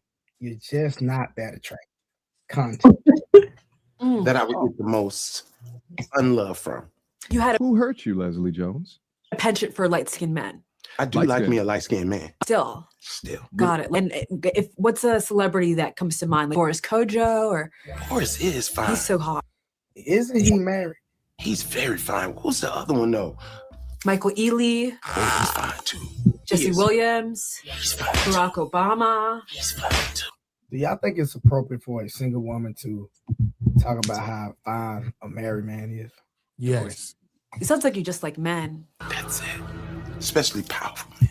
You like a powerful man. I do. Dominant. Man, listen, let me tell you something. A very powerful man is going to want a very attractive woman. Let's get that understood, man. I don't think your aesthetics command a room when the man is walking into a business meeting and he introduces, say, this is my wife.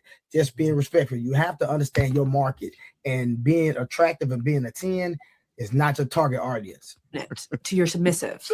I'm not submissive. Right. Could you be a trad wife is what I'm asking. What? Trad wife meaning like be at home and take no. Like making Oreos from scratch. I don't absolutely not. Why not? You like an Oreo?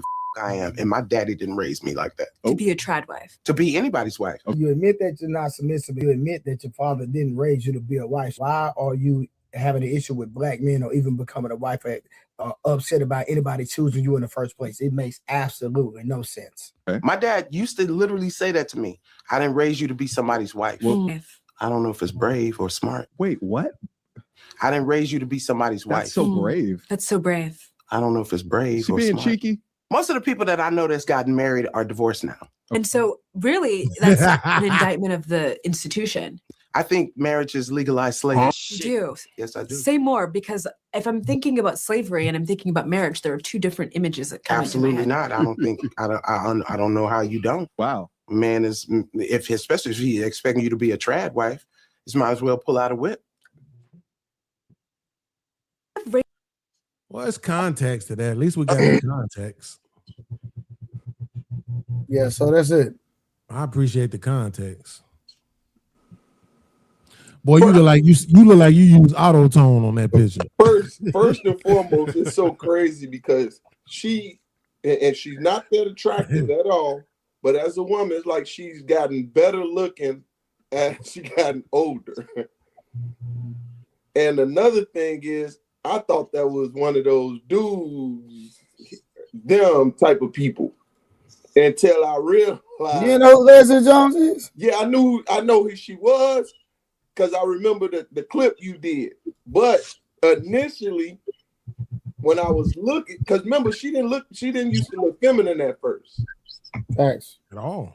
She looked it rough. So she aging like we aging. As we get older, we look better. You feel me? She all like right, real that. quick. Shout out to the Golden Child, Brother Nims, for the $5. And he gifted a membership. Always supporting the platform. Appreciate that, my boy. You always coming through. And then hold on. Tell G, Leslie Jones versus Trey wrestling match. Who win? Leslie. That's gonna be a good fight. Oh, that's gonna be that. Y'all niggas so disrespectful. Y'all niggas are so disrespectful. I'm gonna push off you on the low. Boy, she got something to prove. Nigga, you already know I'm a trained fighter. You think she got to win with me, boy? Stop playing, boy. She got something to prove. She gonna be like, fuck this shit. All right. That is crazy. Listen, man, I respectfully agree with her now. Now that I have the context, I agree with her. Wow. Because she was talking specifically about a certain brand of wife. Talking about the trad wife? Yeah. What is a trad wife? It's basically like a stay-at-home wife, right? Mm-hmm. Oh, okay. Yeah, I also agree with it too. But how I agree with the last part what you were saying. But how can we? But I think it's disrespectful to even to compare marriage to slavery in the first place, whether it's a trad wife or not, because the egregious things that people experience during slavery, really, we gonna compare that to being a wife? No, but you can't do that because you jump in. What you're doing is you're literally admitting that you're jumping to the worst version of it. Exactly. There's two types of slavery. There's servitude, and then there's the extreme our people went through. Right. She's just okay. talking So about watch that this. particular part. So hold on. So watch this. Which one you think she's talking about? She's talking about servitude.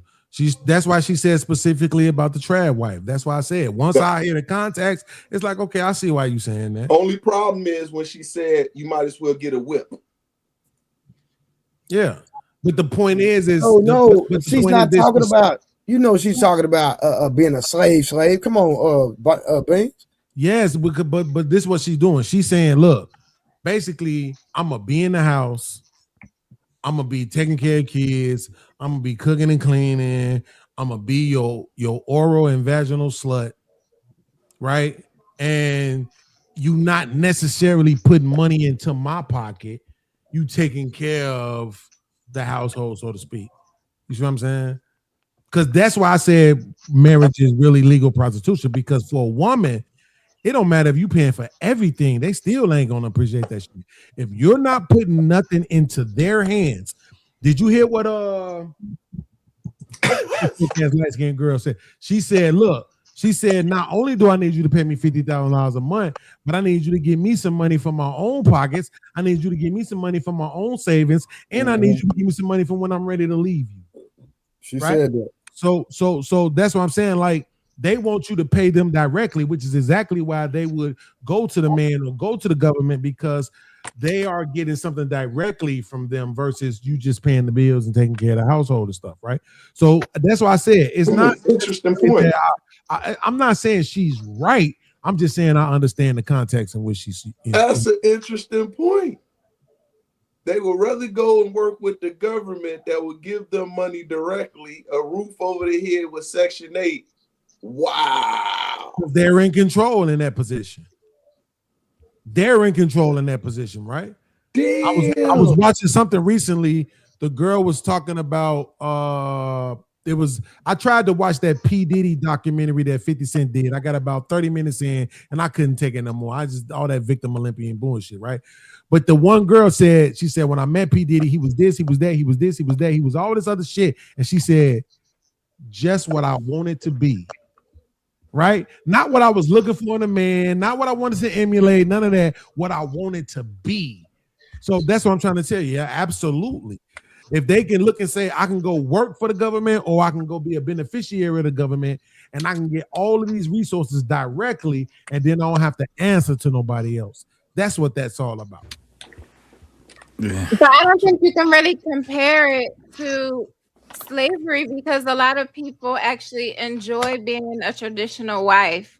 Like some people go That's into true. it and they actually define what the role is going to look like. So they're getting exactly what they signed up for. Again, remember earlier, K Clarity, and K Clarity is proven right now that looks don't always equate to intelligence. I'm just playing. It was a joke. It was a joke. I don't mean it. You're very intelligent. Because we talked about this earlier when somebody mentioned to us the whole nigga in slavery, his wife left and was free, came back to get that nigga and he didn't want to leave.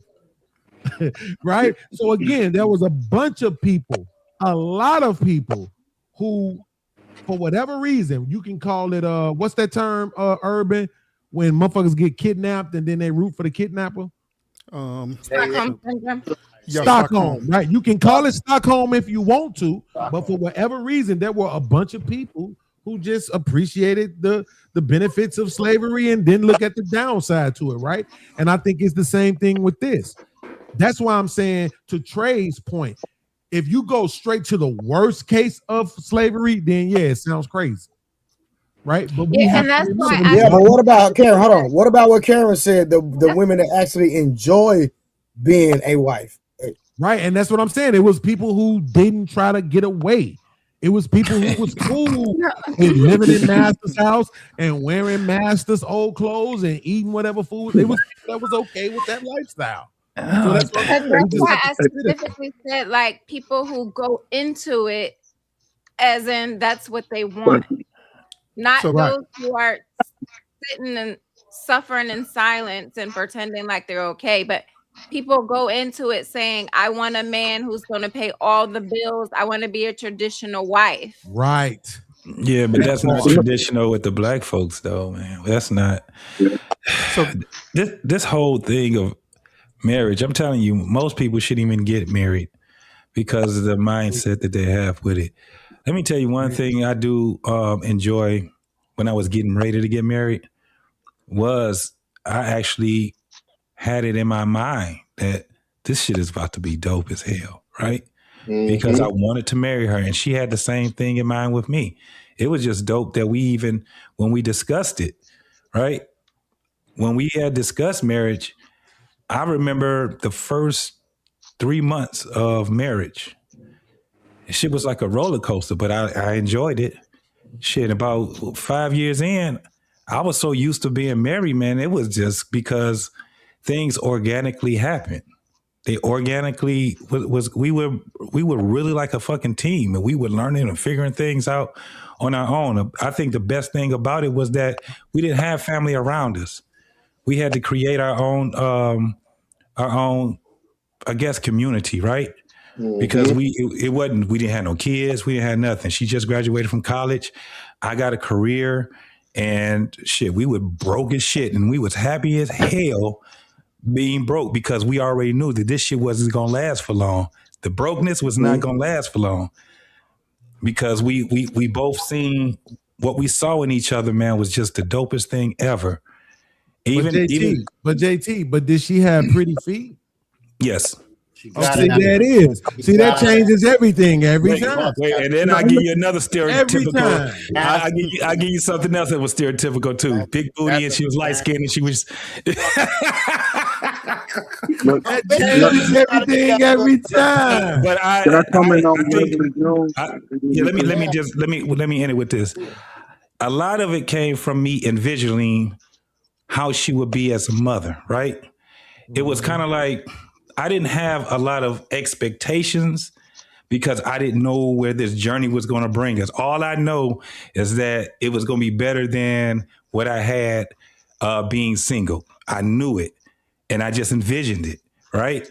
Now, I didn't have a lot of expectations. My expectations for her was as we got older and as we, got longer into our relationship, where it started to become more of expectations because she's showing me what she was all about, just like I'm showing her what I'm all about.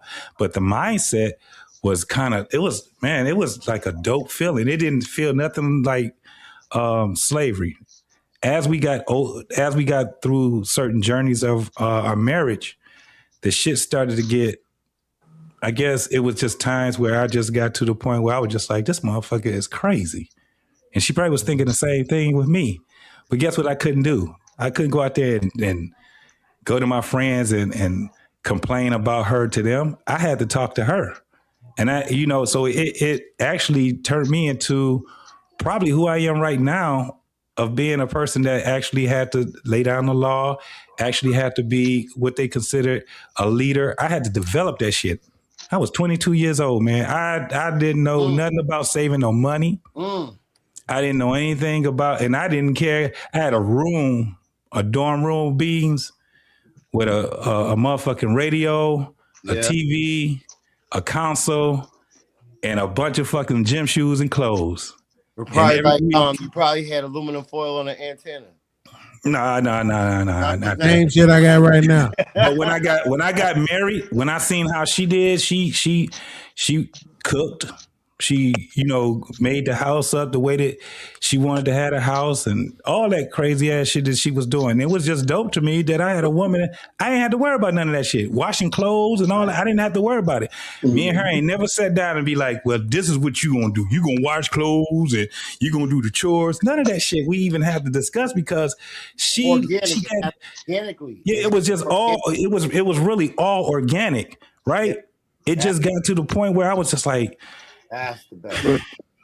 Marriage was something that we were like, I was like, it's one thing to look at it as a whole, but it's another thing to say my marriage, right? What we got going on with us. We couldn't look on the outside and say we're gonna have our marriage like how they got their marriage, and that shit don't work for people.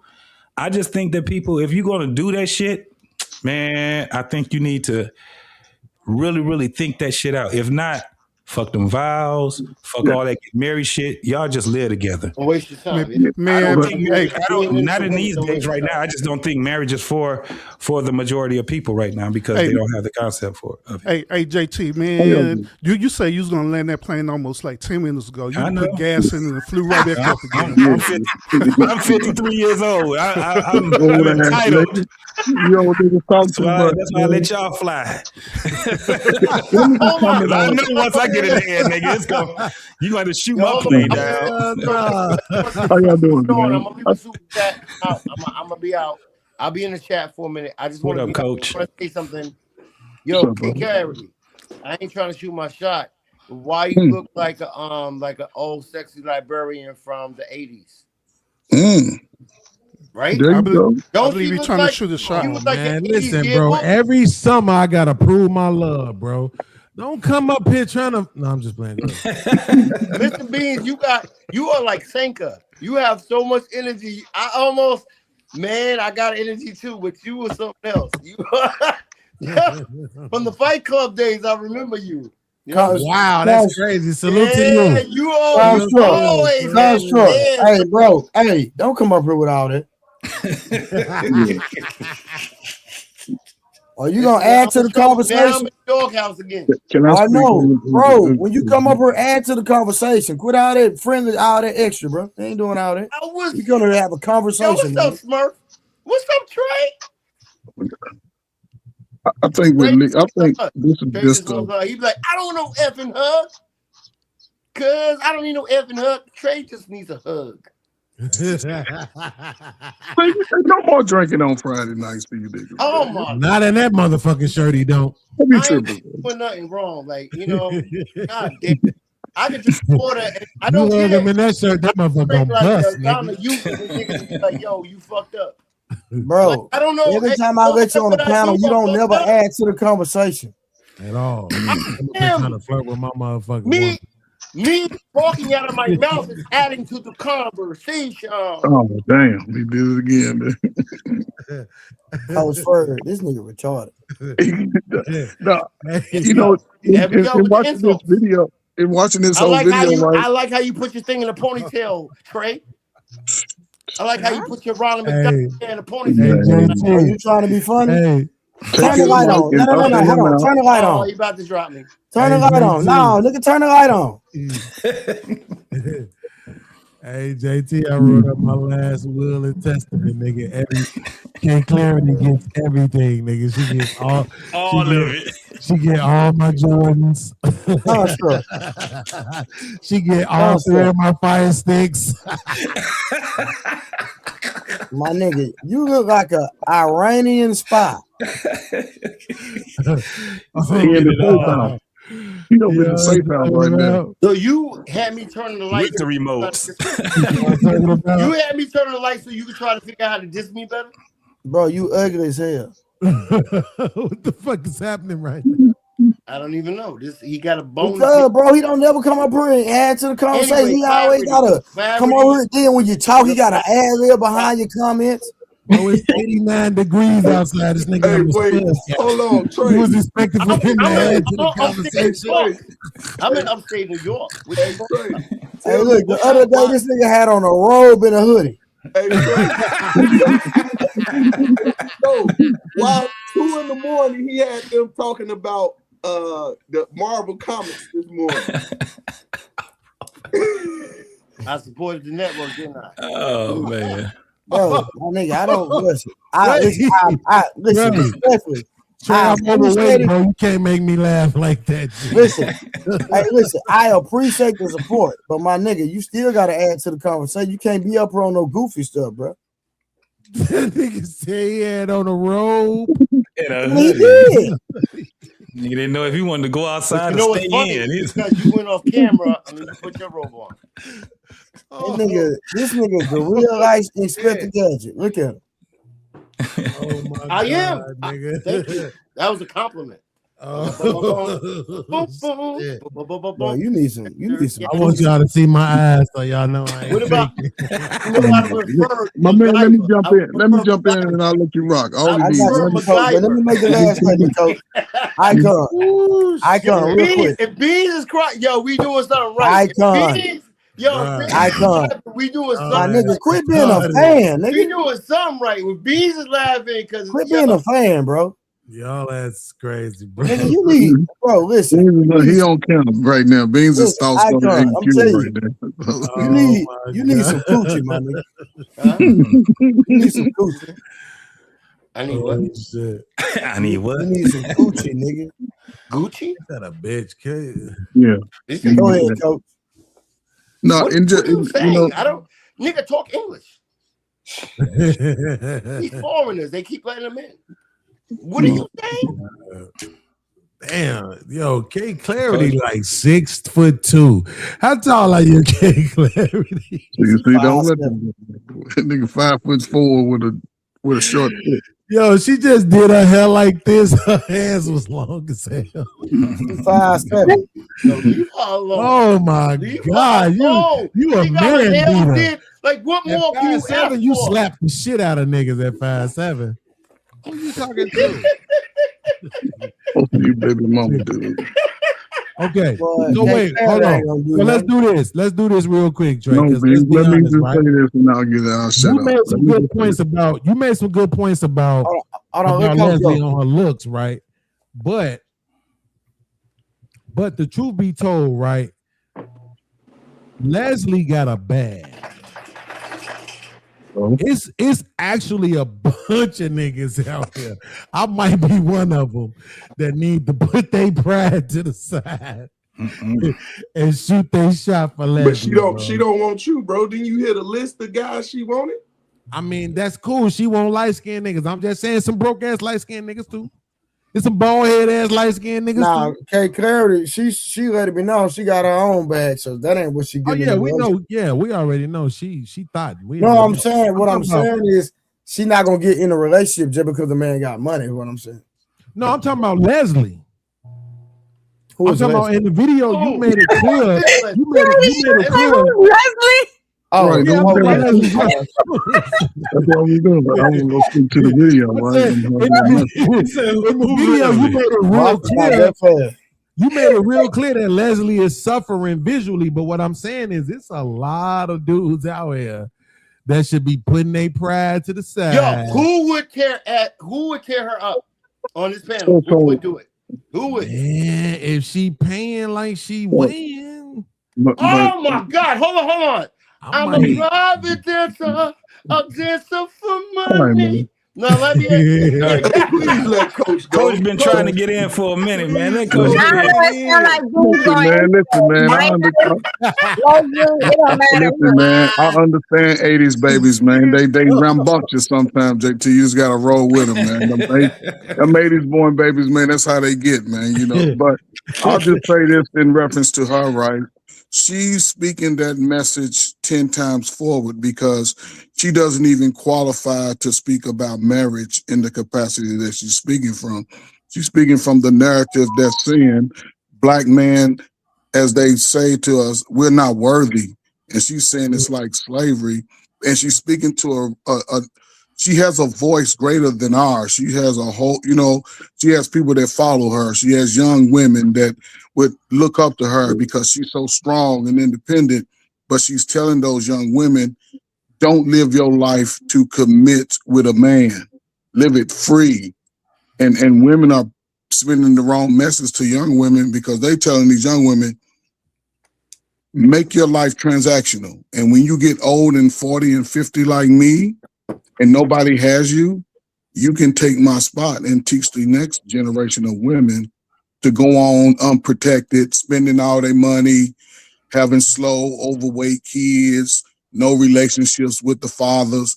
And those children will grow up to be 40-year-old men too, having worse issues, even emotionally, because you see the effects of that over long term. Yeah. Once people start coming when people put their third eye on, a lot of people don't even know which direction to go because, and this is not just men, it's women too, because their mamas have told them that the man she procreated with voluntarily at Freaknik, in the back of the Jeep, in the park, over to grandmama's house, that he's not even worthy to be a father, but I gave him the most precious thing that he could ever ask for is a slow, overweight ass kids with low self-esteem. And I be facetious with that because that's the energy that a lot of young people are coming out with. They coming out with more emotional issues that it may take years to overcome. But men are getting it. That's the thing, because men, we hold each other accountable by default as we get older, and women don't do it. Ferg. She's closer to 60 though. She's 58 years old, man. Look, so she's old and ugly like me, but she's getting. Ferg, you know this, right? When you drink, right? When you drink like I've been drinking, the truth come out, right? So I'm gonna just be truthful, bro. Listen, in real whole life, ain't nothing in this world more valuable than women. Nothing. That's true. I'm with you 1,000%, man. Okay, so what I'm saying nothing make a man feel better than a woman. A queen. That part right there. That part right there, right? So watch this though. We get it. Like Trey, and I gotta commend Trey. Respectfully, I mean, he couldn't have been any more respectful than he was, right? To Leslie Jones's aesthetic. He couldn't have been any more respectful than that. Because if it would have been me, it wouldn't have been that nice, right? But truth be told, I don't know, how old y'all say she is? 58. 58, same as me. She can't make kids no more. Well, Right. Okay, so she can't make kids no more, but she still could suck a dick. My point is this. It's a lot of men, particularly in America, who that woman should be valuable to, right? But the narrative is so twisted that we got guys thinking every dude think he need to have a K clarity. Nah, you can't get that. You might have could have did that shit at 23, but at 28 with no bag, 35 with no bag, 42 with no bag, and you done, nigga. You might need to be looking towards, you know what I'm saying, the Leslie Joneses of the world. I'm just keeping it real. Is that the alcohol speaking as beans? Yeah. Listen, alcohol make you tell the truth, bro. What I'm saying is this. I ain't doing I've that already JT knows this because JT is my man, so he been rocking with me. He knows this. Bro, listen. I've already conceded to the fact that the woman that I have to get is gonna be some fat white chick. I've already conceded to that. Right? I'm never gonna be able to qualify for what Trey qualifies for because Trey is insane. He makes sure his body is still okay, right? This nigga still, he don't want a 6-pack, he want an 8-pack. You know what I'm talking about? This nigga is walking around at 167 pounds. Right? You know what I'm saying? Like this nigga is insane. Lifting the gym. Right, type shit. I agree with that. Right. I'm not doing all that. Look, bitch, I got 7 years left. What I'm saying is, you gonna get this tongue, you gonna get this dick. I got some Jordans for your son. That's about it, right? And I'm saying it's a bunch of niggas like me though, right? That's listening to a lot of this red pill content, thinking they deserve some shit they don't really deserve. You not getting K clarity. I'm just telling you. Yo, but hold on, beans. No bitch you get teeth gonna be that white. I'm sorry. Yo, beans. Right? Like you gonna get some cigarette stained teeth bitches. It just is what it is. Niggas gotta understand what they lane really is. And then, hey, let Leslie go on these platforms and talk all the shit she talk. When she come home, you eat that ass and you cash the check. Boom. Bro, cash some checks, bro. A lot of dudes are submitting to a lane in the prime of their life. That's the problem. We still chasing the woman since the 60s. We've been running behind the woman. And this is what I'll say this and I shut up. As a single man, especially, you know, your 40s, that's when your age and your third eye open up, right? So this is the time where it's not about the woman. It's never about the woman. You can look at them, touch them. They'll even come through, drop you off some monkey. They'll bake you a cake, but you can't focus on chasing them. You can't focus on chasing them though, because especially in that age of wisdom is the time you should be gathering up as much resources as you can. So when you get your bird nest, and I'm just using metaphor. When you get your bird nest secured, then anybody that want to come lay their eggs and bring them to they must pay the price. They must. The Ferg, that's not applicable to like more than 70% of niggas. Think about it. Most people beans. Hold on, beans. Hold on. I'm not even a really religious person, right? I just love using the Bible because the Bible is fire. But listen. Think about it. What was the first two things? What was the first two things that God gave man? The first two things that God gave man. The first one was responsibility, and the second one was woman. That's it. That's it, bro. That's it. So what I'm saying is if you already got your responsibility in check, you know what it is. Nigga, you work at Walmart, you're going to be at Walmart for the next 27 years. It is what the fuck it is, right? What I'm saying is the next best thing for you is a woman. And I think that shit is applicable to like 47% of men. But we all want to sit on the internet and pretend like we Urban or we Trey or we JT. Shit ain't that. It just ain't that, bro. We not P Smurf. Most of you niggas is me. This t-shirt came from Walmart, nigga. You self-admitted online. It is what it is. My shirt came from Walmart too, sir. You a lie. Most men submitted. So you ain't make that shirt on your own? That shirt came from Walmart, brother. I swear I thought you printed that shirt at the crib. Came from Walmart. So my hoodie is a Father's Day gift. This nigga been lying. Hold on. This nigga been lying to us the whole time. Broke ass nigga shopping at Walmart. my hoodie is a Father's Day gift from Walmart. Okay, I'm just saying, okay, cool. I got it. Everybody rock Walmart shit and don't say it out loud. But I'm just saying, let's just be honest. Niggas don't be in shape. Niggas don't be getting the bag. Again, the median income in America is $42K. Yes, a lot of that is based on women's income. But in reality, if you remove women's income, guess what you get? About 46, 47. So I'm saying, in general, a lot of men ain't making a bunch of fucking money. So because as much as we want to talk about Leslie Jones, I'm one of them. I don't want to fuck with Leslie Jones. If I got to choose between Leslie Jones or the fat white girl, I'm taking the fat white girl. Because the fat white girl gonna let me put her ass on Grace Jones? You taking Grace Jones? Wait, Grace Jones, bro. Leslie Jones. No, Leslie Jones. What about Grace Jones? Grace Jones is this though. Hold on. The difference is this, Icon. The fat white girl gonna let me put her on Twitter. No, I'm not talking about right. I'm talking about Leslie Jones. Grace Jones but Grace Jones is a senior citizen, homie. She right at this time, right? Yeah, I'm saying in her prime. No, Grace Jones 100. You got to remember, Grace Jones that's a good comp in her prime. That's a good comp. Grace Jones was a damn model, homie. Yeah, she was fine. She was just was bald head, but she was fine as hell. I ain't gonna say she was fine. Y'all tweaking. Bro, no, she had a sculpture body. Let's go back to Boomerang. Let's go to Boomerang. Exactly. That Grace Jones did have a nice body. What y'all talking about? Y'all she had a hell of a body. I mean, y'all niggas even though nice. So what made her look exotic was because she had high cheekbones and she did have her facial features were kind of strong. But she was there was a bunch of niggas on her line. You need to see, nigga, that you're literally agreeing with Icon. What happened?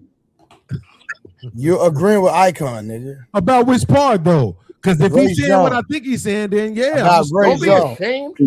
Well, no, not necessarily. What I'm saying is this: if he's y'all saying she didn't have a body, y'all tripping. Yeah, she was one of the finest. I don't know about that. Because if she would have submitted to wearing the weed, I got turned out with 2 Live Crew, bro. I'm not gonna lie. I got turned out. So ever since 2 Live Crew, I've been really an ass man. So it's really for me to judge. That's the same time they gave you R. Kelly and all the perversions that we've been seeing for the last 40 years on the men and the women. Men started wearing girls. They stopped getting on the football field and started wearing the cheerleading outfit. Ever since all of that time. Boys got fatter, and I ain't talking about old men. We gain a little weight, but the boys got breasts now. No, that's true. That whole lifestyle was pushed to make the man submit to the woman. But Ferg, from 2002 to about 2009, bro, fat niggas with a bag and braids. Oh my God. If you was a fat nigga with braids or dreadlocks from 2002 to 2009, 2010, like right when Drake took over, like you was in. Like the women was filling them niggas for some reason. Hey, and Chicago in the hood, if you had that, you was a big guy with that bread.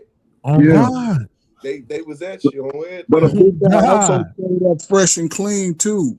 He came fresh and clean. He didn't come musty with just t-shirts and we ain't talking about them cats. Nah, this nigga disrespectful. How much did he come off the panel? But the man was more pride. The man, but what I'm saying is the man. It's time and place for that. But when the man, and this is the difference. We wasn't always up in women's face like dudes are today. We saw you on Friday and Saturday. Other than that, get the hell out of my way. I got to go to work. We trying to do our thing, and we showed how we played during the week on the weekend. Like, okay, but now everything is all mixed up in each other's face, and a lot of these boys who came up under the leadership of women, they're grown men now. So I think you confused. Coach Ferg, I think you confused. I gotta debate that. Because Okay, I'm gonna be go ahead. honest with you, it depends on what you did for a living. Right. Like there's jobs that I had where I'm telling you, if I worked like in construction only, it was mostly men. So that made sense. But there was jobs that I had that was like it was like men and women, and I'm telling you, I don't like them jobs. I can't have the job. I can never have that job again because it was like meow meow meow meow meow meow meow meow meow meow meow meow meow meow. Like it was just when you mix. But those are office Men and jobs, though. women should not be in the workworkce together. Right, but those are office jobs. People go to college, then they get a job to go into the office. It used to be where men did things with their hands outside. Those skilled labor jobs that you could get in vocation and out of high school. But Ferg, you gotta understand where he's coming from, though. Ferg, You talking about some right? Fred Flintstone? If you look at the data, right? If you look at the data, what you see is you'll have a preset of men and women who were in these marriages, right? And if you say, oh, the marriages will last them like maybe about 5 or 6 years, right? So then what you can basically do, just for the sake of conversation, right? You can eliminate that entire preset. You could say from 28 to 35, we're not even counting them, right? So now you got all of these guys under 28 and you got some guys over 35. And then what you see is, to his point, you see a lot of guys who are absolutely in women's faces. Because even today, you got to think about it. Social media is the prime stomping ground for people meeting each other. It's still weird to me that that's the case.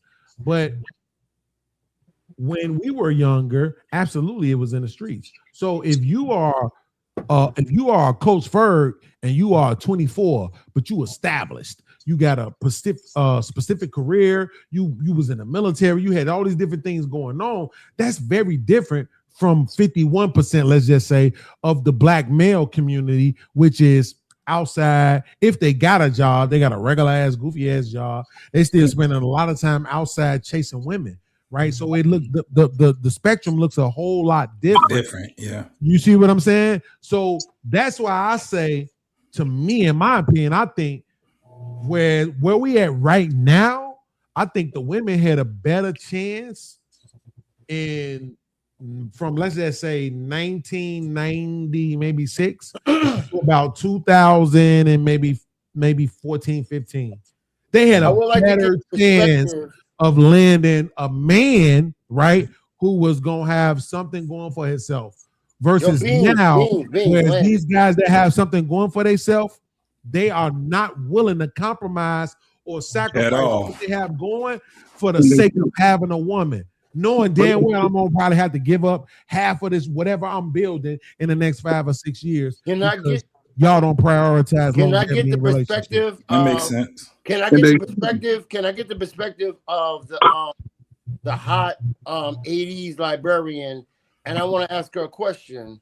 Like, bro, leave my woman alone. Hold on. Do you feel like men and women in the workplace is appropriate in your understanding? Like The Price is Right, Bob Barker? Come on down. You know what I'm saying? We gotta spin what happened with that shit? Or the wheel of what's the other wheel? But hold, K Clarity. Hey, Construct, you gonna ask her a question and talk over? How that work? No, I'm trying to stop Beans because Beans got Senka. He got all. Drop down. She left because my woman is respectful. She said she's not taking no questions from no other nigga. That's his girl. On my bad, son. I ain't Facts, nigga. Oh, for real? Why you ain't say that though? I mean, because she hasn't actually sent the confirmation email yet. Hey, after the ladies leave the room, I sent her a message, yes or no. She hasn't clicked yes or no yet. She still got you on red. Did you? Right. Yo, Like shit. You feel me? yo, Beans like taking coffee. He got Hey y'all, that's it for me tonight. I'll check y'all fellas tomorrow. Hey Beans, I like your show, bro. Definitely. You got the line, right? Absolutely. I still got it. Yeah, absolutely. All right, just want to make Listen, let me just say this out loud though. Don't you probably want to send me you on IG? I am, but I'm not. Wait. Okay. Because the thing is, I'm usually Smurf, like I'm digging the yellow glasses. I'm not gonna lie, I'm really like you see things in a different vision when it's you put that phone number Yeah, shit. Yeah, that phone number shit means something to me, bro. I ain't gonna lie. Like motherfucker got to show me some kind of loyalty before they get my phone number. Bro, I don't know what all that mean, bro. I don't need what that mean is this. What that mean is this. It's very I'm very no, bro. You ain't gotta. What's you know what I'm saying? Need not be explained. Shoot me the IG in the back chat. I'll follow you. Man, absolutely, bro. Because we're better off doing it that way. Yeah, that's cool, bro. It's Mr. Beans TV everywhere, bro. Mr. Beans TV. I'll check you out. Who right I now am, before I check out. Just hit me up on IG. Because that phone number, bro, I be blocking my family members. Bro, what's understood. You ain't the only one. Bro, for real. Motherfuckers be calling you. Like, I'm about, hey, listen, low key, I'm about to block my mama. Bro, listen. Bro, my mama be calling me. I swear, once a month, my mama called me to tell me about somebody died. Yeah. And I be saying, like, Ma, I didn't need to know that. I really didn't even need to know that shit though. I'm not going to no funerals. I ain't got no money to send nobody. Like I really didn't even need to know. Go to this funeral. Hey, I'm following you, man. I got you, bro. I'm gonna look out. Be safe and be wise out there. You always welcome on my channel, Smurf, for sure. All right, peace, Smurf. Oh, yeah. All right, man. Yeah, I be like my little cousin, man. RIP, my little cousin died April 1st, bro. 14 years old. She was fighting cancer since she was 4 years old. She was diagnosed. She fought for 10 years. She tried. My mama called me, you know, cuzzo just died. I'm like, man, I didn't even need to know that shit. To be honest with you, what can I do? Now I gotta sit with it. Then guess what happened last night? Watch this, JT. Every dream all night long. Mm-hmm. I'm going to funerals. I'm feeling guilty because I can't do nothing about it. My son fighting the same shit. Now it's fucking with me mentally. Yeah. You see what I'm saying? Because I'm in my mind, I'm asking, how the fuck does a 4-year-old get cancer? Yeah. That shit don't even make sense. So guess what? My next show the next day was about fuck white people. Yeah, it can be a various. Right, because at the end of the day, I got to put the blame where it go, right? But Babe, let me ask you this question. Where it ain't. Hey, fellas, I'm about to get up out of here too, man. I'll holler back at y'all, man. All right, JT, man. Appreciate you, bro. Thank you. No doubt, man. Y'all take it easy, bro. Yeah, I'm about to lay it down myself, bro. All right, now. Yeah. All right, question before you. When was the last time you got yourself checked up, man? When was the last time you got your got your body looked at and on the medical side? Yeah. Never, nigga. Man, get that checked out, man. I don't fuck with them people. They don't got shit but bad news. Find you a good black doctor, man, so you can make sure you're right. You want to be It ain't even that. It ain't even that. You go in. Here's what I learned, Ferg, and I'm not telling nobody not to go to the doctor. But here's what I learned. And because I think Urban is super intelligent based on what I've seen, I think he'll understand where I'm coming from with this. What I learned is this. The most important thing you can do health-wise is lifestyle change. Mm-hmm. Right? If you just start eating better, which you don't got to go to a doctor to do, work out, which you don't got to go to a doctor to know, right? Do some spiritual, holistic shit for yourself, right? If you just start doing that shit, what you got to go to the doctor for? All they going to do is tell you what's wrong. And truth be told, the cure for whatever they say is wrong is a lifestyle change. It don't matter what they give you, chemo, whatever the fuck they give you, whatever pills they give you. If you don't change your life, it's motherfuckers who get diagnosed for cancer because they've been smoking all their life. They go to the hospital to get all them treatments just to come back out and smoke again. Mm-hmm. It's a waste of time. So what I figured out is, do you really want to live longer? Here's what's so crazy about me, Urban. I don't want to die, but I'm not so sure I want to live longer. Because as a man, you don't want to be like this. People don't value you unless they can ask you for some shit, unless they can depend on you, right? And I'm not nobody that motherfuckers can really call on. My daughter called me last night. She was hanging out with some nigga. I guess she didn't want to put out or whatever. The nigga put her out his car. So I had to send her $25 and shit for an Uber so she can get home. Right? In reality, Beans, where you from? I'm from Chicago. Okay. In reality, though, right? She shouldn't have even been in that situation. Right. Right? If I was what people expect for you to be financially, she wouldn't have even been in that situation. She wouldn't have even been in a car with a nigga for him to put her out, right? But I know now at 48, I'm about to be 49 next month. I know what it takes to get to the bag, and I know I'm never going to concede to that shit. I'm never going to do it. So it's like, do I want to remain alive for a long ass period of time? Do I want to be a 68-year-old nigga who can't provide nothing? Nobody ain't never calling because they know they can't ask you for shit, really? Right? Because that's what life is like for a man. Right? The dudes who I know who everybody can call on and ask for something, them niggas' phones stay ringing. But the niggas like me, my phone don't ring. You ain't heard my phone ring all night long. I've been on this bitch for 3.5 hours. Right? Because motherfuckers know you can't call and ask me for shit. I ain't got it. My daughter, my son, I got it. Even if I got to borrow it, I got it. So it's like, you know, I know I could get, bro, look at me. I'm nice now and I ain't even doing shit. If I just got in the gym and start working out, eating right, I would be fucking supreme, nigga.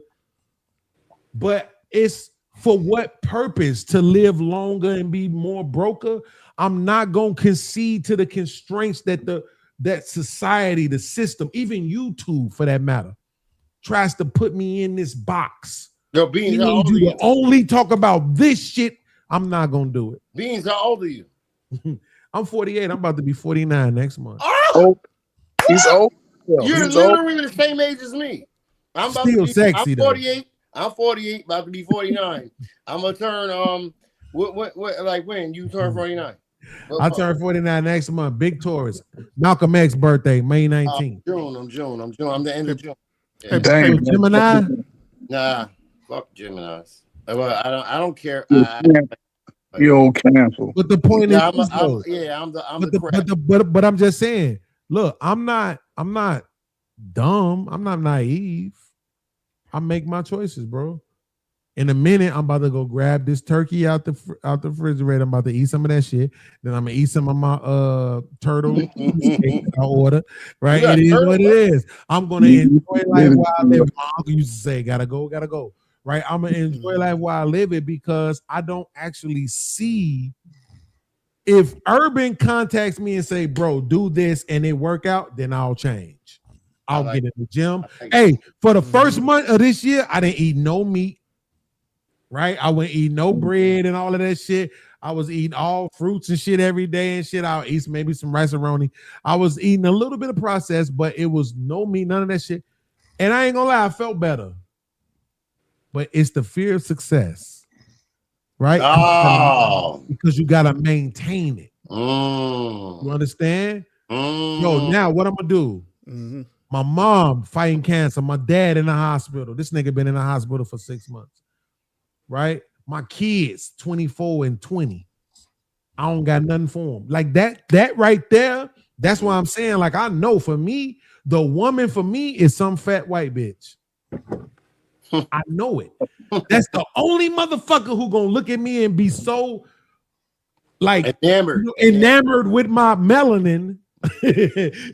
She gonna be so enamored with my melanin that she gonna be like, come on, daddy. Right? But a black chick, serious. Bruh. 'Cause I'm telling the truth. I be on Twitter. I know what you're saying. Bruh. Hey, Beans. First of all, I want to tell you that living in Chicago, it's different. It's a challenge living out there. You know what I mean? Y'all got a lot going on out there. So that's one thing. Another thing too is that what I learned is this, bro, is that you could be you could be the master of your own outcomes. In other words, wherever you choose, that's what's going to be. Wherever you speak it, that's what's going to be. That's just like what the Bible say, that a man's supposed to make his yes be yes and his no's be no's, right? So wherever you say yes, that's what's going to be. Wherever you say no, it's going to be. Now I'm saying all that to say is that you have a choice to choose any type of better outcome that you want to do, but also you have a choice to don't change it at all. Period. That's on you.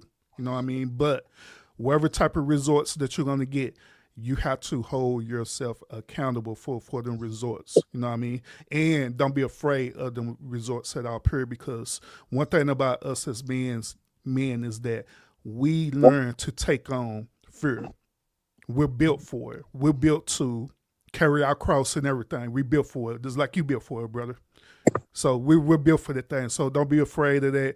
Don't be afraid of change. Don't be afraid of, whatever the outcome may be. Most of all, don't let people unrighteously judge you. You know what I'm saying? But however, if it's people who righteously judge you, then by all means, take that consideration and apply it to you. Apply it to your life. Apply it to whatever you're trying to do. Absolutely, man. I mean, I'm listen. I've been doing that since I got here in 2020. And that's why I don't pretend. That's why I got 20, 30, maybe even 40 people who religiously follow me, religiously rock with me, religiously hit the Cash App, the PayPal, the Super Chats when I am monetized. How many? Maybe somewhere in between 20 and 40. That's good. And I appreciate them so much because they rock with me because they know I'm being honest about who I am, about what I am in life, about what's going on. They appreciate you for who you are. Yeah, my growth, my failure, my everything. And the truth be told is that's why it's one of the biggest reasons why, even though I can't, but it's one of the biggest reasons why I don't pretend about who I am. Yeah. And what I got going on. And you shouldn't. You shouldn't at all. I can't. If I wanted to, I couldn't. You know that word grifting, right? That word grifting is really big in our spectrum over here on YouTube. That word is really big. I can't do it. I had so many people hit me up, bro. If you just go conservative, I'm telling you. And I'm like, yeah, but you asking me to do something I can't do. You asking me to pretend in a way that I can't pretend. My mental health won't allow me to do it. I have to be me. I have to be 100% accurate, 100% true and fluid to who I really am. Even when that includes, last year I thought this year I think this. Yo, Beans, I want to ask you a question though, because I want to. I haven't done it yet, and I want to try it. You said for the first part of the year, you didn't do nothing. You was just doing vegetables and fruits, right? Man, for the end of December to the end of January, bro, I was no meat.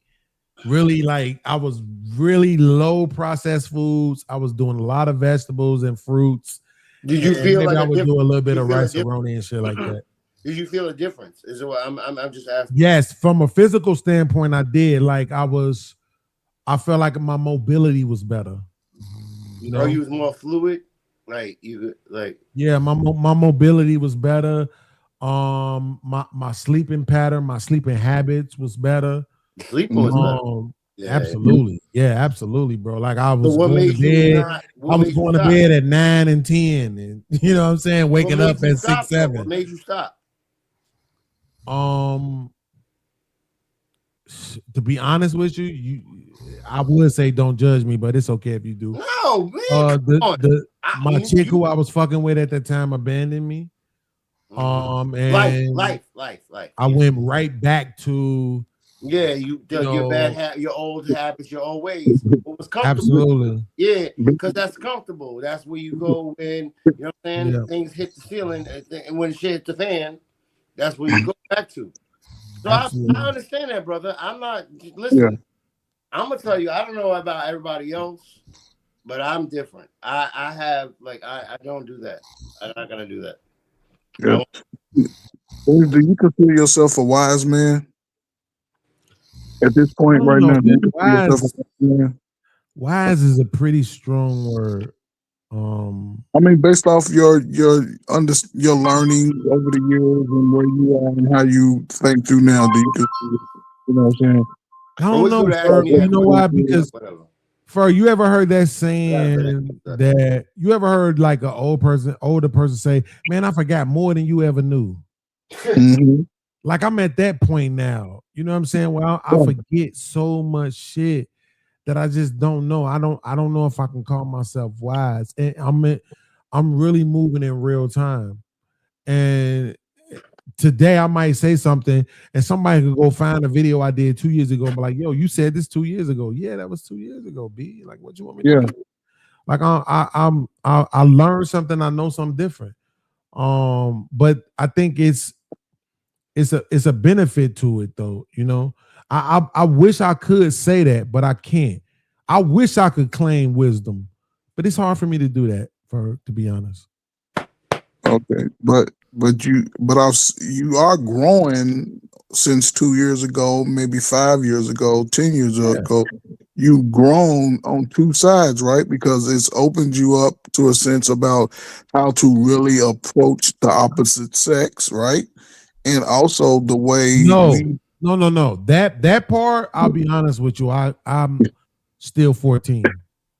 Okay. Yo, having wisdom. I'm not even joking. Having wisdom. That shit sound crazy. Hold on, Icon. Hold on, Icon. To be honest with you, just so he can understand me. To be honest with you, Ferg, when it comes to dealing with the opposite sex, I'm still a 14-year-old, bro. You're not by yourself, bro. With all of this shit that I've learned, right? It's like if I watch Urban's channel, I watch all these chicks say this wicked shit, and then I see all these other chicks say this fantastic, loving, you know, like really passionate, growth inspiring shit, right? So what I have to do then is I have to juxtapose those videos to the people in my real life. Mm-hmm. You see what I'm saying? So it's like, yo, if my woman ain't shit, my mama was horrible, but she didn't get better. My grandmama gone, I can't have a conversation with her. My auntie, you see what I'm saying? Like, so that's why it's like it's difficult. I'm still at heart a hopeless romantic. Mm-hmm. I'm still a do you like me circle, yes or no. I'm really still him. You understand? That's why I just did a whole album loving on women. You see what I'm saying? 7 songs. Shout out to my man DJ Ham. People playing some of my songs on this channel. That's in me. You see what I'm saying? But when it comes to dealing with, I have to accept where they are in reality. That shit is difficult. Oh, that's so difficult. Because that's, think about how many incels we've produced in the last 5 years, 6 years. I accepted all of the rhetoric. Oh my God. But I want to say, Mr. Beans, I didn't know you had a YouTube channel. And Urban, I didn't know you had a channel. Coach, you got one too? Yeah, but I don't know her too much. I wake up at 3 o'clock too much. Check y'all out. I don't even know. It's like, I'm glad. I like this because, you know what I'm saying? And yo, Beans, I like your energy. And Urban, you remind me of like a, and no disrespect, you remind me of like a, Jesse Jackson that should have been. What the? I take that as a compliment, bro. I keep it a bean. I keep it a buck. Put it like that. See how you just did that though? See, that's what I'm saying. That's what a maturity comes in. That the way Urban just responded to that. You know what I'm saying? It's difficult to move. It's probably easier to move like that in this particular kind of conversation. But when you start talking about manners of the heart, Ferg, last night, guess what I did for like an hour and a half? You remember Jay-Z dropped that album 444? Okay, yeah. The actual song 444 was a sample of this chick. I think her name was like Hannah Williams or some shit. The song was called like Late Nights and some other shit. Mm-hmm. When you listen to the song, it's a woman singing about not being relationship worthy. Mm-hmm. Right? She's literally saying, I ain't shit, really. You know what I'm saying? But you love me so fucking much, but every chance I get, I'm cheating on you. Type shit, right? I'm listening to that shit. I'm downloading. I'm trying to, you know, I make my own beats and shit. So I'm doing some production and shit. I'm fucking with the sound. But the point is that at the end of the day, that's where I'm at from an emotional and mental standpoint, is that I hear that and then I get caught in a trance. Because it's almost like and you and then it's almost like my woman, my ex is talking to me through this song. It's like, bitch, I wish you would just say this. I wish you would just acknowledge that you ain't relationship material, right? Instead of it being this abandonment shit. You see what I'm saying? Because that would be more. And that's what I'm saying. It's as intelligent as I can be. I'm when it comes to debating, bro, who really could fuck with me in this space, Ferg? Let's be honest, right? Nobody really fucking with me when it comes to debating in this space. But when you start talking about matters of the heart, affairs, and dealing with women, bro, I turn into a sucker like everybody else. I get it. I know. I totally like everybody else. But listen, and this is where I'm a bull in a china shop. You're a bull. Right. It just I'm like everybody else. I got you. You're not alone, though. That's what I'm saying, though. You're not alone because as we mature, we understand that certain things are important to us, right? But men by default have to mature, right? Regardless of how we start out, ugly, handsome, we have to take on that level of maturity, right? And I think, you know what I'm saying, over our lifetime, your lifetime, we haven't been allowed the balance to get the message to mature, right? Because if most of us that didn't have that balance of having access to a pops or somebody that could give us the sit your ass down moments when we out of control, most would be able to strike a vision. And again, everybody's path is different levels. So you may have experienced success at 20, 25. I may have experienced it at 30, 35, and somebody else may have experienced it at 40, 45. But those are the years where this is where I say, and I'm gonna shut up. I see men being more selfish now, which is not necessarily a bad thing, because if we would have been able to get the selfishness earlier, we would probably different levels of financially, the type of women that we like sort of gravitate to, and have a little bit better discernment when it comes to, different emotions and different people's ideologies. But in real time, men are doing that. Men like yourself are coming to that, and it's complicated because the women that y'all want the most are giving you the most pushback. And I shut up. Well, I mean, but my thing is, why won't this is what I don't understand, Urban. Why we can't be honest? I ask this shit damn near every day on my show. What is it that makes it to where we have to rebrand, refabricate, repurpose? Like we have to mischaracterize. Like to Ferg's point, in reality, from what I can tell, men genuinely value companionship. So why is it that the biggest content creators, whether it be YouTube, Facebook, TikTok, or whatever, why isn't that the message? Why isn't the message from the biggest content creators? Like, to be honest, ladies, we really genuinely value companionship. We, like I said this earlier in this show, rewind it if you think I'm lying. Even if the nigga is cheating on you, you the one. You the one. You got access to the security codes. You got access to the safe. You got the kids. You got everything. You got the marriage. You got the last name. You got everything else. Even if he's screwing other bitches, you the one though. Because we actually value companionship. At some point, I know no matter what, I'm not gonna want to chase these hoes. And I'm hoping that you will still be there.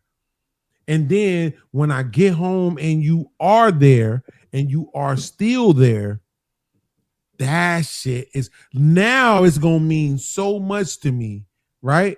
Whereas for you, because you was in the gym, you was staying in shape, all this other shit. So now I'm ready to, oh my God, lady, I so appreciate the fact that you still here after 15, 20 years. You like, shit, I could do better. Right? What's the old girl name? Eddie Murphy, old ex-wife? Damn, I forgot the name, bro. They But bring I her know up something. all the time, though. Right? Murphy. So, yeah, Nicole Murphy, exactly. So that's what I'm saying. Like, that's what's happening now is that the transformation that men go through, whereas, damn, okay, babe, I love you, but you know, you look like Sanaa Lathan. I need this Jada Pinkett looking motherfucker. I need this Maya Angelou looking motherfucker. I need this Tamara Banks looking like that transformation isn't necessarily tolerated anymore from the women because of the fact that they're able to make their own money. So that's why I'm saying, okay, cool. You want men to evolve. Cool, I'm with you. Men, y'all need to evolve. All this cheating shit is some sucker shit. If you want to do it right, do it biblically. According to the Bible, them other women need to have exactly what your wife have. And if you ain't doing it that way, you on some sucker shit. But that being said, we know the ladies ain't going for it. So therefore, don't lie. If that's what you want, be honest and say that's what you want. If you're not on that, you know, on some, you know, monogamous shit, then just be honest about that. If you are, state that up front. Cool. Now, me as a man, I say that out loud for, guess what happens?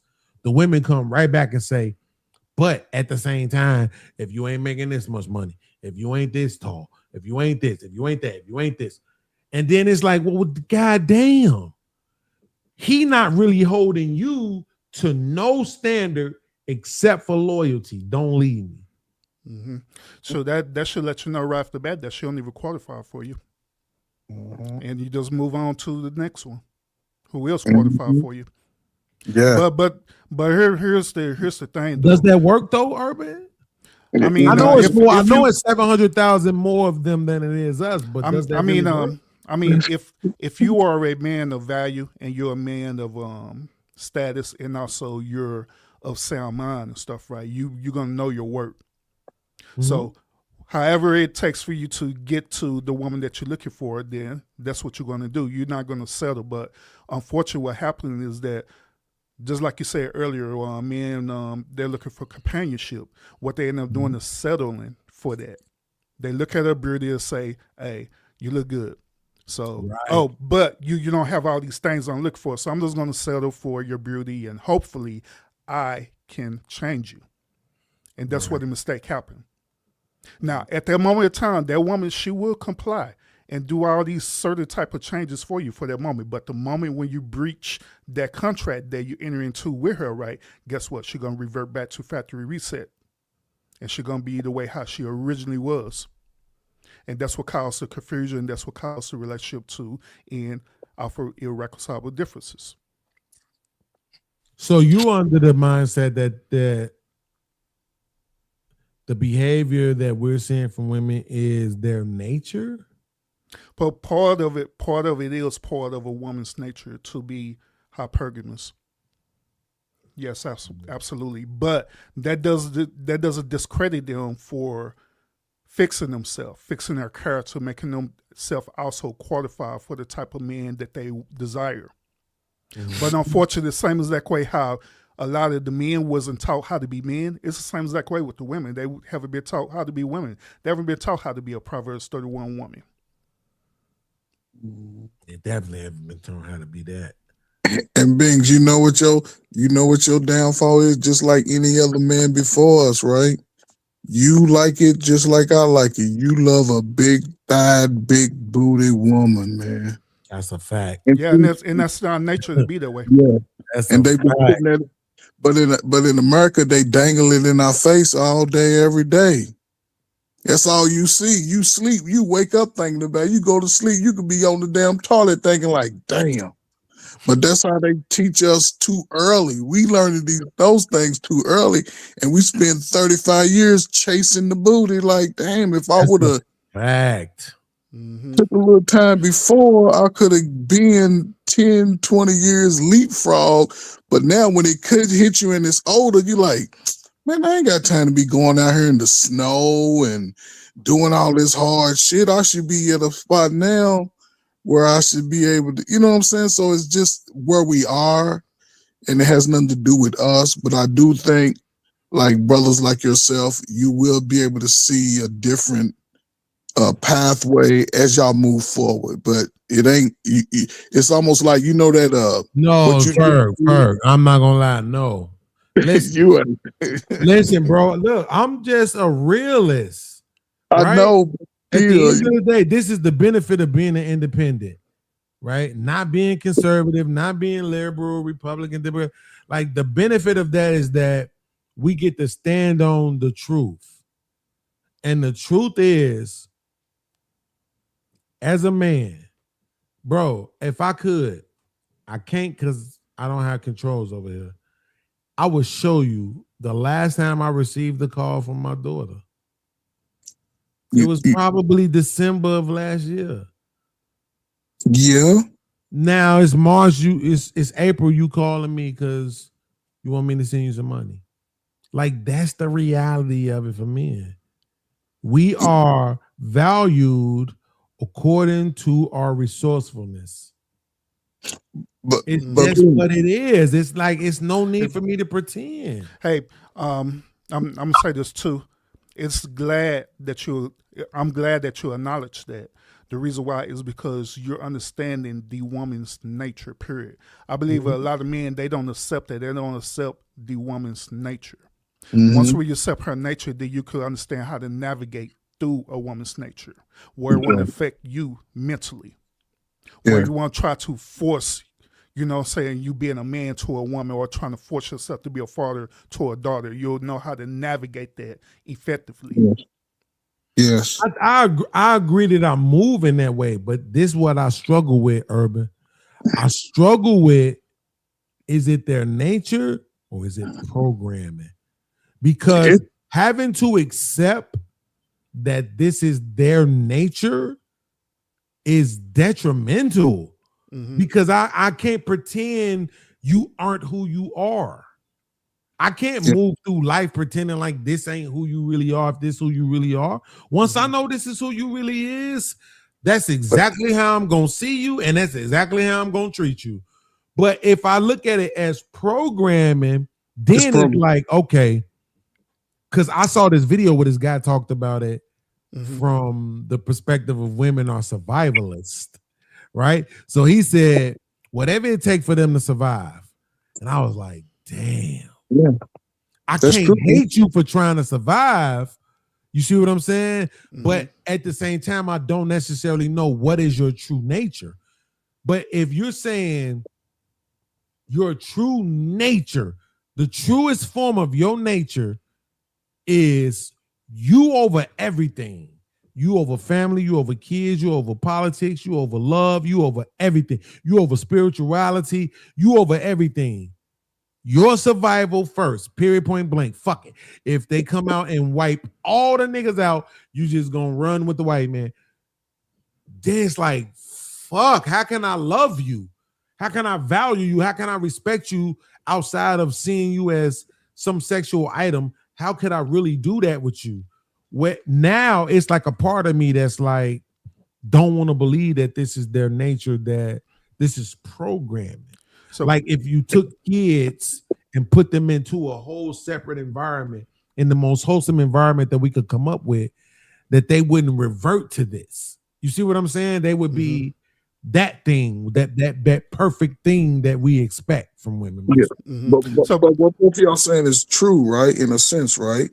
Because Bing, you said something very unique with your daughter, right? How she put herself in that position, right? And a lot of us, without the balance of getting the information from the logic of man, without that balance of getting the protection of the father and having those lifelong relationships, she would have made a decision based off of your teachings from age 6 to 16, 26, to not put herself in those type of positions.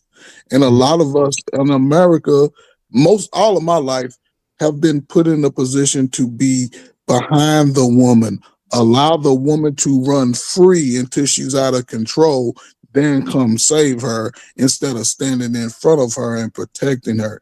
That's just part of the way we have been programmed in America, because a lot of information that people have gotten over the last 25 years have come from a woman.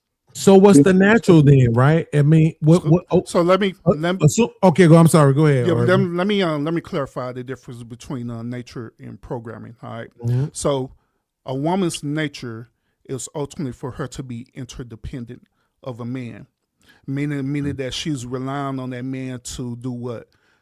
Uphold his duty to be a provision for her and to protect her, and also to educate her as well too.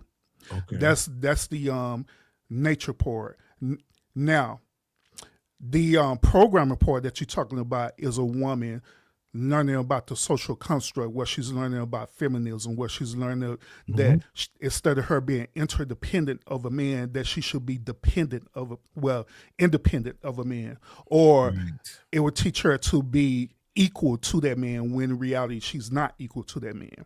You know what I'm saying? So it take her all the way out what she was originally designed to be. So that's the difference between the two. And that's why I say, as a man, you have to want to recognize which point the woman is. If she's interdependent with you, if she's practicing that, then you know that'll be the type of woman for you. But however, if she's programmed to be a certain type of way, then that's totally different. But you as a man, you still have to be trained to recognize that, because sometimes you have what is known as chameleons out there, where they'll pretend to be that way, then they'll revert back to another way. You know what I'm saying? No, that's a great fucking point, bro. I mean, because truth be told, I'm still that kid. Like, when it comes to dealing with women, I'm still that kid sitting by the radio, 2 fingers on the record and play button, waiting for that one song to come on to record. You know what I mean? Oh, the answer. Are women? Oh, well, real quick, feel that, because it don't seem like they are. You know. Real quick, being only Morale, yeah, that is true. It is the man's responsibility to make her interdependent, and that's the issue that we have right now in the modern day time, where we have men who they don't know their position, they don't know their place as a man, and they trying to figure it out because they haven't had, just like what Coach Fred was saying earlier, they don't have the elder men who's teaching them, training them, educate them how to operate as a man. Because they've been toxic and abused and different things like that too. That's what I have a problem with, though, right? And if I'm wrong, y'all can correct me. But truth be told, I don't like the narrative of, well, if only the men, then the women, right? And to be honest with you, I have one of those specifically that I use, which is if only for the women, but the men. It's like that old saying, there but for the grace of God, right?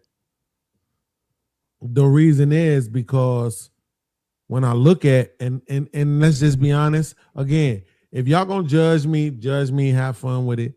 I'm not a believer, but I do use the Bible for a lot of references. If I'm looking at Genesis 2:18, I believe, when God is creating woman, from the Hebrew text, when God is creating woman, he says, Isa Konegdo, which literally translates to strong helper equal to. Mm-hmm. Right? So in the beginning, woman was created to be equal to men. What does that mean? Does that mean she was as strong as men? No, that's not what it means. But what it means is you're going to do your fair part. Right? So now, once you have the sin and the transgression, now woman is subjected to men, right? You find that in Genesis 3.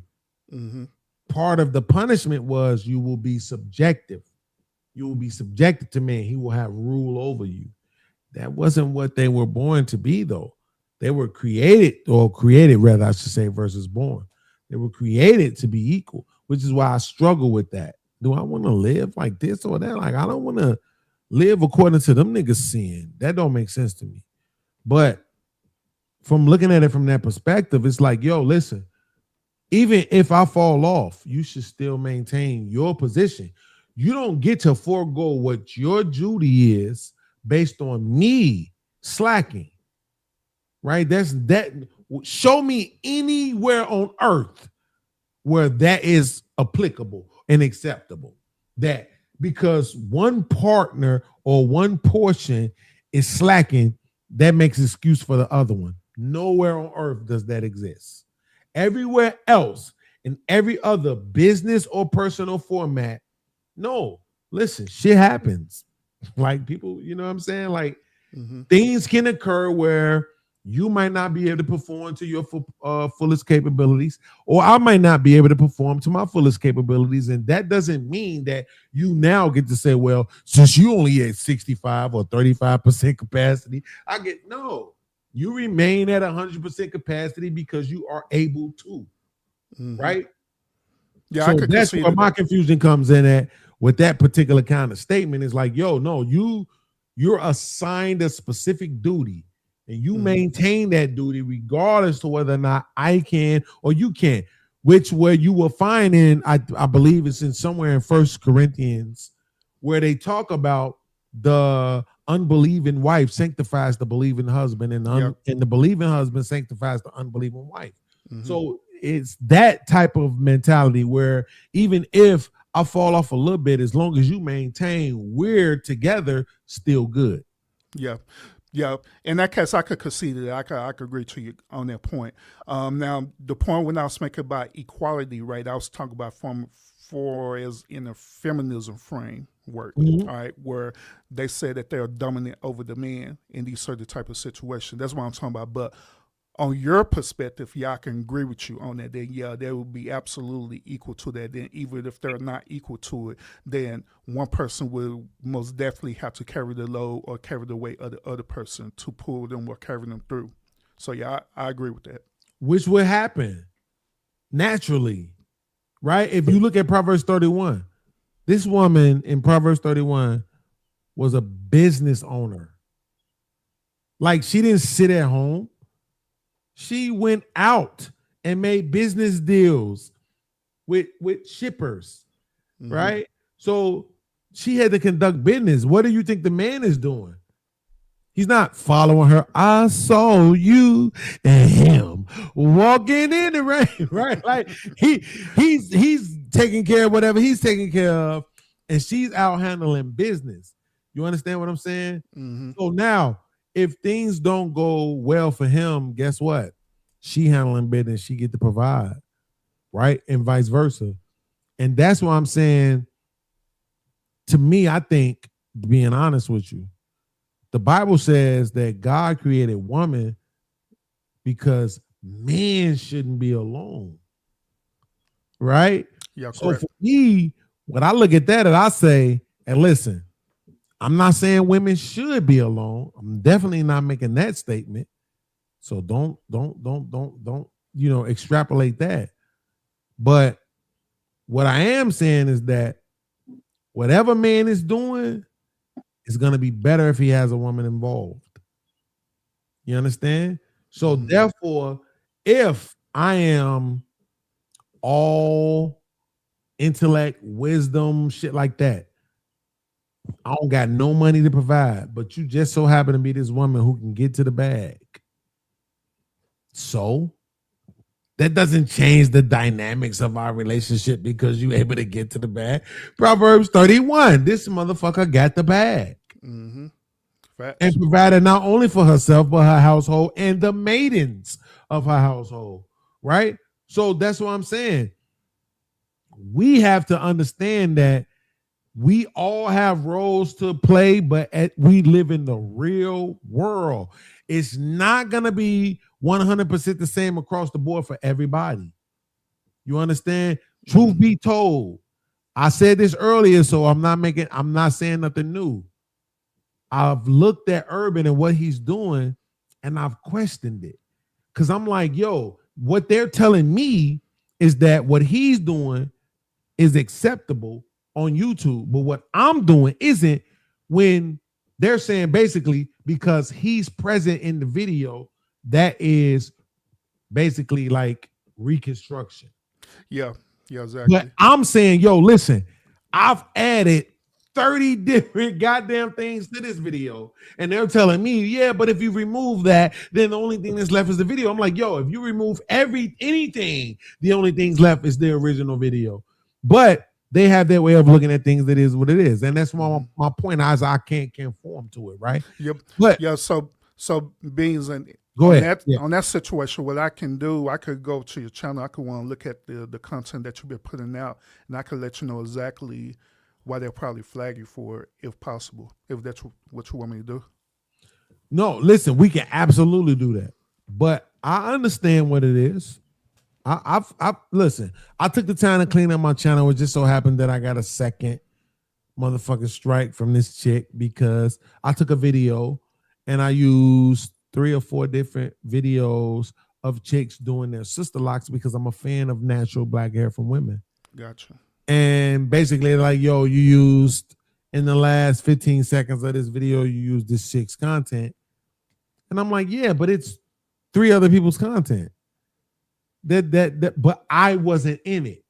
You see what I'm saying? Yeah. So therefore, now I know exactly what I did wrong. It is what it is. I don't like it, but I know exactly what I did wrong. You see what I'm saying? So I'm not trying to bullshit like I don't understand or know. I know what I did wrong, right? I know the difference between what I did and what you did. It just doesn't make sense, right? But what I'm going to do is I'm going to conform. It is what it is. I'm going to conform because it's just YouTube. It's not my real life. It is what it is. Mm-hmm. But my point is that when it comes to when we're dealing with the relationships, a lot of times what happens is we go through that Bible, or we use that Bible to beat people up with. And then there's other shit in the Bible that we don't conform to, but then we don't hold that ourselves accountable to that shit. It's difficult for me to play that game, Urban. I'm not a believer. But at the same time, if I feel like I'm in a hypocrite or any of the other shit, it troubles me.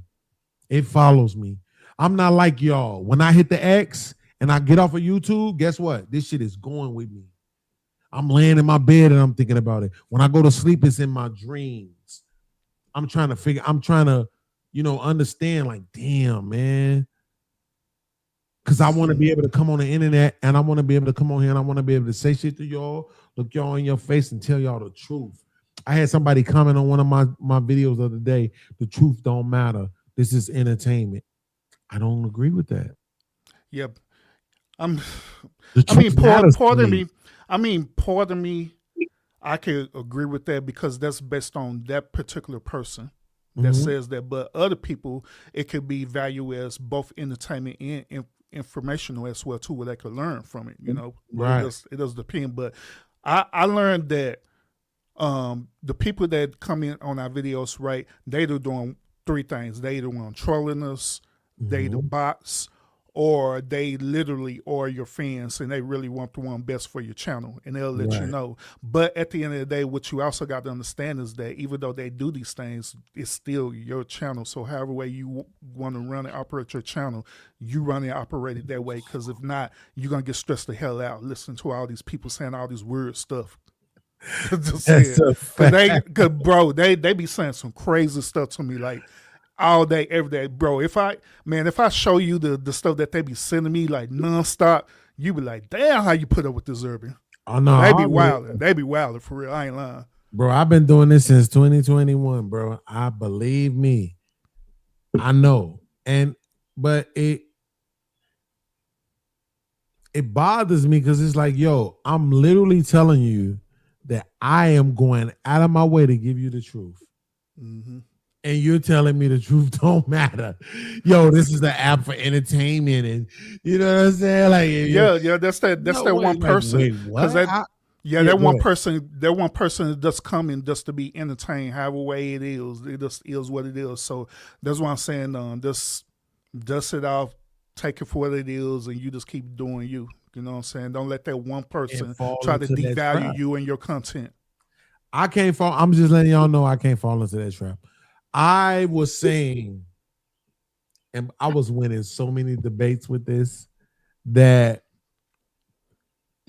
people aren't necessarily paying into the quote unquote welfare system based on the language of this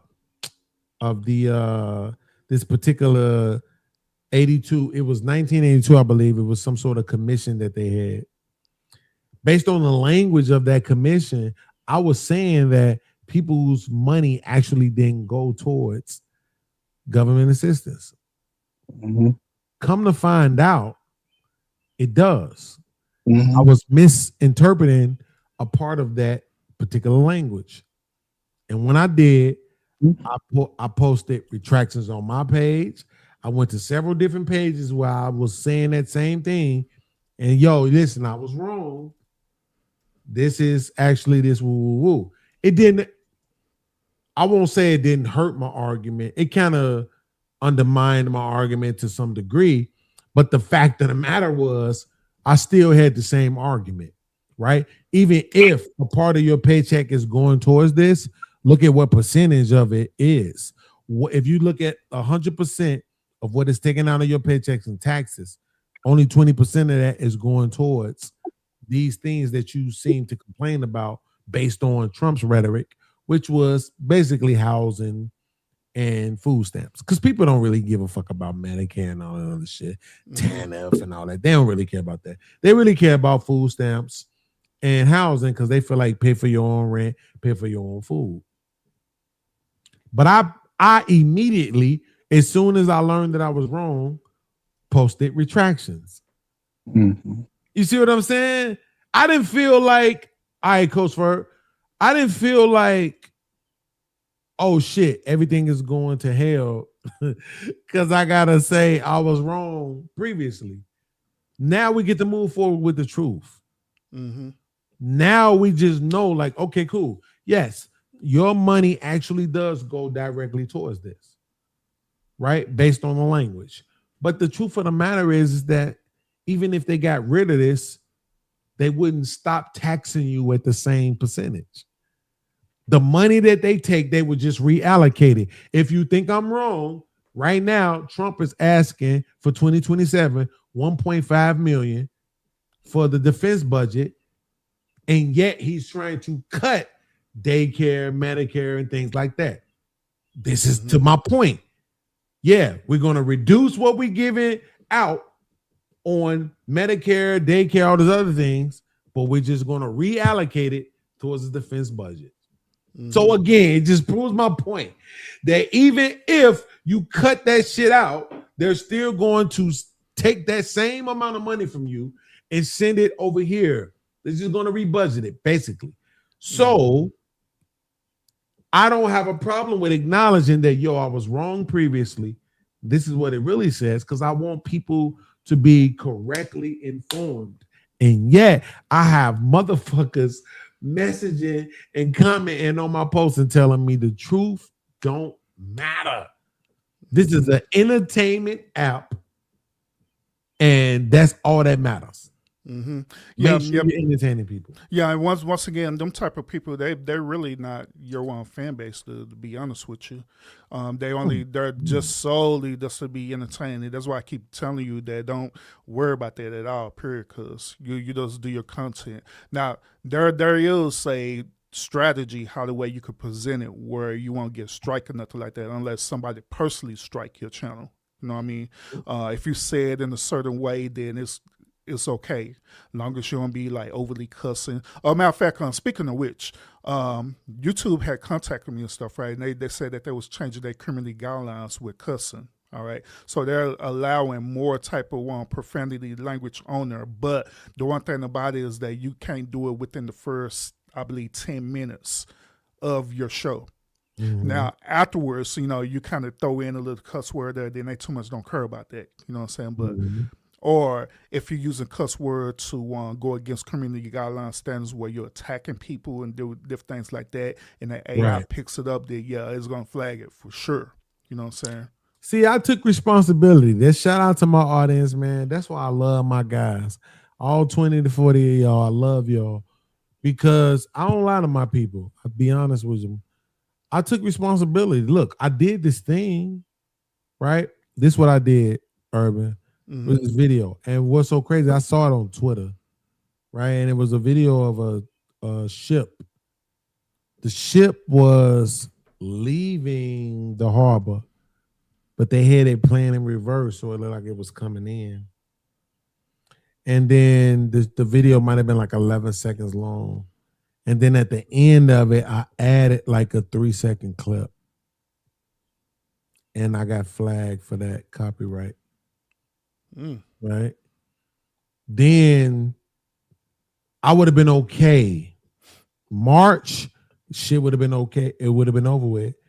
And then this black woman flagged me for using 15 seconds of her video of her doing her locks. I like natural hair. I like dark-skinned black women who wear natural hair, especially sister locks. So I tend to support that. So I took a couple of videos of black women doing their sister locks and mashed them together.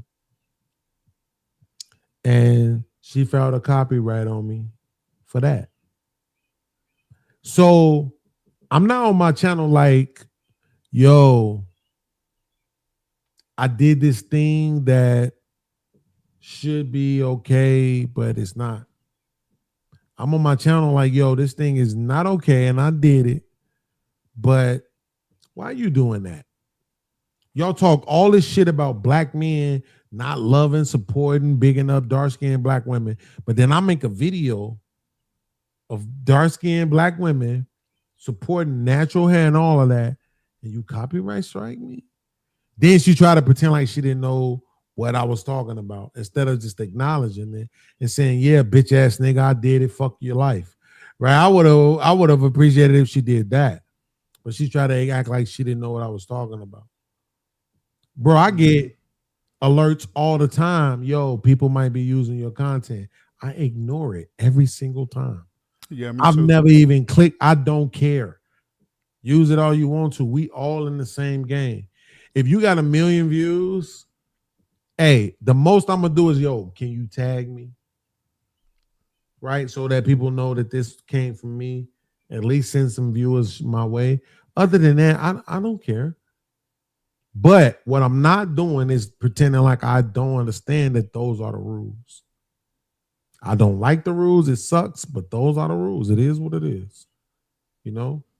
It is what I'm not trying to like play victim, really. I just think it's some bullshit. Right? Yeah. So that being said, when it comes to, I got one video that I did. It was a video from I'm blanking on their names. Ashley, I forget the other guy's name. Stanley. Ashley and Stanley. and they were having a conversation about women having male friends. It's a dope ass video. Mm-hmm. And I had a bunch of edits into it. It's never me. It's just the edits. Man, that video did almost 2 million views. But what it proved is that this is something that a lot of people are having issues with in their relationships, conversations with in their relationships, which is women having male friends. I don't believe men and women can be friends like friends. I don't believe that. But what it proved is that this is something that's very big in the community, man. And it just goes to show you that it's a lot of dudes out here. Because that dude in that particular video, it's a skit. But that being said, he said, yo, listen, if you need to have these male friends, I'll just leave. It's a lot of dudes out here that's not leaving. Yeah, you know what I'm saying? Yeah, they're not. Because the reason why they're not leaving, because they believe that they can't find nobody one better. Absolutely. So they'll just put up with it. I mean, it's the same with women who be in these toxic relationships too, where they feel like they can't exit out because they can't find no better dude that's going to take care of them. So they'll just put up with it. And this is the crazy part about it. Right now, I think times have reversed. I think there used to be a time where it was more women who thought they couldn't do better.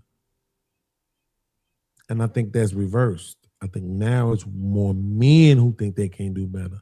Mm-hmm. Yeah, I agree. Particularly because of the money situation. Let's just be honest. Right? If I had the bag, bro, stop it. Like a couple of years ago, I had a 2019 Impala. Stop it. I had to try not to cheat. Right? Mm-hmm. So what we got is this dynamic switch. And I don't think it's healthy for the community. Yeah. I don't, man. Shout out to you though, because I'm looking at your shorts, bro. You're doing really well on your shorts. Oh, I deleted, bro. Listen, I promise you, I literally just deleted like 600 shorts. Oh, yeah. My short get like what you see now, what you looking on my page, what you seeing now, you seeing all the shorts with me in it. Yeah. The shorts I had before, I wasn't in them. It was a bunch of edits, right? Okay. Me taking content and adding clips from movies and TVs and shit. You know what I'm saying? And that's why I said to me, the argument that you're saying, if I'm in it, somehow that's transformative. Transformative, right? But if I add these edits, that's not. It's like that's just retarded. No, it's they call that clipping. You know what I'm saying? Now, you got to add your own transformative value to it. Either you got to be in there, literally your face got to be in there, or you got to be talking, narrating through it. You know what I'm saying? If you're not doing that, then yeah, that's clipping, and yeah, that could flag you. It's hard. It like what it is what you did with your channel. Can I be frank? Yeah, go ahead. What you did with your channel proved that it's not necessarily the person, right? It's the quality of the content that you're putting out. Yeah, facts. The problem is if you got, like, I remember when I had my first viral video and my homeboy was like, look, bro, I saw what you just did. Them numbers, that's crazy. You got to do that again. I'm like, what you mean? He like, bro, you got to go get her videos and do that shit again. I'm not doing that. I'm not intentionally about to go seek out this chick. Fuck that. No, I'm producing what seems righteous to me. What I feel like doing in the moment. That's what gets me up out of my bed and makes me sit in front of this fucking computer and this camera and get that shit done. Not because I think I'm gonna get a bunch of views, but because I feel like I'm literally delivering a genuine message. he was like, okay. And guess what? I didn't have another viral video for like 17 months. Yeah, right? yeah, exactly. So this goes back. So this goes back to the point, bro, where yes, you want to get your message out, undoubtedly, Right. but at the same time, you got to want to learn how to play the game to get your message out. Sometimes you just got to do what you got to do to get your message out. Now, I'm not telling you do nothing illegally to get your message Right, out. absolutely. Yeah. But you do other things. I mean, like with pastors, for example. You know what I mean? They be doing some weird stuff to get their message out. Some pastors, they get their message out by creating what is known as praise and worship, right? Where they be having people be singing, be literally doing a down concert in the churches just so they could get their message out. But at the end of the day, they get their message out. Other people, they do other things to get their message out. So it's the same thing on YouTube. You just got to know how to navigate around and navigate what message you want to get out and how the way you're going to get it out. You know what I'm saying?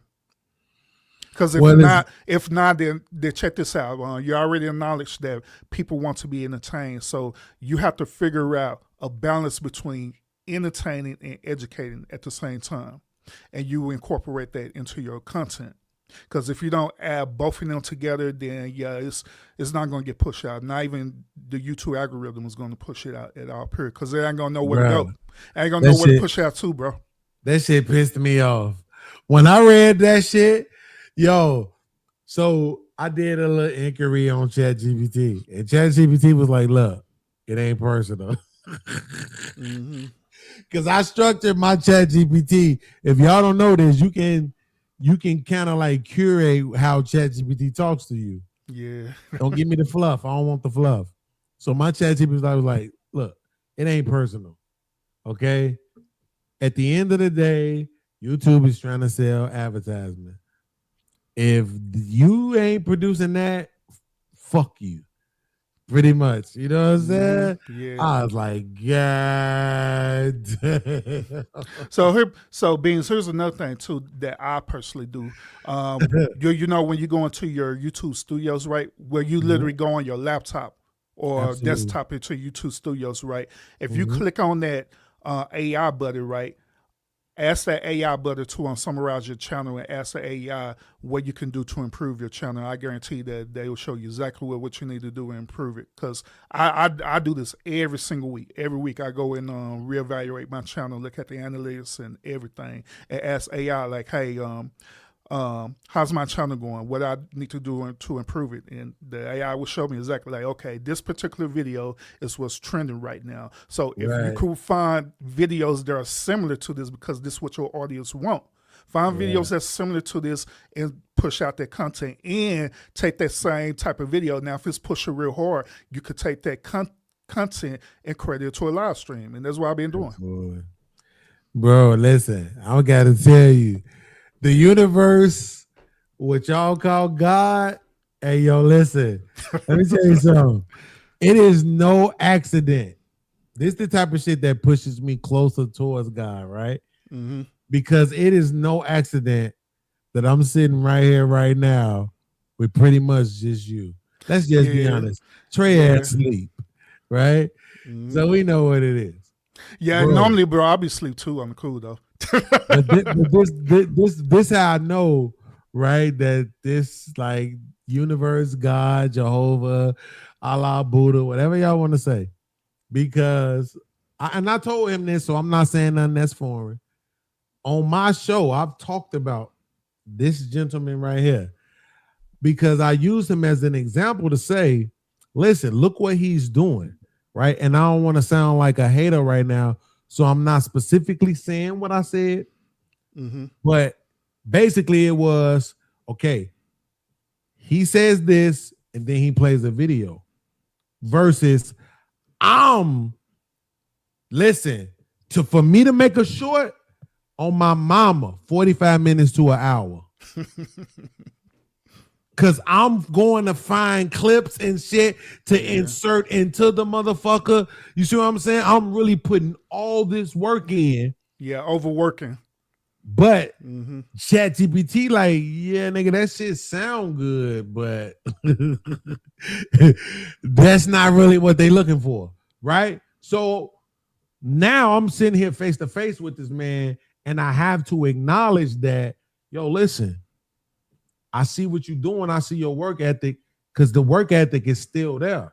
Regardless, you still putting time in, researching, picking the right videos, this and that, blah, blah, blah, blah. You spending your time in the studio. You spending your time with the AI, understanding what the analytics of your own channel. People think that this shit is just super easy. It is fucking not. No, it's not. Right? Not at all. It's really not, y'all. I promise you it's not. I promise you, if you quit your 40 hours a week now, you're going to be investing a minimum 60. A minimum 60. Trying to get this shit cracking, right? So it's not no, by chance shit that I end up here on my man Trey channel with you, coming face to face with my own biases, because I was comparing your work to my work. But I understanding that, like I said on my channel, I'm not hating or degrading nobody, because I know the work that go into all of this shit, regardless of what you're doing. I'm understanding that. I'm gonna just say this: it's understanding that now the universe is saying, "Look, I'm putting you face to face. Take accountability." And guess what I'm willing to do? Take accountability. Nobody is gonna be able to come to Urban and clip and say, "Yo, he said this about you," because I'm saying it out loud right now. Yo, absolutely. I know for a fact that what I do is way more hours than what everybody else do. I wish Trey ass was woke so I could play my #1 clip to show y'all. Way more. It's not even close. I promise you. Way more time and effort. So when they come back with the bullshit, it hurt. But ask anybody from my channel, the shit that I got the copyright strikes for, guess what? No time at all. I spent no time on those videos, and guess what? I got copyright strikes for them. You see what I'm saying? All the shit that I was putting in work, hours and hours. I went from 3,000 subscribers to 16,000 subscribers in 2 months. And that's because I was grinding.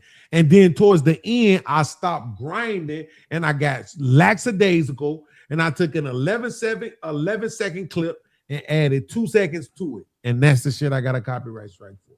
You see what I'm saying? So I've stated this on my own channel, bro. It was me. I take responsibility for it. I apologize to my audience and everything for what I did to limit what we are able to do on YouTube. That was on me. That was on me. But right now, I'm back to business. So I appreciate that. And I think the universe, God, Allah, Buddha, Jesus, whoever y'all want to say, I'm so thankful and privileged, because if that would have never happened, who knows? I probably would have never been able to sit here and have this conversation with Urban or be building a relationship with Trey.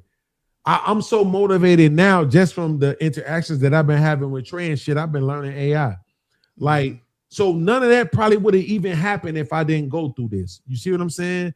So I'm just so thankful and privileged to even be in y'all presence, bro. And that ain't the liquor talking, that's me talking. Yeah, I've been also teaching Trey as well too on how to navigate through YouTube, navigate it effectively so his channel could grow the way that it's growing. You know what I mean? I was gonna say something to you, bro. Oh, it's nothing wrong with being in competition with me or anybody on YouTube. Yeah. The reason why is because I'm like that. I'm in competition with everybody on YouTube, but I don't mean that in a bad way where I'm I hating understand. on people. Absolutely. I'm in a way where I'm learning. I'm like, okay, if this person is moving this way and they're having these results, what are they doing and what can I do to improve myself to get to that same level or even higher? And so that's why I'm in a competition with chasing after them same goals and making my personal content unique for me and my audience. You know what I'm saying? Yeah. So that's what I do all the time. And I learn from people. You know what I'm saying? I sit up there and learn and see what they're doing, and I add this, take away that, make sure I'm moving according to how the way YouTube want me to move as well too. Clean up my channel a lot. Matter of fact, bro, prior before I had this huge growing now, man, I even had to get rid of everybody that was in my chat. Everybody, moderators and everything. I had to literally clean up my channel, bro. Yeah. And once when I did that, that's when it started growing like crazy. Yeah, it was. Listen, this is my third iteration. Hopefully, I won't have to have a fourth. Hopefully, they let me come back strong with this same channel, man. Because, like I said, I've been through it all. Shout out to Angry Man. He's one of the conservative douchebags that I go at a lot. Yeah. But at the end of the day, on my first channel, Angry Man was the one who got me over the hump. I had 800 some subscribers. Angry Man, me and him had started building and connecting. He paused his show and was like, yo, I'll restart the show when y'all get my man over 1,000 subscribers. He did that for me. You understand? So as much as I talk shit about him, I know he's proven to me like this nigga is very aware. But I gotta throw him in the bunch with the Black MAGA Confederates. Because he a Trump supporter. But that's my man. Nobody can come and lie on him in front of me. You understand? If you tell the truth about him, then that's different. But you can't lie on him in front of me. I'll be at your heels. But bro, like I said, I've been watching your shit. Like, what I noticed is, and one of the things I really respected about what you was doing is that you wasn't just focusing on the negative. You was showing the chicks who was saying the real shit too. And then I was like, okay, cool. Now it's okay for us to talk about this particular point. It's okay for us to show this. Because my first viral video was a chick really going in on women like, yo, y'all crazy. Y'all do this. Blah, blah, blah, blah. And I did like 200,000-300,000 views. And I was like, yo, that's crazy. My man was like, yo, you got to keep doing that. But I'm like, nah, I'm not targeting people's channels for their content. If I see it, I see it. If I don't, I don't. I saw Shorty's content and I repurposed it. Was it? You know what I mean? And I'll just by grace say that too. Your first viral content that you did, I'll definitely repurpose that thing again. I'll remix the hell out of that. So even if that's you got what they be saying back, too. Yeah, even if you got to go back and do a literary live stream on that mug, I would do it. Right. I'll literally do it, bro. Yo, when I be watching chat, listen, monotony is not for the faint of heart. Let me explain it in case y'all don't understand. For some of us, like myself, monotony is depressing. Doing the same thing over and over and over again, it's very depressive for some of us. So for me to have, so my first channel, I seen your little podcast. My man Angry Man, I had like 840 subscribers. Angry Man said, yo, get my man over 1,000. I'm not doing my show. I woke up, I had 1,100 subscribers. Right? Overnight, that man hit me with like 300 subscribers.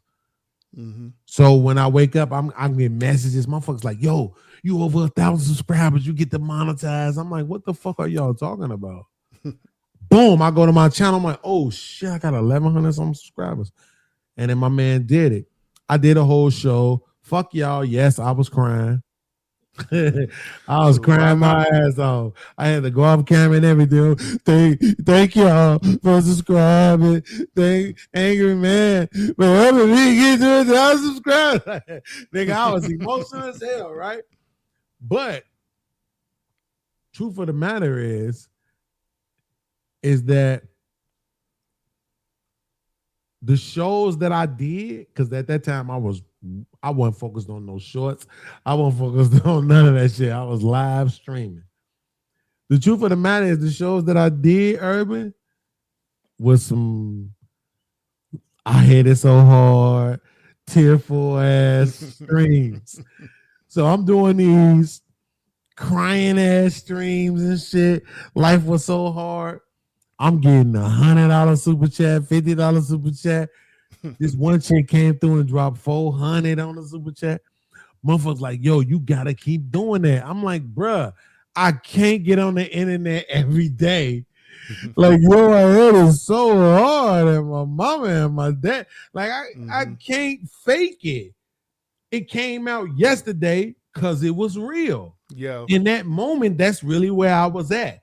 You telling me I gotta reproduce that shit every day to try to keep people? I can't do it. No, that wasn't asking you to do that. That was asking for you to continue your type of energy, not you crying, but that type of energy, because that's what they was expecting from you. So yeah, you consistently do that because people would gravitate towards you being a real person versus you being fake or robotic. If that makes any sense. It does. Trying to be like somebody that you're not. But not. I was streaming every day. You see what I'm saying? So it wasn't gonna last doing it every day. If I was doing it once a week, maybe. Yeah. So that's another thing too, is that content creators, y'all need to give yourself a mental break because it is hard. So you have to put yourself on a schedule where you just don't be on YouTube at all, period. Where you're just chilling, enjoying life. Because if you don't do that, then what's going to happen is that you're going to get burnt out.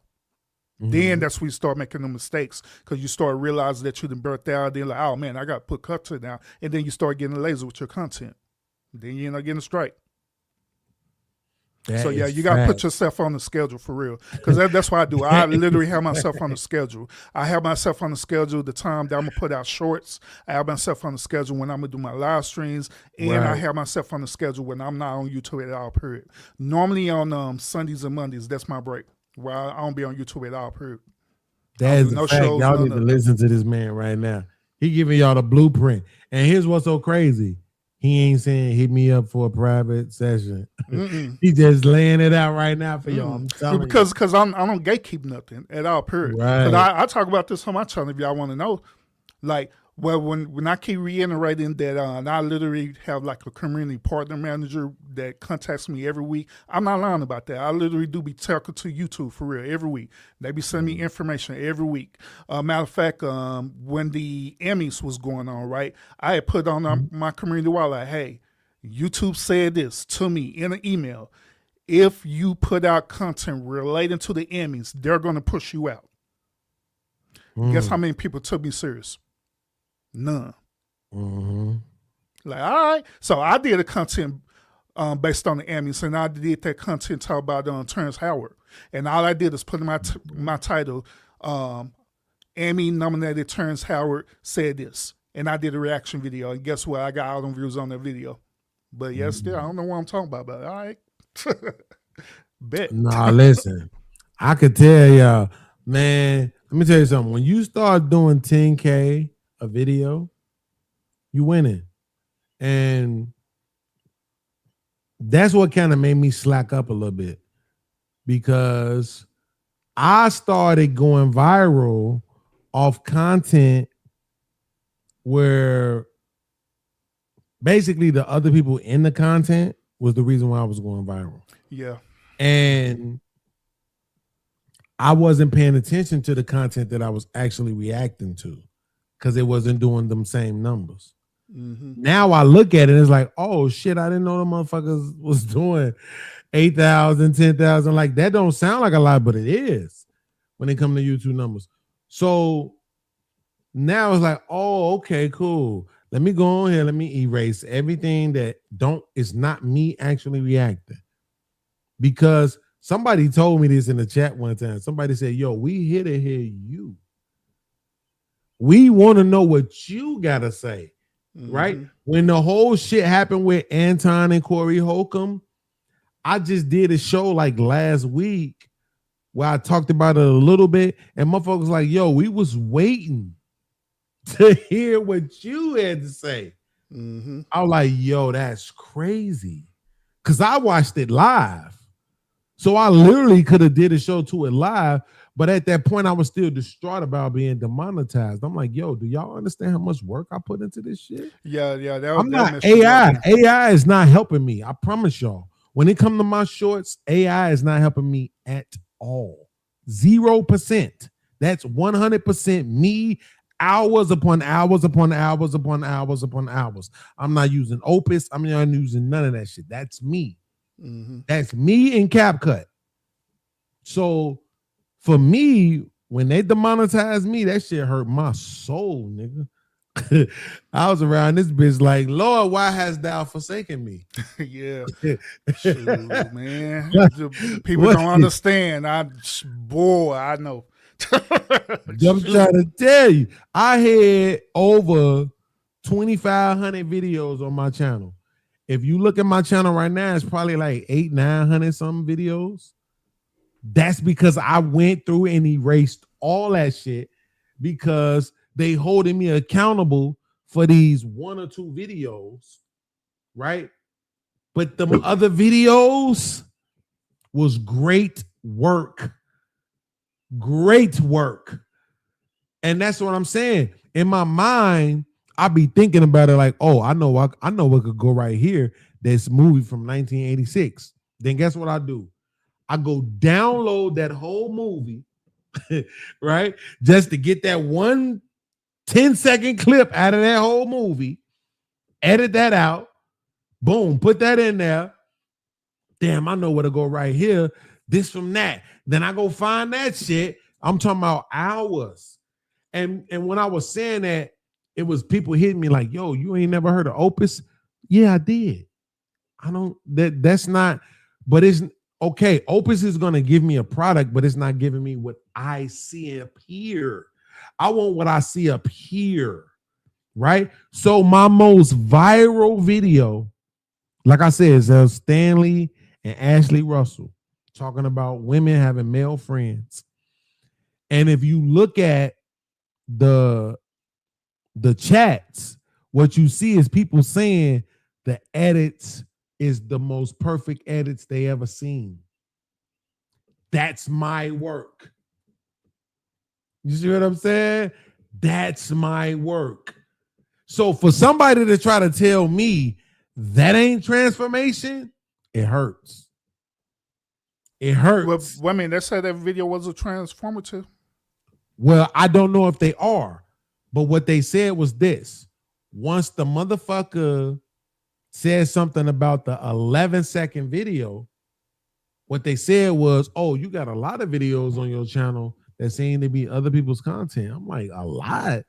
Y'all bugging. Like, come on. Yes, in the last several weeks, I got real lazy. So this is what I did. I was hurt. I'm not going to sound like I wasn't hurt, but I didn't bitch and moan. I just said, fuck it. It's my fault. Mm-hmm. Because I went from an hour, 45 minutes to an hour and a half per short to 10 minutes. Because mentally, I was trying to keep up with everybody else. Everybody else is doing this Opus. Everybody else is doing all these other AI shit that's getting them these shorts this quick. And even though the data is showing me, it don't even matter how horrible this shit look. If you don't mind, Urban, can I be honest real quick? Mm-hmm. In the beginning, what you was doing, I looked down on that shit because it was the fucking green screen shit. Yeah, it was the most basic bullshit ever. Exactly. You was implanting yourself into the video real quick type shit. I'm like, this shit look, but when I did the research, it was like, yo, it don't matter how it look. Mm-hmm. You thinking you got the best looking product, that shit ain't gonna get you the best results all the time. You got some people out here with the worst looking shit ever, but they doing 1 million, 2 million, 3 million, 4 million. Like, it ain't that, bro. It's part of it. The biggest part of it is the consistency. But at the same time, are you inside of this niche? And I'm like, well, if y'all try to pigeonhole me to this niche, I can't win.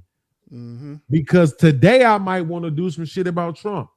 Tomorrow I might want to do some shit about Tupac. So hold on. I might want to do some shit about Urban. You know what I'm saying? Like, Beans, what's your niche though? I don't really have one. That's the problem. You need to it find is. your lane, That's why I said instead of bitching and moaning, I just explained to my audience what was going on. Look, y'all, this how this shit is set up. Y'all know me, so y'all know I don't fit into this shit. I can't. If I have to do, if I gotta, like my man came on my show earlier and he was saying, he was telling me that I need to understand that these particular men who seem to be on the right leaning side of the spectrum are what they call grifters. And I'm like, yeah, but you trying to convince me that they don't believe this shit they saying. And he like, yeah, because they don't. They just saying this shit because that shit is a part of the algorithm right now. That's where the bag is at. I'm like, damn, man. That's true. It's hard for me to believe that if I believe that people are telling me that families are being, you know what I'm saying, separated based on this discord right now. You got Black family members who are right-leaning, conservative-leaning, Republic-leaning, and that is causing this discord between families. So I'm like, yo, are these niggas really coming to the internet and saying shit that they don't actually believe? Yeah, that is. Do you understand how insane that is to me?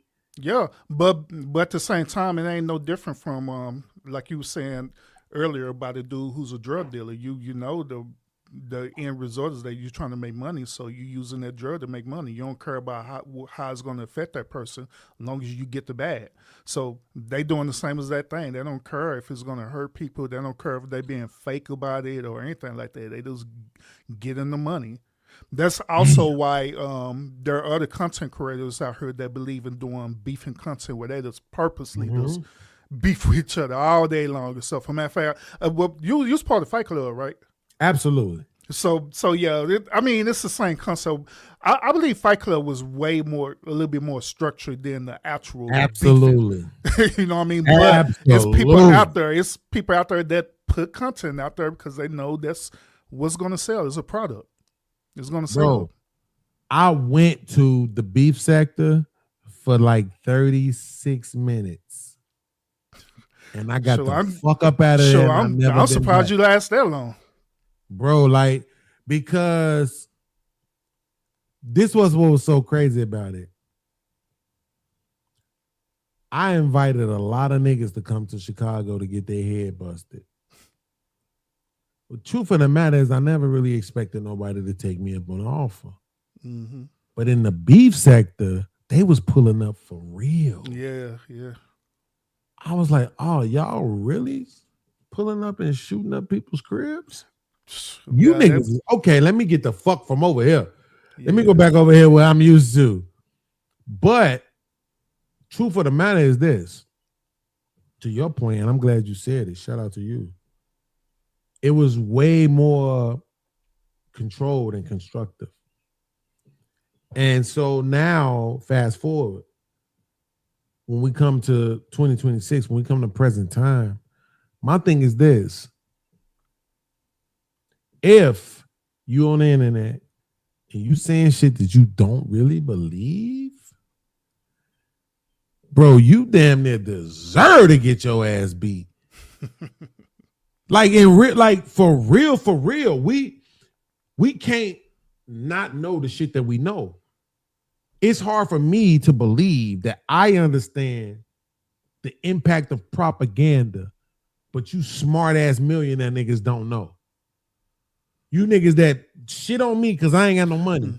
No, you got all this money, but somehow you don't understand. No, it ain't the point that they don't know. It's the point that they know and they just don't care. Because at the end of the day, they just still trying to chase the bag. So is that not worse? I agree with you. It's worse. It is. It's worse. See what I'm saying? Yeah, you know the impact of propaganda and you're supplying it. Cause it would be, look, for those who may be questioning, any smart person that's listening, I know what you're thinking. You thinking, what if they believe it? I'm with you 100%. Because it ain't propaganda at that point. It can be used as propaganda, but from your point of view, it's not propaganda because you believe it. But they're telling me that these niggas are quote unquote grifters, meaning they're only doing this content because it's money there to be made.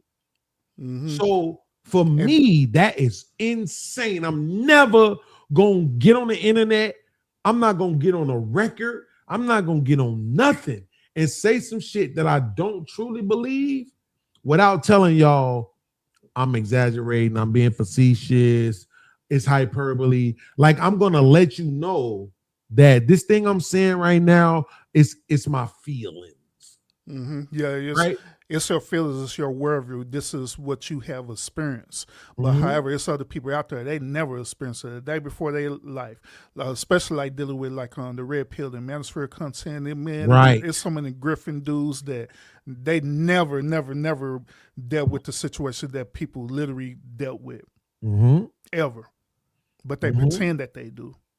But here's how the way you could tell, though. You could want to challenge them on their talking points because all of them regurgitate the same talking points over and over and over again. And then when you tell them to expound on that talking point, I guarantee that they can't. At all. They're just going to quote somebody else's talking point to try to make it sound like they know what they're talking about. Listen, shout out to the Pod Mob if you're still in the building. Let me see how many people we got from the Pod Mob still watching. We got... Okay, cool. I ain't gonna say it out loud because it's embarrassing. But the fact of the matter is, do y'all hear what the man is saying? So now y'all know it ain't just me talking. Real talk. Bro, listen. If I come on here and I say some shit, and then you might have like my man DJ Hemp say some shit. It's the same, it sounds exactly like how I said it. But he got a different outcome than me. He a 6-figure nigga, I'm broke as fuck. Right? And then the way that they qualify their devaluing of my message is because I'm broke. Right? He's saying the same thing, they ain't challenging it. But they challenging it coming from me based on what they believe my economic status is. Right? Versus, oh no, listen, what it is this nigga about to be 50. Maybe he been around long enough that he just has a different point of view. His point of view ain't skewed towards who got bags, who don't, who look good, who don't, who whatever, who. No. What I'm looking at and I'm saying from an intellectual point of view, I'm saying, yo, listen, at the end of the day, if Trump said in a recent interview, oh, listen, yeah, I know it's hard for people in America right now, but at the same time, they don't have to worry about Iran sending a nuke over here. Bitch, we ain't never, ever. I've been around for a long time, and I can tell you, we ain't never been worried about Iran sending a nuke. Ever. The only wait, correct me if I'm wrong. The only motherfuckers that actually used the nuke was us. So why the fuck would I be worried about somebody else sending a nuke over here? Like, no, right? That don't got shit to do with the fact that I'm a Democrat or what they call me, what's the shit from a communist? All this other shit that they try to label me as because they don't want to accept the fact that I'm just an independent thinker. We don't got anything to do with that. I'm thinking in real time. My mind might change differently. What I'm saying right now on Saturday, April the 4th at 4:56 a.m. might sound differently in September because I'm thinking in real time, right? So I don't understand. My man Tommy, shout out to Tommy B. Tommy, I heard you. It's this difficult for me to apply that shit to these specific guys because I feel like they smarter than that. But I can't argue with the merits of what he's saying because now here's Urban saying the same thing. Yo, you know that right here you fit into this particular algorithm. So you're going to do it based on that. That's tough for me. I'm from Chicago. Gang banging ass nigga from Chicago. Representing the Vice Lord Nation. Bro, you know what I'm not going to never do is get on the internet and pretend like I'm anything other than that. Never. Right? So that's why the grifting thing is so hard for me to accept. It's different when we talk about women. Yeah, you you got your own personal moral compass. You know what I'm Absolutely. saying? But you also got to understand that other people do not have a moral compass when it's dealing with YouTube. All right, they just do not care at all. Period. And I had to come to the terms of accepting that. That way, I could know how to move effectively. You know, through these spaces that I'll be dealing with. You know what I'm saying? Like, in some spaces I'll be cool and I go on there and I say what's up, do my thing and lead. And there are other spaces I'm like, I ain't doing it at all, period. Because I know what they're about. I know that they're Griffin. I know that they're here for entertainment. I know that if I go there, all they're going to do is try to, clip bait, use like either my content or other content to try to create beefing and all kind of weird stuff. So I just learned to not navigate over that and just let people do whatever it is they do. It is what it is, bro. But what about the ones who do though? Like, do you judge them critically? The people who say, okay, this is where the algorithm and or the bag is taking me. So this is the type of content that I'm going to create. Do you judge them? Because I do. I ain't gonna lie. Yeah, I absolutely judge them, but I judge them righteously though, based on what they doing. And then also I learned from it too. I learned that, hey, if this is what they're gonna do, then fine. I'm not gonna be that way, but however, I'm going to move this certain other type of way, which that's what I was going to tell you a few seconds ago, is you got to choose your lane in the algorithm. You got to find whatever niche it is and stay in that niche. Now, when you get into that niche, that niche could expand. It could be broadened to whatever it is that you're trying to do. Like, say, for example, I have made the conscious decision like, hey, I'm going to stay in the red pill niche. All right? So by me staying in the red pill niche, I just didn't stay stuck in just talking about negative stuff about women. I broadened it out. I like, okay, red pill can be anything. Red pill could go political. Red pill could go spiritual. Red pill could go dealing with, gender roles. It could do this. It can do that. So I started learning how to broaden it all the way out to now I could talk about politics. Like, matter of fact, I did a reaction video where President Trump State of the Union address. That's part of red pill. Because stuff he was talking about is part of the red pill that we be talking about all the time. So I did a reaction to that. I did a reaction talking about men empowerment and stuff and teaching men how to be men. That's still red pill, but I'm teaching now, did content entertaining where I had did an interview or reaction with Tyrese talking to TD Jakes. You know what I mean? And that's still red pill, but you got to choose your niche. Once when you choose that particular niche, then that's when you can start broadening it out and stuff. As long as you stand within the constructions of that niche, because that's how the way the algorithm is going to push you out to other people to watch your content based on that niche. That's how it's going to work. I wonder though, right? Like, only last month when I got back to work and said, okay, we almost at the point where this strike, this copyright strike is going to be over with. Boom, boom, boom. I didn't know I had another strike coming right around the corner. But I started getting back to work. I started cleaning up the channel. And only then that I noticed, like, oh shit, some of these videos of me actually doing reaction was getting into the upper thousands of views. I didn't really pay attention to them because prior to that, they weren't really doing numbers to me. It was the videos of me adding in the clips and different things that was doing numbers. Now I was like, oh shit, motherfuckers was kind of listening to me. But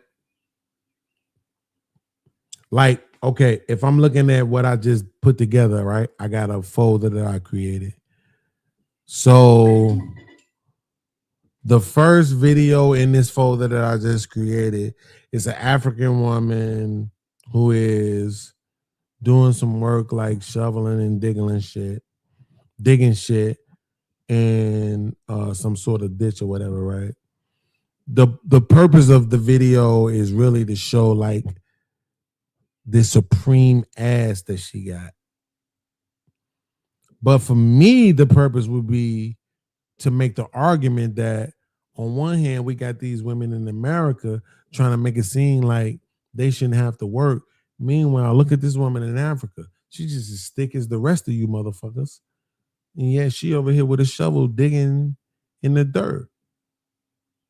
Seemingly not feeling oppressed, none of that other shit, right?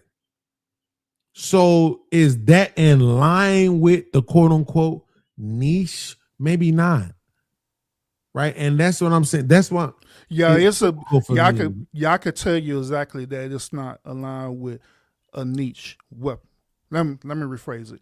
It is aligned with a niche, but it was a type of right. It was a type of niche that you was looking for. Now, right. What is pushing out is that this is a international African video showing a person in African doing Africans, whatever type of African stuff. So guess what they're gonna do?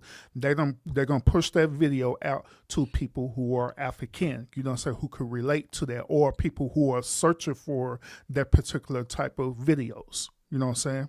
Right. Now, if your audience is not searching for that particular type of video, then guess what? It's not gonna get pushed out. It's gonna get pushed back. And that's what's called shadow banning. Oh, yes. Say, I'm sorry, I interrupt you. Say it again. Shadow banning. That's how you get shadow banned. But you got to research a video that's going to be part of your niche. That's why I keep reiterating to you that you got to choose your lane, wherever your niche is, whatever your foundational niche is. That's what you need to do.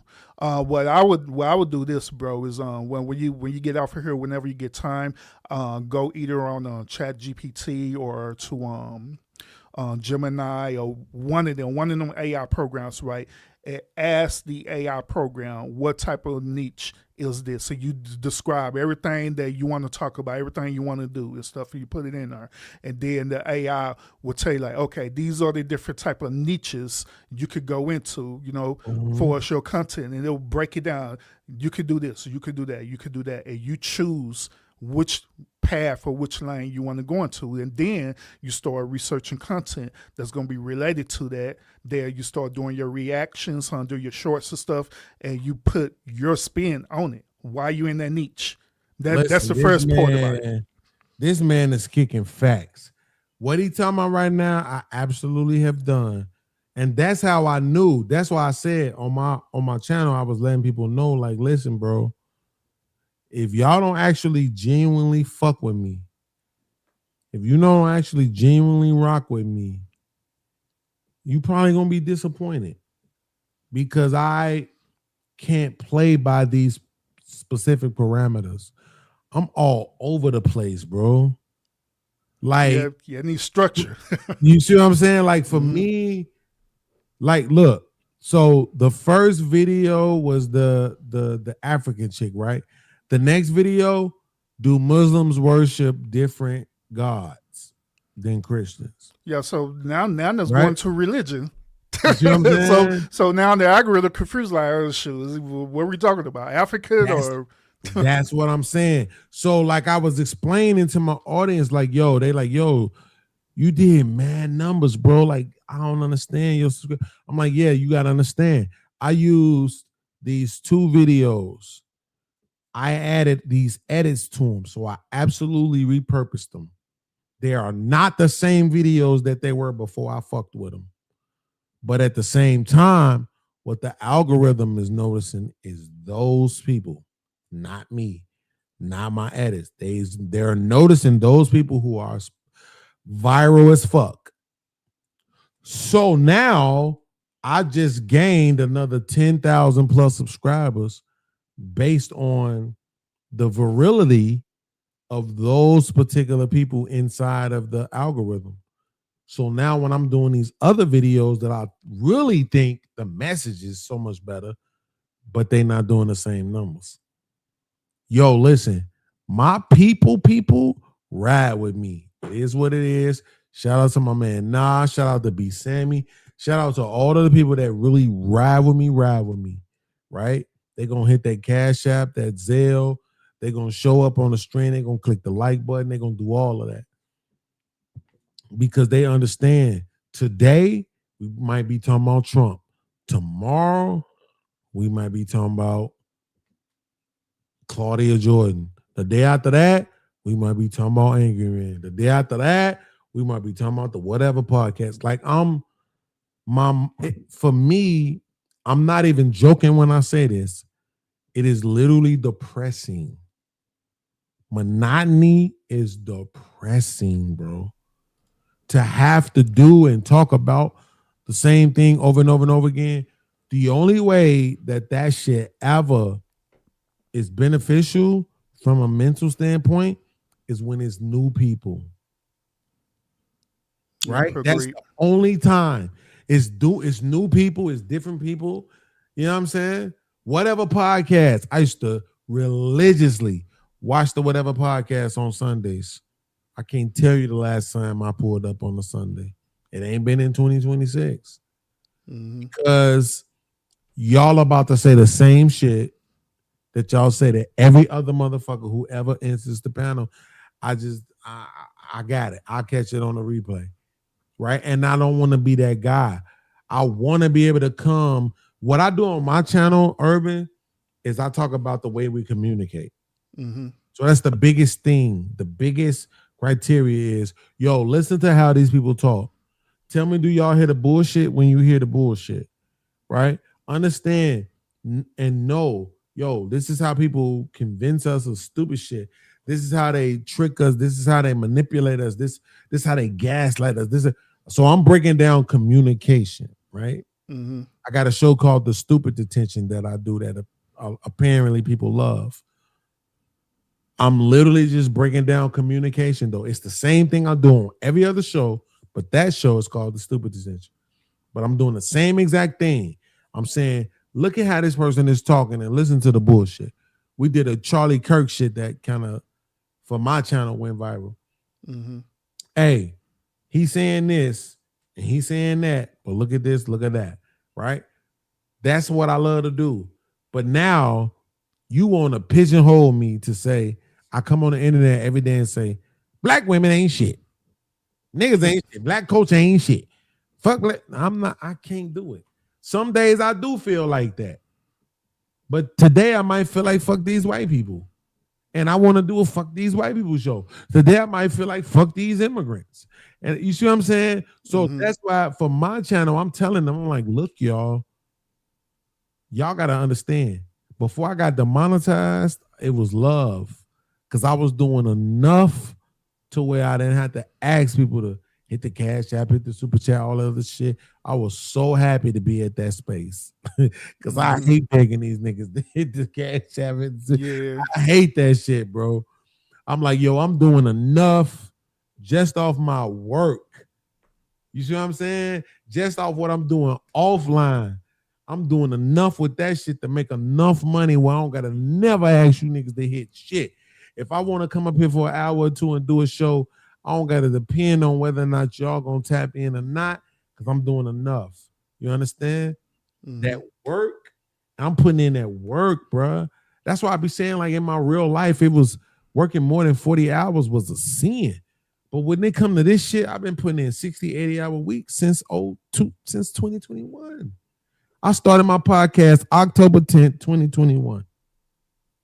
I've been putting in 60-hour weeks since then.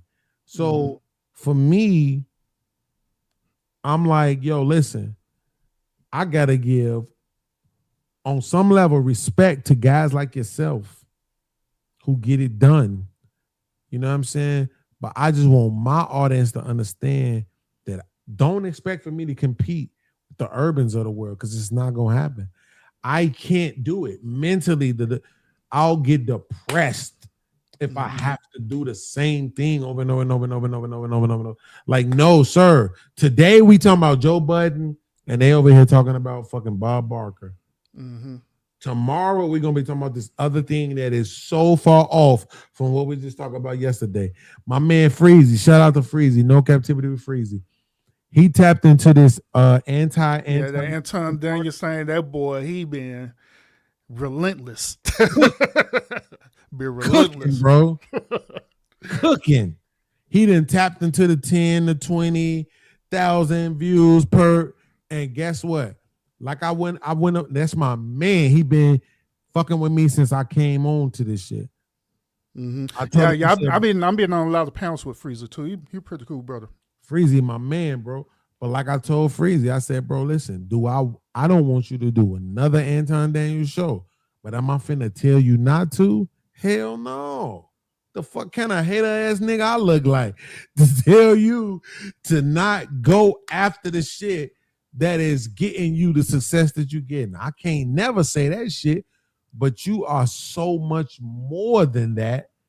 I just want that. I want to see that. I want make me think, make me question my religion. You know what I'm saying? Like, that's the shit that I like, the shit that challenges me, the shit that make me go Google and research shit.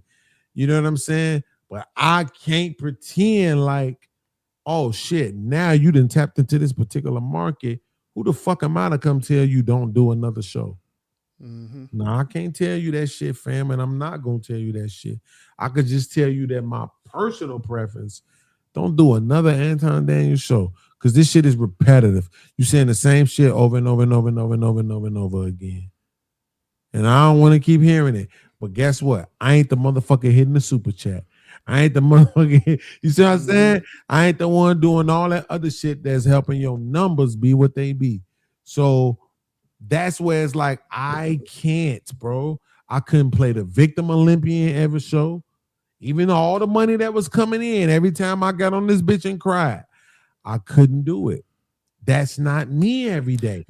Yeah, so Beans, check this out, brother. I get what you're saying, but the only thing that I'll give you pushback on is that in reality, that's what you're gonna ultimately have to do when you get into your niche, because the niche that wherever niche you get into, right, that's what you're going to be having to produce over and over again. But the only difference is that you have to produce it in different ways, not the same exact format every single time. It have to be in different ways. So that's why it's important for you to develop a schedule, make sure that you take your mental breaks. You know what I'm saying? If you feel like you crashed out, whatever, let yourself crash out and give it a break. Then let your mind recuperate, you know what I'm saying? Then go back into your research mode and start researching. But this one I don't understand, Urban.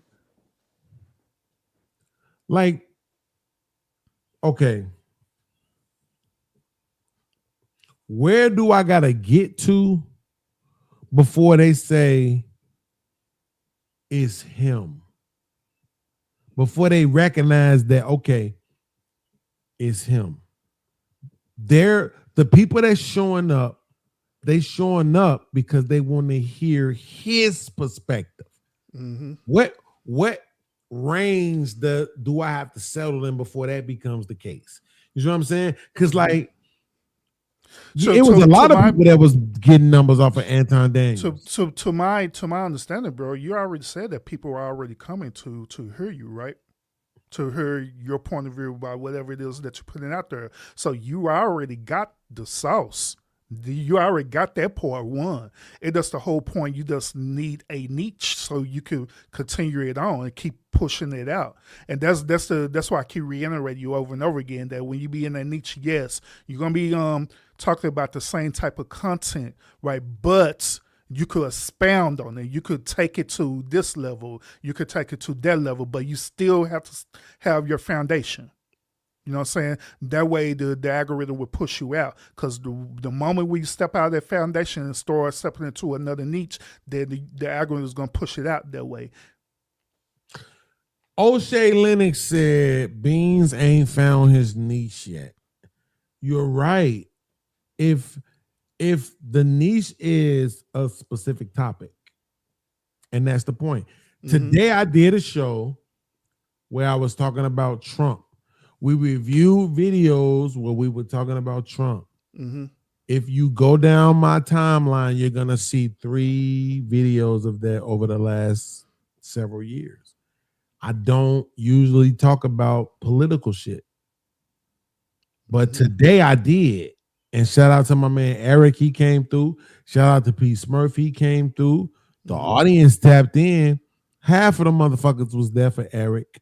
He don't think it's worth it because it's not generating six figures, but he don't understand his voice is very powerful in the space. But again, today was the day for that. Today I saw this video and that video and was like, yo, I'm reacting to this shit. Cause all of you conservative ass douchebags, all of you black MAGA conservatives who are quote unquote in support of Trump, explain this. Yo, you got people from his particular side of the fence saying they don't fuck with this war. So why are you black people trying to pretend like this shit is okay? Just be honest and come out and say, nah, this shit ain't what it is. So you say you're an independent, right? Absolutely. Have you ever been into the independent sector? Where people, nothing but people who are independent?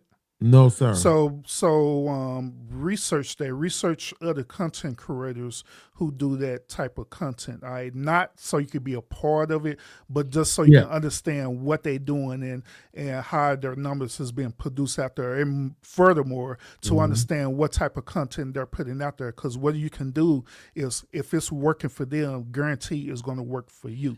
You know what I'm saying? So look and see what they're doing. Look and see what type of content they're putting out there, and you take it and you incorporate it. You make it transformative, make it be you, and you just start pushing it out. So you're under the mindset that I did say this a couple of weeks ago, but fuck y'all. If y'all judge me, I'm acknowledging that I said it. So don't try to hold it against me. I said it out loud, even though I don't necessarily believe it. But you're under the mindset that there is a virality for whatever kind of content you present, as long as there was a consistency and a certain upper echelons level to the content. Yeah, correct. Because that's how YouTube works. I saw some shit that made me think that too. Do I believe it yet? Maybe not so much. And I'll tell you why. The reason is because it's certain demographics that I see that they pretty much came to YouTube with they following.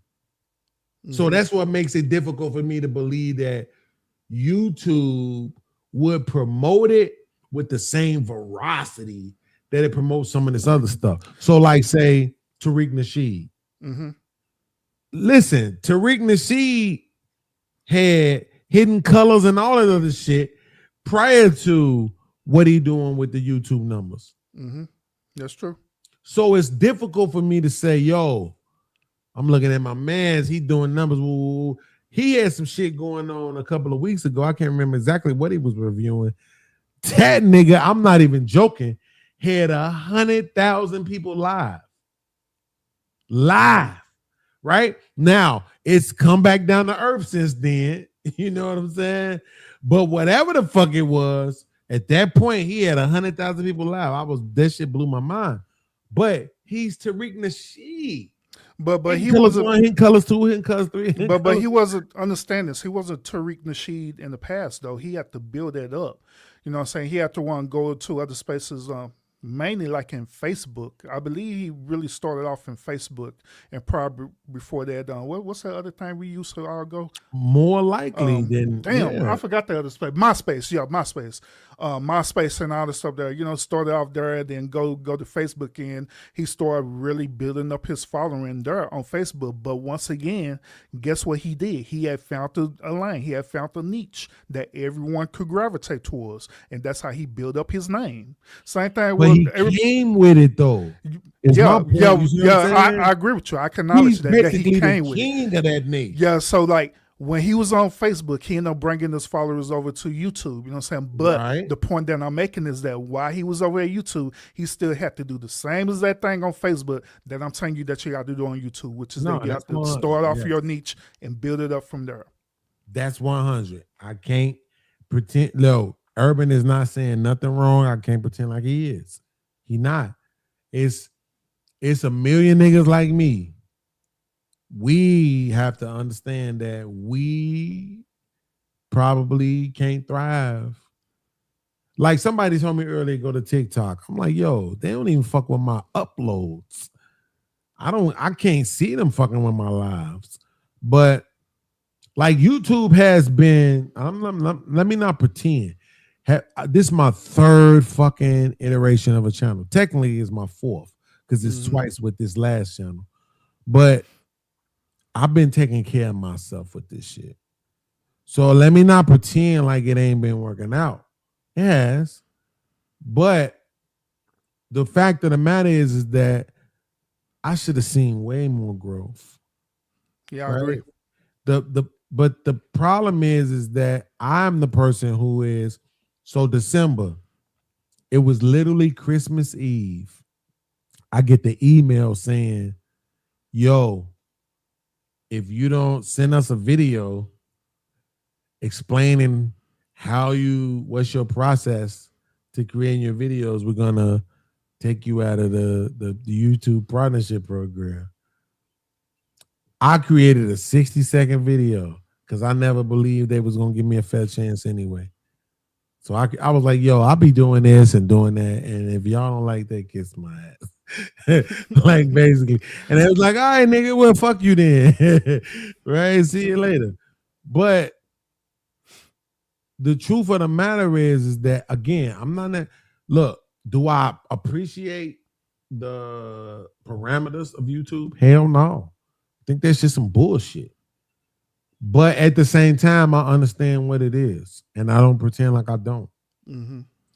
So to your point, yeah, get in there, get in how you fit, and do your thing. But it's a lot of motherfuckers like me that deal with mental health issues. The monotony in itself is depressing. If you try to confine me to if you try to pigeonhole me, bro, like I'm gonna put you like this, Urban. I can't, like when movies, you ever watch a movie and like in a movie, like what's the name of the movie? Tom Hanks, when he was in prison and shit. Shawshank Redemption. Oh, Shawshank Redemption. So towards the end, when he's breaking out and he's climbing through the little pipe and shit, I can't watch it. That's how bad my shit is. Mm-hmm. That's how bad it fucks with. I can't watch him be in that small ass confined space crawling. It fucking it fucks with me. I can't watch it. Kill Bill, when dude buried her ass alive in a coffin, I can't watch it. Just even seeing somebody, like, my claustrophobia is that bad. You understand? Yeah. That being confined, you're gonna limit me. You're gonna confine me to this. All I get to do is talk about this. If I can talk about this, you got me. If I don't, and then the worst part about it is this shit that you trying to pigeonhole me to. In real time, people look at me as a victim. They call me a victim Olympian, all this other shit. I can't do it. That's the shit that you want me to do every day, all day. I can't. I don't want to come on this motherfucker every day and talk about how bad life is. Blah, blah, blah, blah. I want to be able to address like what Joe Budden does. But to that point, Joe Budden is bringing in a street audience. He's bringing in a street audience. He's bringing in a TV audience, right? But when I watch them and when I react to them, they talking about whatever the fuck they want to talk about. Mm-hmm. And that's what I want. But I've learned, right, that on YouTube, you got to build your way up to that. You can get to a point where your audience is your audience and you're not sharing your audience. Like, you live, whatever you got live, that's what it's going to be. So versus if Urban goes live and I go live at the same time, now I hit 100 people. Now I'm down to 60 because 40 of the motherfuckers watching me that went to catch Urban, right? So I had it happen to me, bro. Like literally in real time. But But now, I want you to consider this too, since you're talking about the claustrophobia analogy, right? What if I were to tell you that you're buried right now? You know what I'm saying? You're experiencing this claustrophobia, meaning that your claustrophobia is you being confined to YouTube community guidelines, getting a strike all the time, and you're trying to free yourself from that. What if I were to tell you that even in this moment right here, this is me trying to get you out of that box, trying to free you out where you can be expressive as possible, so you won't be confined back into that box again. It would make. But would you agree to that? Sense. It would make good sense. I would absolutely understand that analogy. Yep. Yeah. Yeah, because if you look at it from your point of view, then it's almost as though as you purposely put yourself into that box. It's almost like you sabotage yourself. Literally, that's what it seems like you're doing.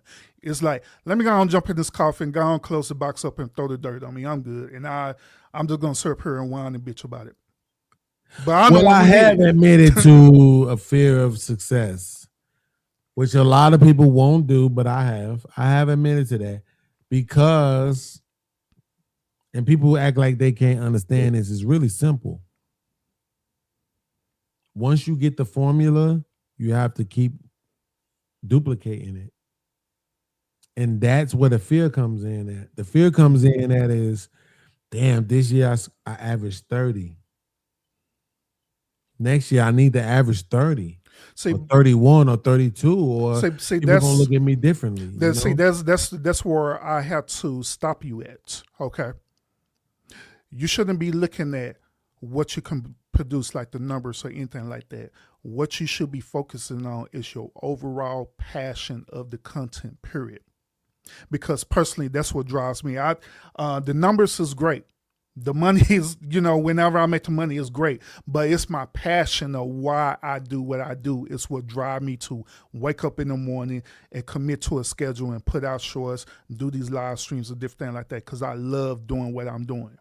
So that should always come first before anything, because that's what's going to want to resonate in your content. That's what's going to keep you from being lazy. That's what's going to motivate you to stay within the YouTube community guidelines, because you're so passionate about it and you want to push it out more and more and more. You're going to do what you got to do so it could happen. You know what I mean? Wait, so you intentionally, and I'm talking about forgive me, y'all, I can't say no names because I can't remember them, but you intentionally seek out and I'm talking about the content where it's the women, pretty much, let's say they male advocates. Yeah. You intentionally seek out that content? I do. I research it. Absolutely. Wow. I do. But the reason why I do that, Beans, is because my overall passion behind it is that I get an opportunity to educate people behind it. It ain't just for entertainment, but it's for me to educate them, to inform them, to show them that, hey, this is the reality of what's happening, and this is, the accountability part, and this is how you could have solutions to deal with this. You know what I mean? So that's what drives me to do that over and over again. This is what I noticed. It was so many videos that you was using. I was using the same videos, but you was doing way better numbers than me. Mm-hmm. And again, I was adding in all of these edits and clips and shit, but it wasn't intentional. It's the motherfuckers that I follow, the shit that I see, the shit that comes to my timeline. I'm not looking. It's whatever comes to me, because I hate just having a plethora of shit that I don't care about. You know what I mean? In my timelines, whether that's Facebook, Instagram. Like Facebook, it's difficult. Like I did find a bunch of content off of Facebook, but it was difficult to seek for the content because, okay, I viewed one chick who was showing her feet, and now y'all finna show me a different foot video every other post. You know what I Yeah. mean? So it's like it's difficult for me to do that. Instagram, thankfully, shout out to Instagram.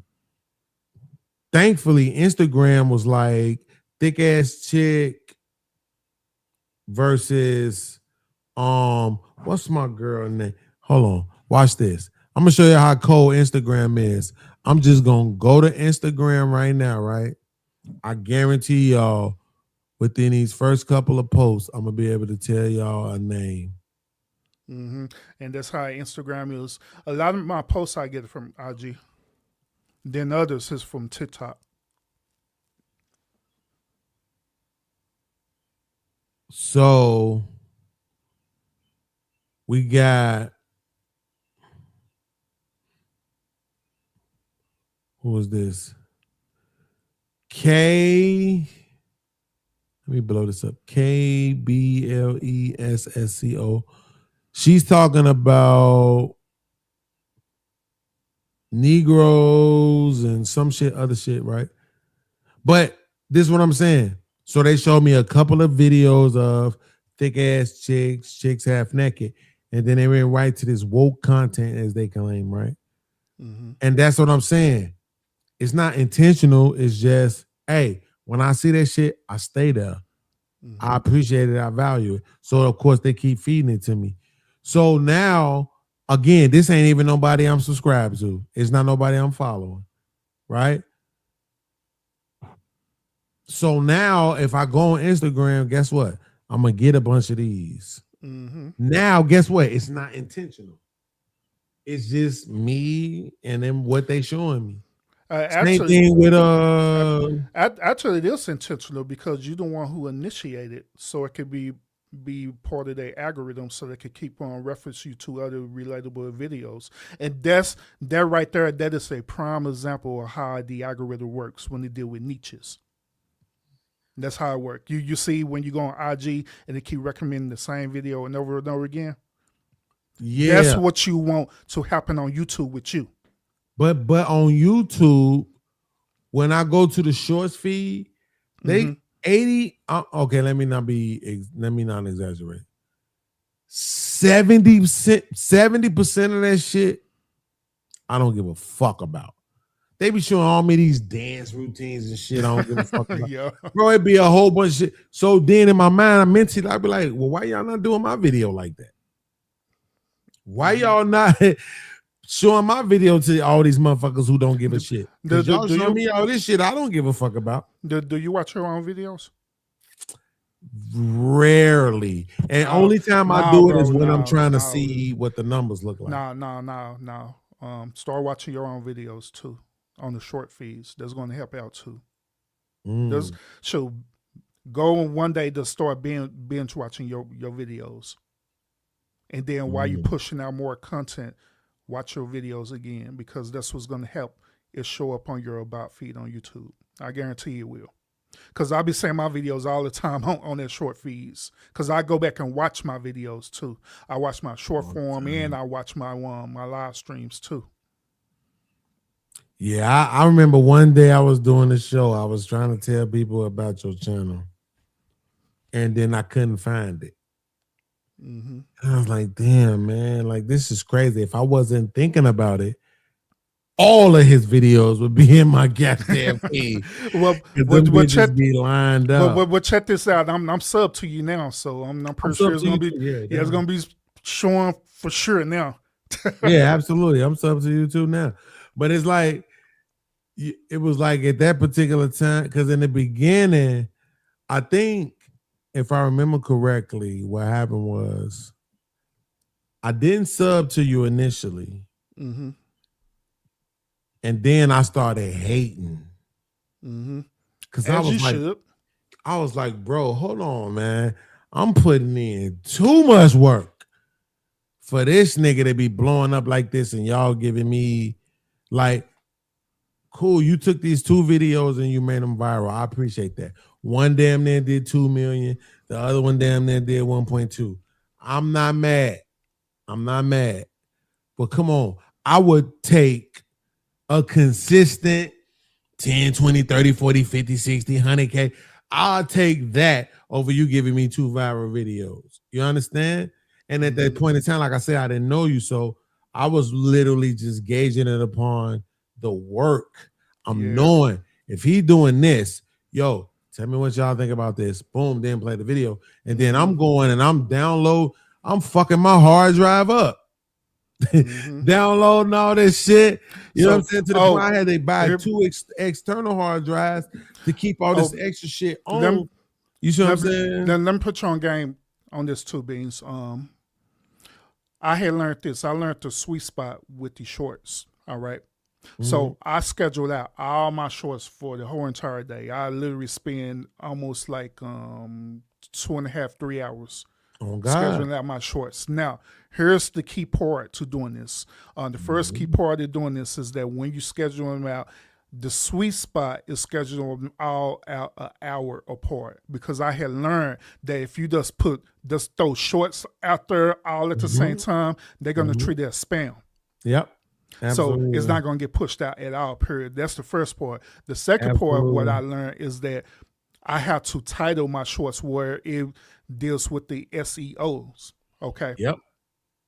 So how the way I did that is that I used ChatGPT to create titles for me that's SEO clickable. You know what I mean? Oh God. And then the final part, what I do is that I make sure I tag the videos so it could go to a certain place. So if you look at my videos, every last one of my short videos have red pill and they have my actual channel tag on there. You know what I'm saying? All of them are like that. And then the description, I make sure that the description have SEOs as well too. So when people are searching for it, it's going to pop up. So this was so crazy, right? Again, bro, all this, I'm telling you, all of this is you saying, I've done it all. Oh, yeah. Bro, listen, it was so crazy. When people say that the consistency is key, that's not wrong. Consistency is key, right? You got to be entertaining. You got to give people some shit they want to see, whatever. But consistency is key. Anytime I've been consistent, I've had a measure of success. But when it came to the shorts, again, I wish I had control so I could show you, bro. I had this one short. That one short generated about 8,000 subscribers. You see what I'm saying? So that's what made me, and I had my man in my head like, bro, you need to go get some more of their content. And I'm like, nope. You know why? Because now the motherfuckers was on TV a couple of weeks ago, right? So I went and found their Instagram. I didn't send it yet, but I got a message that I'm sending to them like, yo, listen, can we have a discussion real quick? Yo, I used one of y'all videos. I repurposed it in this way. If you gonna copyright strike me, just let me know now so I could just take the bitch down. Because I don't want to deal with that bullshit no more, bro.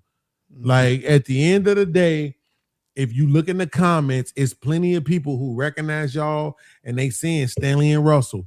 I didn't know they was on YouTube. I didn't get the video from YouTube. I got the video from Facebook.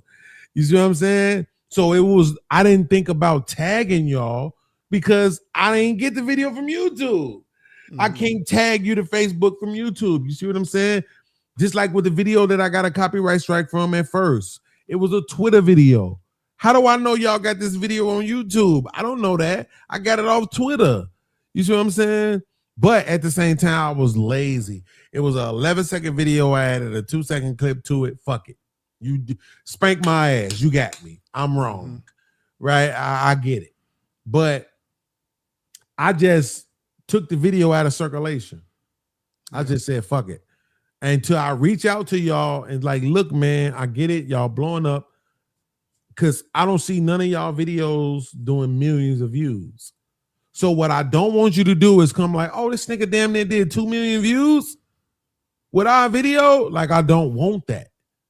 Bro, I repurposed it. Look at the comments. Motherfucker saying the edits is what make the video live for them. Yes, y'all having this dope-ass conversation. No question about it. But the edits is what got people like, oh, shit. Right? it takes it from this serious ass conversation, even though y'all doing a skit. It takes it from this serious conversation to more funny. You know what I mean? And so, and I'm talking about when it comes to that, bro, like, listen, Urban, anybody that been in this space doing lives long enough in this space will tell you the edits, like my man from Friday, shut up. Say another motherfucking word, and this shit is over. And I ain't playing, nigga. I was incorporating that shit into my lives. Mm-hmm. Nobody wasn't doing that. I started that shit. I brung that in. I incorporated that into the lives, right? So I'm raw at that shit. Like just remembering shit from movies from 1965 to 2026. Yeah. I'm raw at that shit, bro. So for me, it's not lazy. You know what I'm saying? I'm genuinely going and grabbing this shit, cutting, editing, copying, and paste. I'm doing all of this shit. So it's not lazy. But they're saying from the YouTube perspective, no, get your bitch ass in front of a camera. You know what I'm saying? Say some shit. Tell us what you really think. And I'm like, yeah, I'll do that too. But it never dawned on me that 10,000, 20,000 motherfuckers could give a fuck about what I'm saying. Mm-hmm. You know what I'm saying? I had to see it first. Then it was like, oh shit. I reacted to this and 20,000 motherfuckers watched. I reacted to this and 500 motherfuckers dropped comments. Okay, maybe I can. You understand? I don't got a lot of fly ass clothes. I got a bunch of fucking Walmart ass t-shirts, right? Like, you know what I'm saying? So now it's like, yo, I respect the game. I understand what they saying, but don't undermine this part of it because this is real. That throwing in the edit shit, yo, and I'm not just clip. I'm transitions. I'm music. I produce my own music, right? I literally make all my own beats. So when you hear some shit, I made it. You see what I'm saying? So that's what I'm saying. It'll take 45 minutes to 90 minutes for me to do it short. I feel like give me my credit for that. You know what I mean? Do you say you produce your own music? Absolutely. Your own beats? Now, you got royalties on it? Of course not. You don't got the one distribution? Of course not. I'm from the hood. Not to mention that a lot of it is I use samples a lot. Oh, okay. What type of samples you be using? My most recent beat I use Sade got a song like a tattoo. Oh, okay. You see what I'm saying? Type shit. So when you sample it right, was it transformative where it kind of sounded like it, but it really wasn't it? Absolutely. So all right. So check this out, Don. You could find a distributor, right? And you could take that music and start getting royalties off it. Matter of fact, you could create a whole damn YouTube channel with nothing but music on there, but it's your music. And get paid for that. Just like how these other channels be doing, sometimes they literally got a 24-hour radio station where they playing music on there. You know what I mean? I'm so jealous because I ain't figured out how. Like I tried to start one of those, and the way I was gonna do it, I would have had to invest in a whole new computer, and I just didn't have $2,000 to invest in a whole new computer to do it. Mm-hmm. I'm like, how are y'all like? Yeah, long as it's totally transformative and you're not sampling the actual original beat, then you can use that and literally get that music monetized and get royalties off of it. There's one distributor that you can go through, a matter of fact. This is how I know what I'm doing right. Because I use it in my live streams. And I don't get no copyright strike. And y'all get you're doing good. and you got copies of their music, right now where you pull it up and it didn't get signed? So I got one. I started a channel, Matthew 7. I started uploading a lot of shit over there. But of course, it it never really generated. Even though I didn't put the same effort. You know, to your point where when you just upload a bunch of shit, it's like spam. That's what I did. I just took a bunch of beats and was just uploading the motherfuckers all in one day. It wasn't that patient thing, you know what I mean, that you need really to build a channel.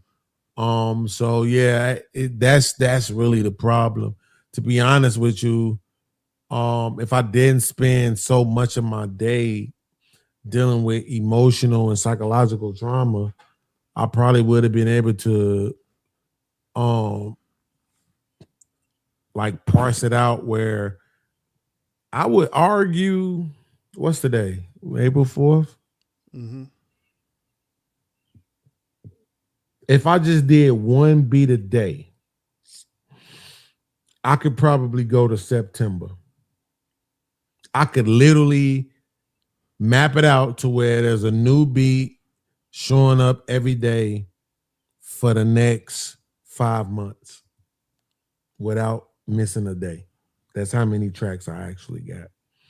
So, you know, but I be so, man, shout out to my man B Sammy. My man B Sammy. It's been a couple of people. Shout out to what's my man? He came through the other day. Them Canes. There's another cat too. My man Slick. Couple of cats that have heard my music and was like, yo, I just cashed out you $20. Send me that beat. You know, that shit feels so good. And it feels so good to use my own music on stream, so I don't really have to ever worry about copyright strikes or nothing like that. Not strikes, but you know, the copyright claims. Copyright claims, yeah. Yeah. And so and people be like, yo, that's so fire. It feels so good, man. To be honest with you, but I could do more. Like I say, I think I do. I admit this on my channel. I have a fear of success. There is a thing where, hey, listen, once you start making 60K, the idea is that you're gonna move up to 80. You know, once you start making 80, the idea is that you're gonna move up to 100. You know, nobody, I said earlier, give me $4,000 a month. I'm Anton Daniels from AntonDaniels.com. I'm talking big. If I make $4,000 a month, y'all gonna get tired of me. You gonna be like, this nigga act like he fucking make 6 figures. Cause 4 G's a month, I'm big, you know what I mean? So it's like mentally, that's where I think I be at. I don't necessarily expect the wins. So it prevents me from playing the long game, you know. But you just motivated me to do that though. So I got so many tracks. So I just put a distributor name in the back chat. It's called DistroKid. All right. So you can want to check that out on your time. You can want to search them and find out about them. Absolutely. There are other music distributors that are out there too, and by you creating beats and stuff, you know that you could take these beats and you can send them over to TikTok where these kids literally be dancing off of your beats and stuff, using it for their own videos, and you be getting paid for them using your beats. Man, that would be so fire. But in order for that to happen, you have to have a distributor. So it could distribute it out to, you know, platforms like TikTok and YouTube and all the stuff there. So this is one of the distributors that I know for sure that does that. But I just Googled and bookmarked it. Yeah. Like, so check them out. Check them out and check out other distributors too. And then see if they'll be a good fit. I couldn't even imagine like one of my beats and somebody doing. I created a video of a dance routine that people was doing to I forget old girl name, to this one chick song, and I took it and applied it to my beat. So just imagining like motherfuckers really taking off. I got a couple of joints that I feel like really would do something as far as the remix side and the kids doing the dance and shit too. Money aside, bro, it would just feel so good because people keep talking about how your skills is supposed to make a way for you. Yeah. And it's like that's the kind of shit that I'm waiting on. Like to be honest, my shit been taking care of me, but not to the point where, you know, I could buy my son a car. I could, you know, hit my daughter with this or that. Like that's the type of shit I'm looking for. Well, first of all, is that your ultimate goal of what you want to do? Because if that's your goal, then that needs to be your passion. That needs to be something that you're gonna make happen. Because if not, if you're in this victim mentality, you're in this complacent mentality, then it's not going to happen at all. Period. You know, you're going to be complacent every single time. Even when you get challenged, you're going to be complacent. But part of that challenge is part of your growth. If I'm being honest, I don't think I am. I think legitimately, when my mama, my kids need something, then I'd be wishing I was more successful. But other than that, 4 G's a month. Mm-hmm. You know what I'm saying? Like really, in real life, that's how I be looking at it. Like, you mean to tell me you got guys out here that's getting $4,000 a month from military disability, and they got other jobs or other shit too, and that shit don't be enough? I be like, you niggas tripping.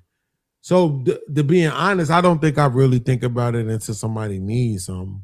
Mm-hmm. But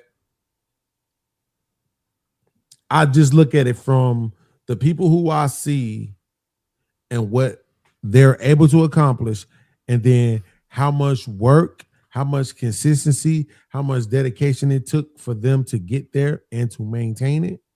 And that's where the fear comes in at. Because it's like, yo, I see, like I got a cousin I talk about a lot. He owns his own construction company. When I just think about what it took for him to get there, I don't want to have to go through that. I don't want to have to endure that. I don't want to have to deal with that. I couldn't deal with that. Being able to like just be quiet doing those racial injustices and all that other shit. Like, I don't want to have to deal with that. But the benefit is, guess what? Y'all tried to stop me over here, and now I'm over here doing way more than I could have did with you over here. You know what I'm saying? Mm-hmm. And I'm proud of him for that, but I'm just not the one to tolerate it. He had a different upbringing than me. He grew up in the suburbs, so he can relate to people more than I can. Versus for me, I'm more like relate to me. Mm-hmm. You know what I'm saying? You're here, I'm here. Like, I shouldn't have to relate to you. You should be able to relate to me.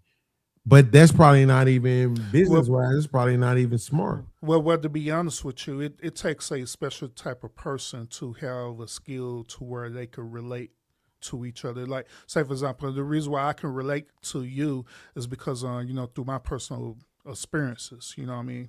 Mm-hmm. I'm educated, but at the same time, I'm hood as hell, too. So I understand the whole concept about it. You know what I mean? So I get that. And so I can meet you on the level where you need me to meet you at, where it's not lowering me or who I am. You know what I'm saying? But should that be an expectation? No, it's not. It's not no expectation with me because no. I'm saying from somebody else, like say me, like should we have the expectation for those who have reached levels higher than what we have reached to be able to relate the same way how you relate? Yeah, they should. But unfortunately, a lot of them haven't learned the skills to do it. But yeah, it should happen that way. Absolutely. I agree with you. Because I think if I was able to play Robin, so to speak, truth be told, that's what I'm trying to do. Mm-hmm. I'm trying to learn how to be Robin because Trey got it going on. I know. So you're talking about Robin on Batman? Yeah. So which Robin? Just basically, when I said I'm using it as second fiddle. No, I'm talking about which Robin because there are different Robins on Batman. There's 1966. There's Dick Grayson.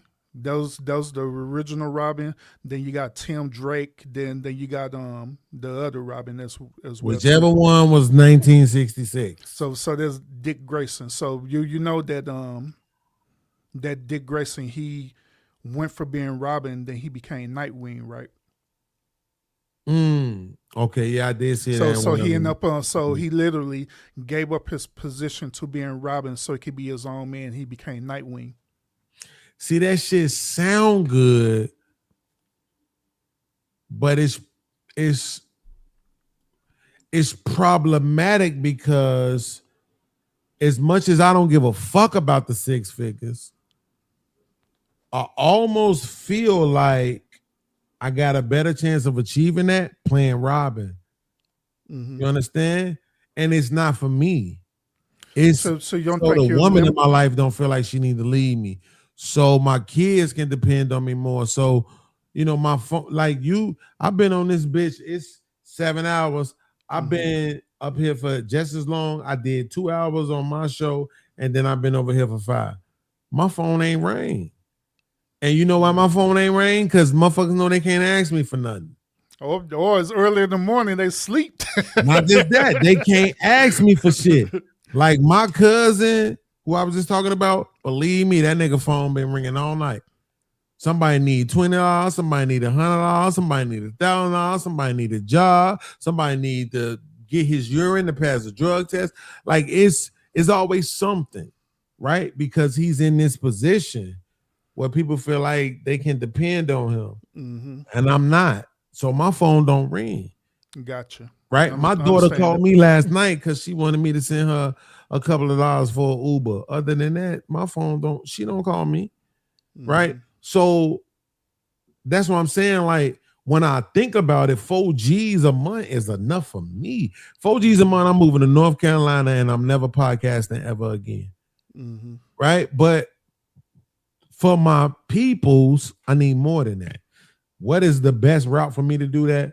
It seemed like at this point is to do the Robin thing because I can't manage on my own. I can't control, like when it's in my control, I can't make the sacrifices that it makes. I can't play the capitalism game. I just can't do it, man. It's just not in me to do it. I see what, like I say, my cousin, he's an iron worker. When he talked to me about the shit the racism and shit that he went through, having to travel between Illinois, Iowa, Michigan, all this different shit, bro, I'd have been killed one of the motherfuckers for the shit that he went through. But he was able to tolerate that shit, long-term goals, playing the long game, as they say. I'm just not that guy. I wish I could be, but I'm not. You know what I mean? And I think that's why men, guess what, y'all that might not know this, guess who's the number one self-deleters? Men. And I think I knew that because I talked about it on my show. And I think one of the biggest reasons, maybe not the biggest reason, but one of the biggest reasons why that is because men have to pretend so much. Whereas women get to just be vulnerable. You know what I mean?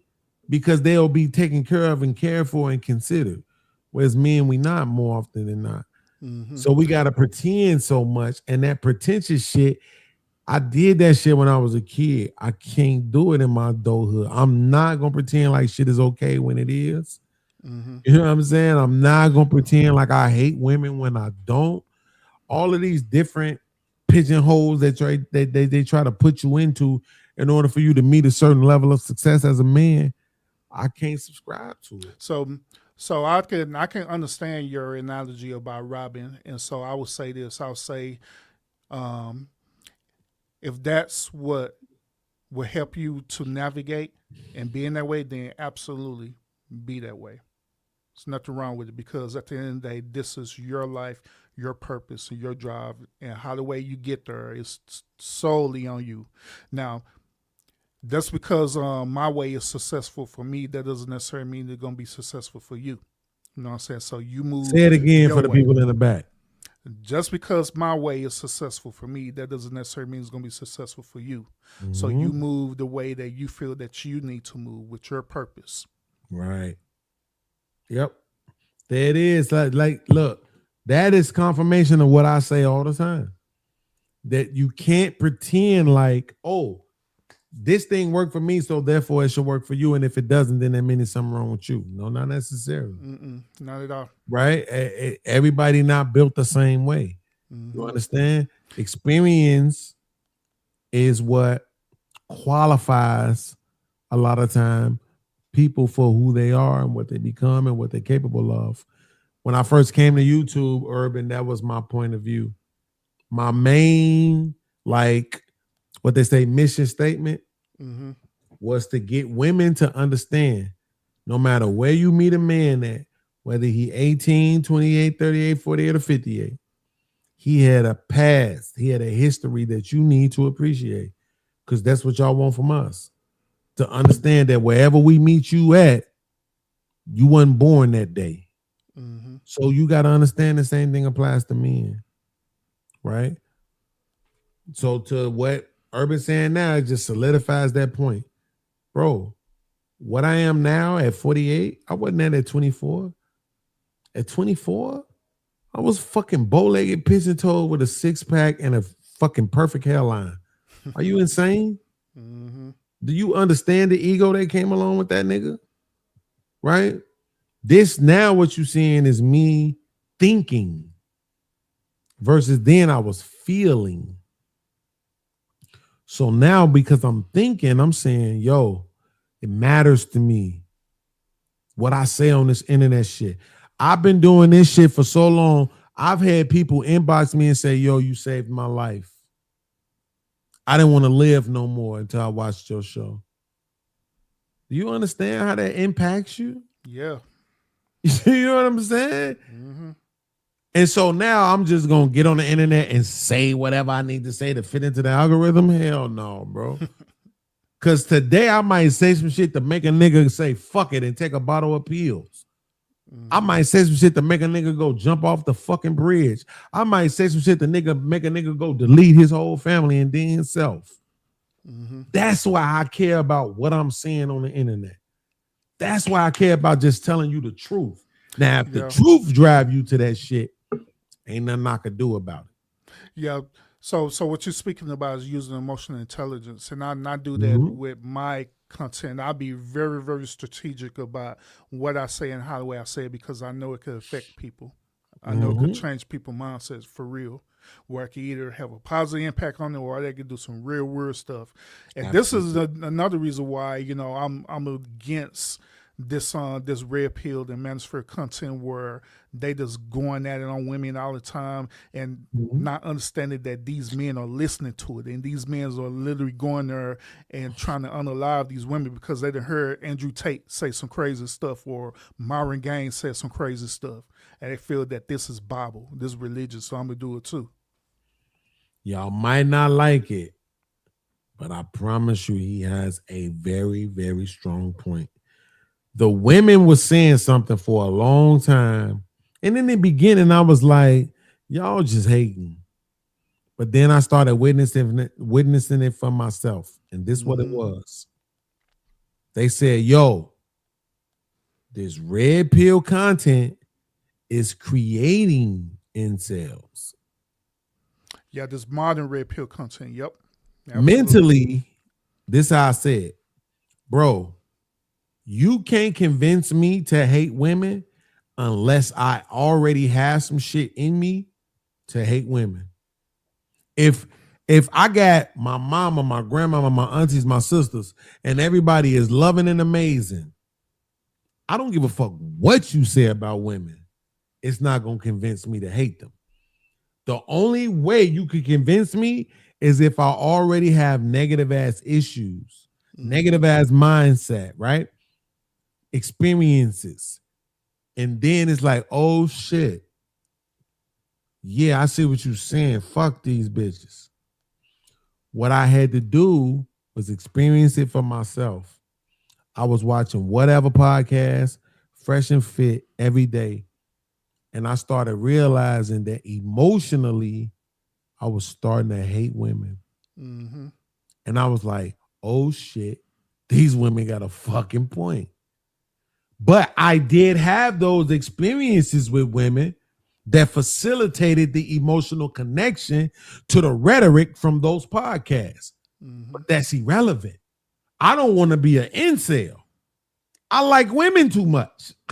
Even if it's just from a visual standpoint, I like women too much. So I don't want to hate women. And I damn sure don't want to be involuntarily celibate. So I had to stop watching that shit. I had to stop listening to that shit on a daily basis. So that's why what Urban is saying right now is very fucking important. Yeah, it's a lot of niggas, young and older, who can be, as they say, co-opted by this content, specifically when there's no context given. The difference between these guys that exist now and Kevin Samuels, it was context. Kevin Samuels at least gave context. You don't believe me? Watch this. He told niggas and women, get your average ass with another average person. Find a motherfucker, get together and get out the game and get out the way. Right? Yes. Did he have content that specifically addressed the needs of the 1% of earning men? Yes. Did he have content to address the needs of the 1% of women who were super beautiful? Absolutely. But he did not hesitate to make his comments about average people getting with average people. Not only that, right? When women tried to disrespect average men, he checked that shit in the raw. Fuck out of here. You're not going to sit on my platform and talk shit about average men and blue collar men. Fuck out of here. Right? So that was the difference between that and what we see now, which is how tall are you? This and that. How much you weigh? How many kids?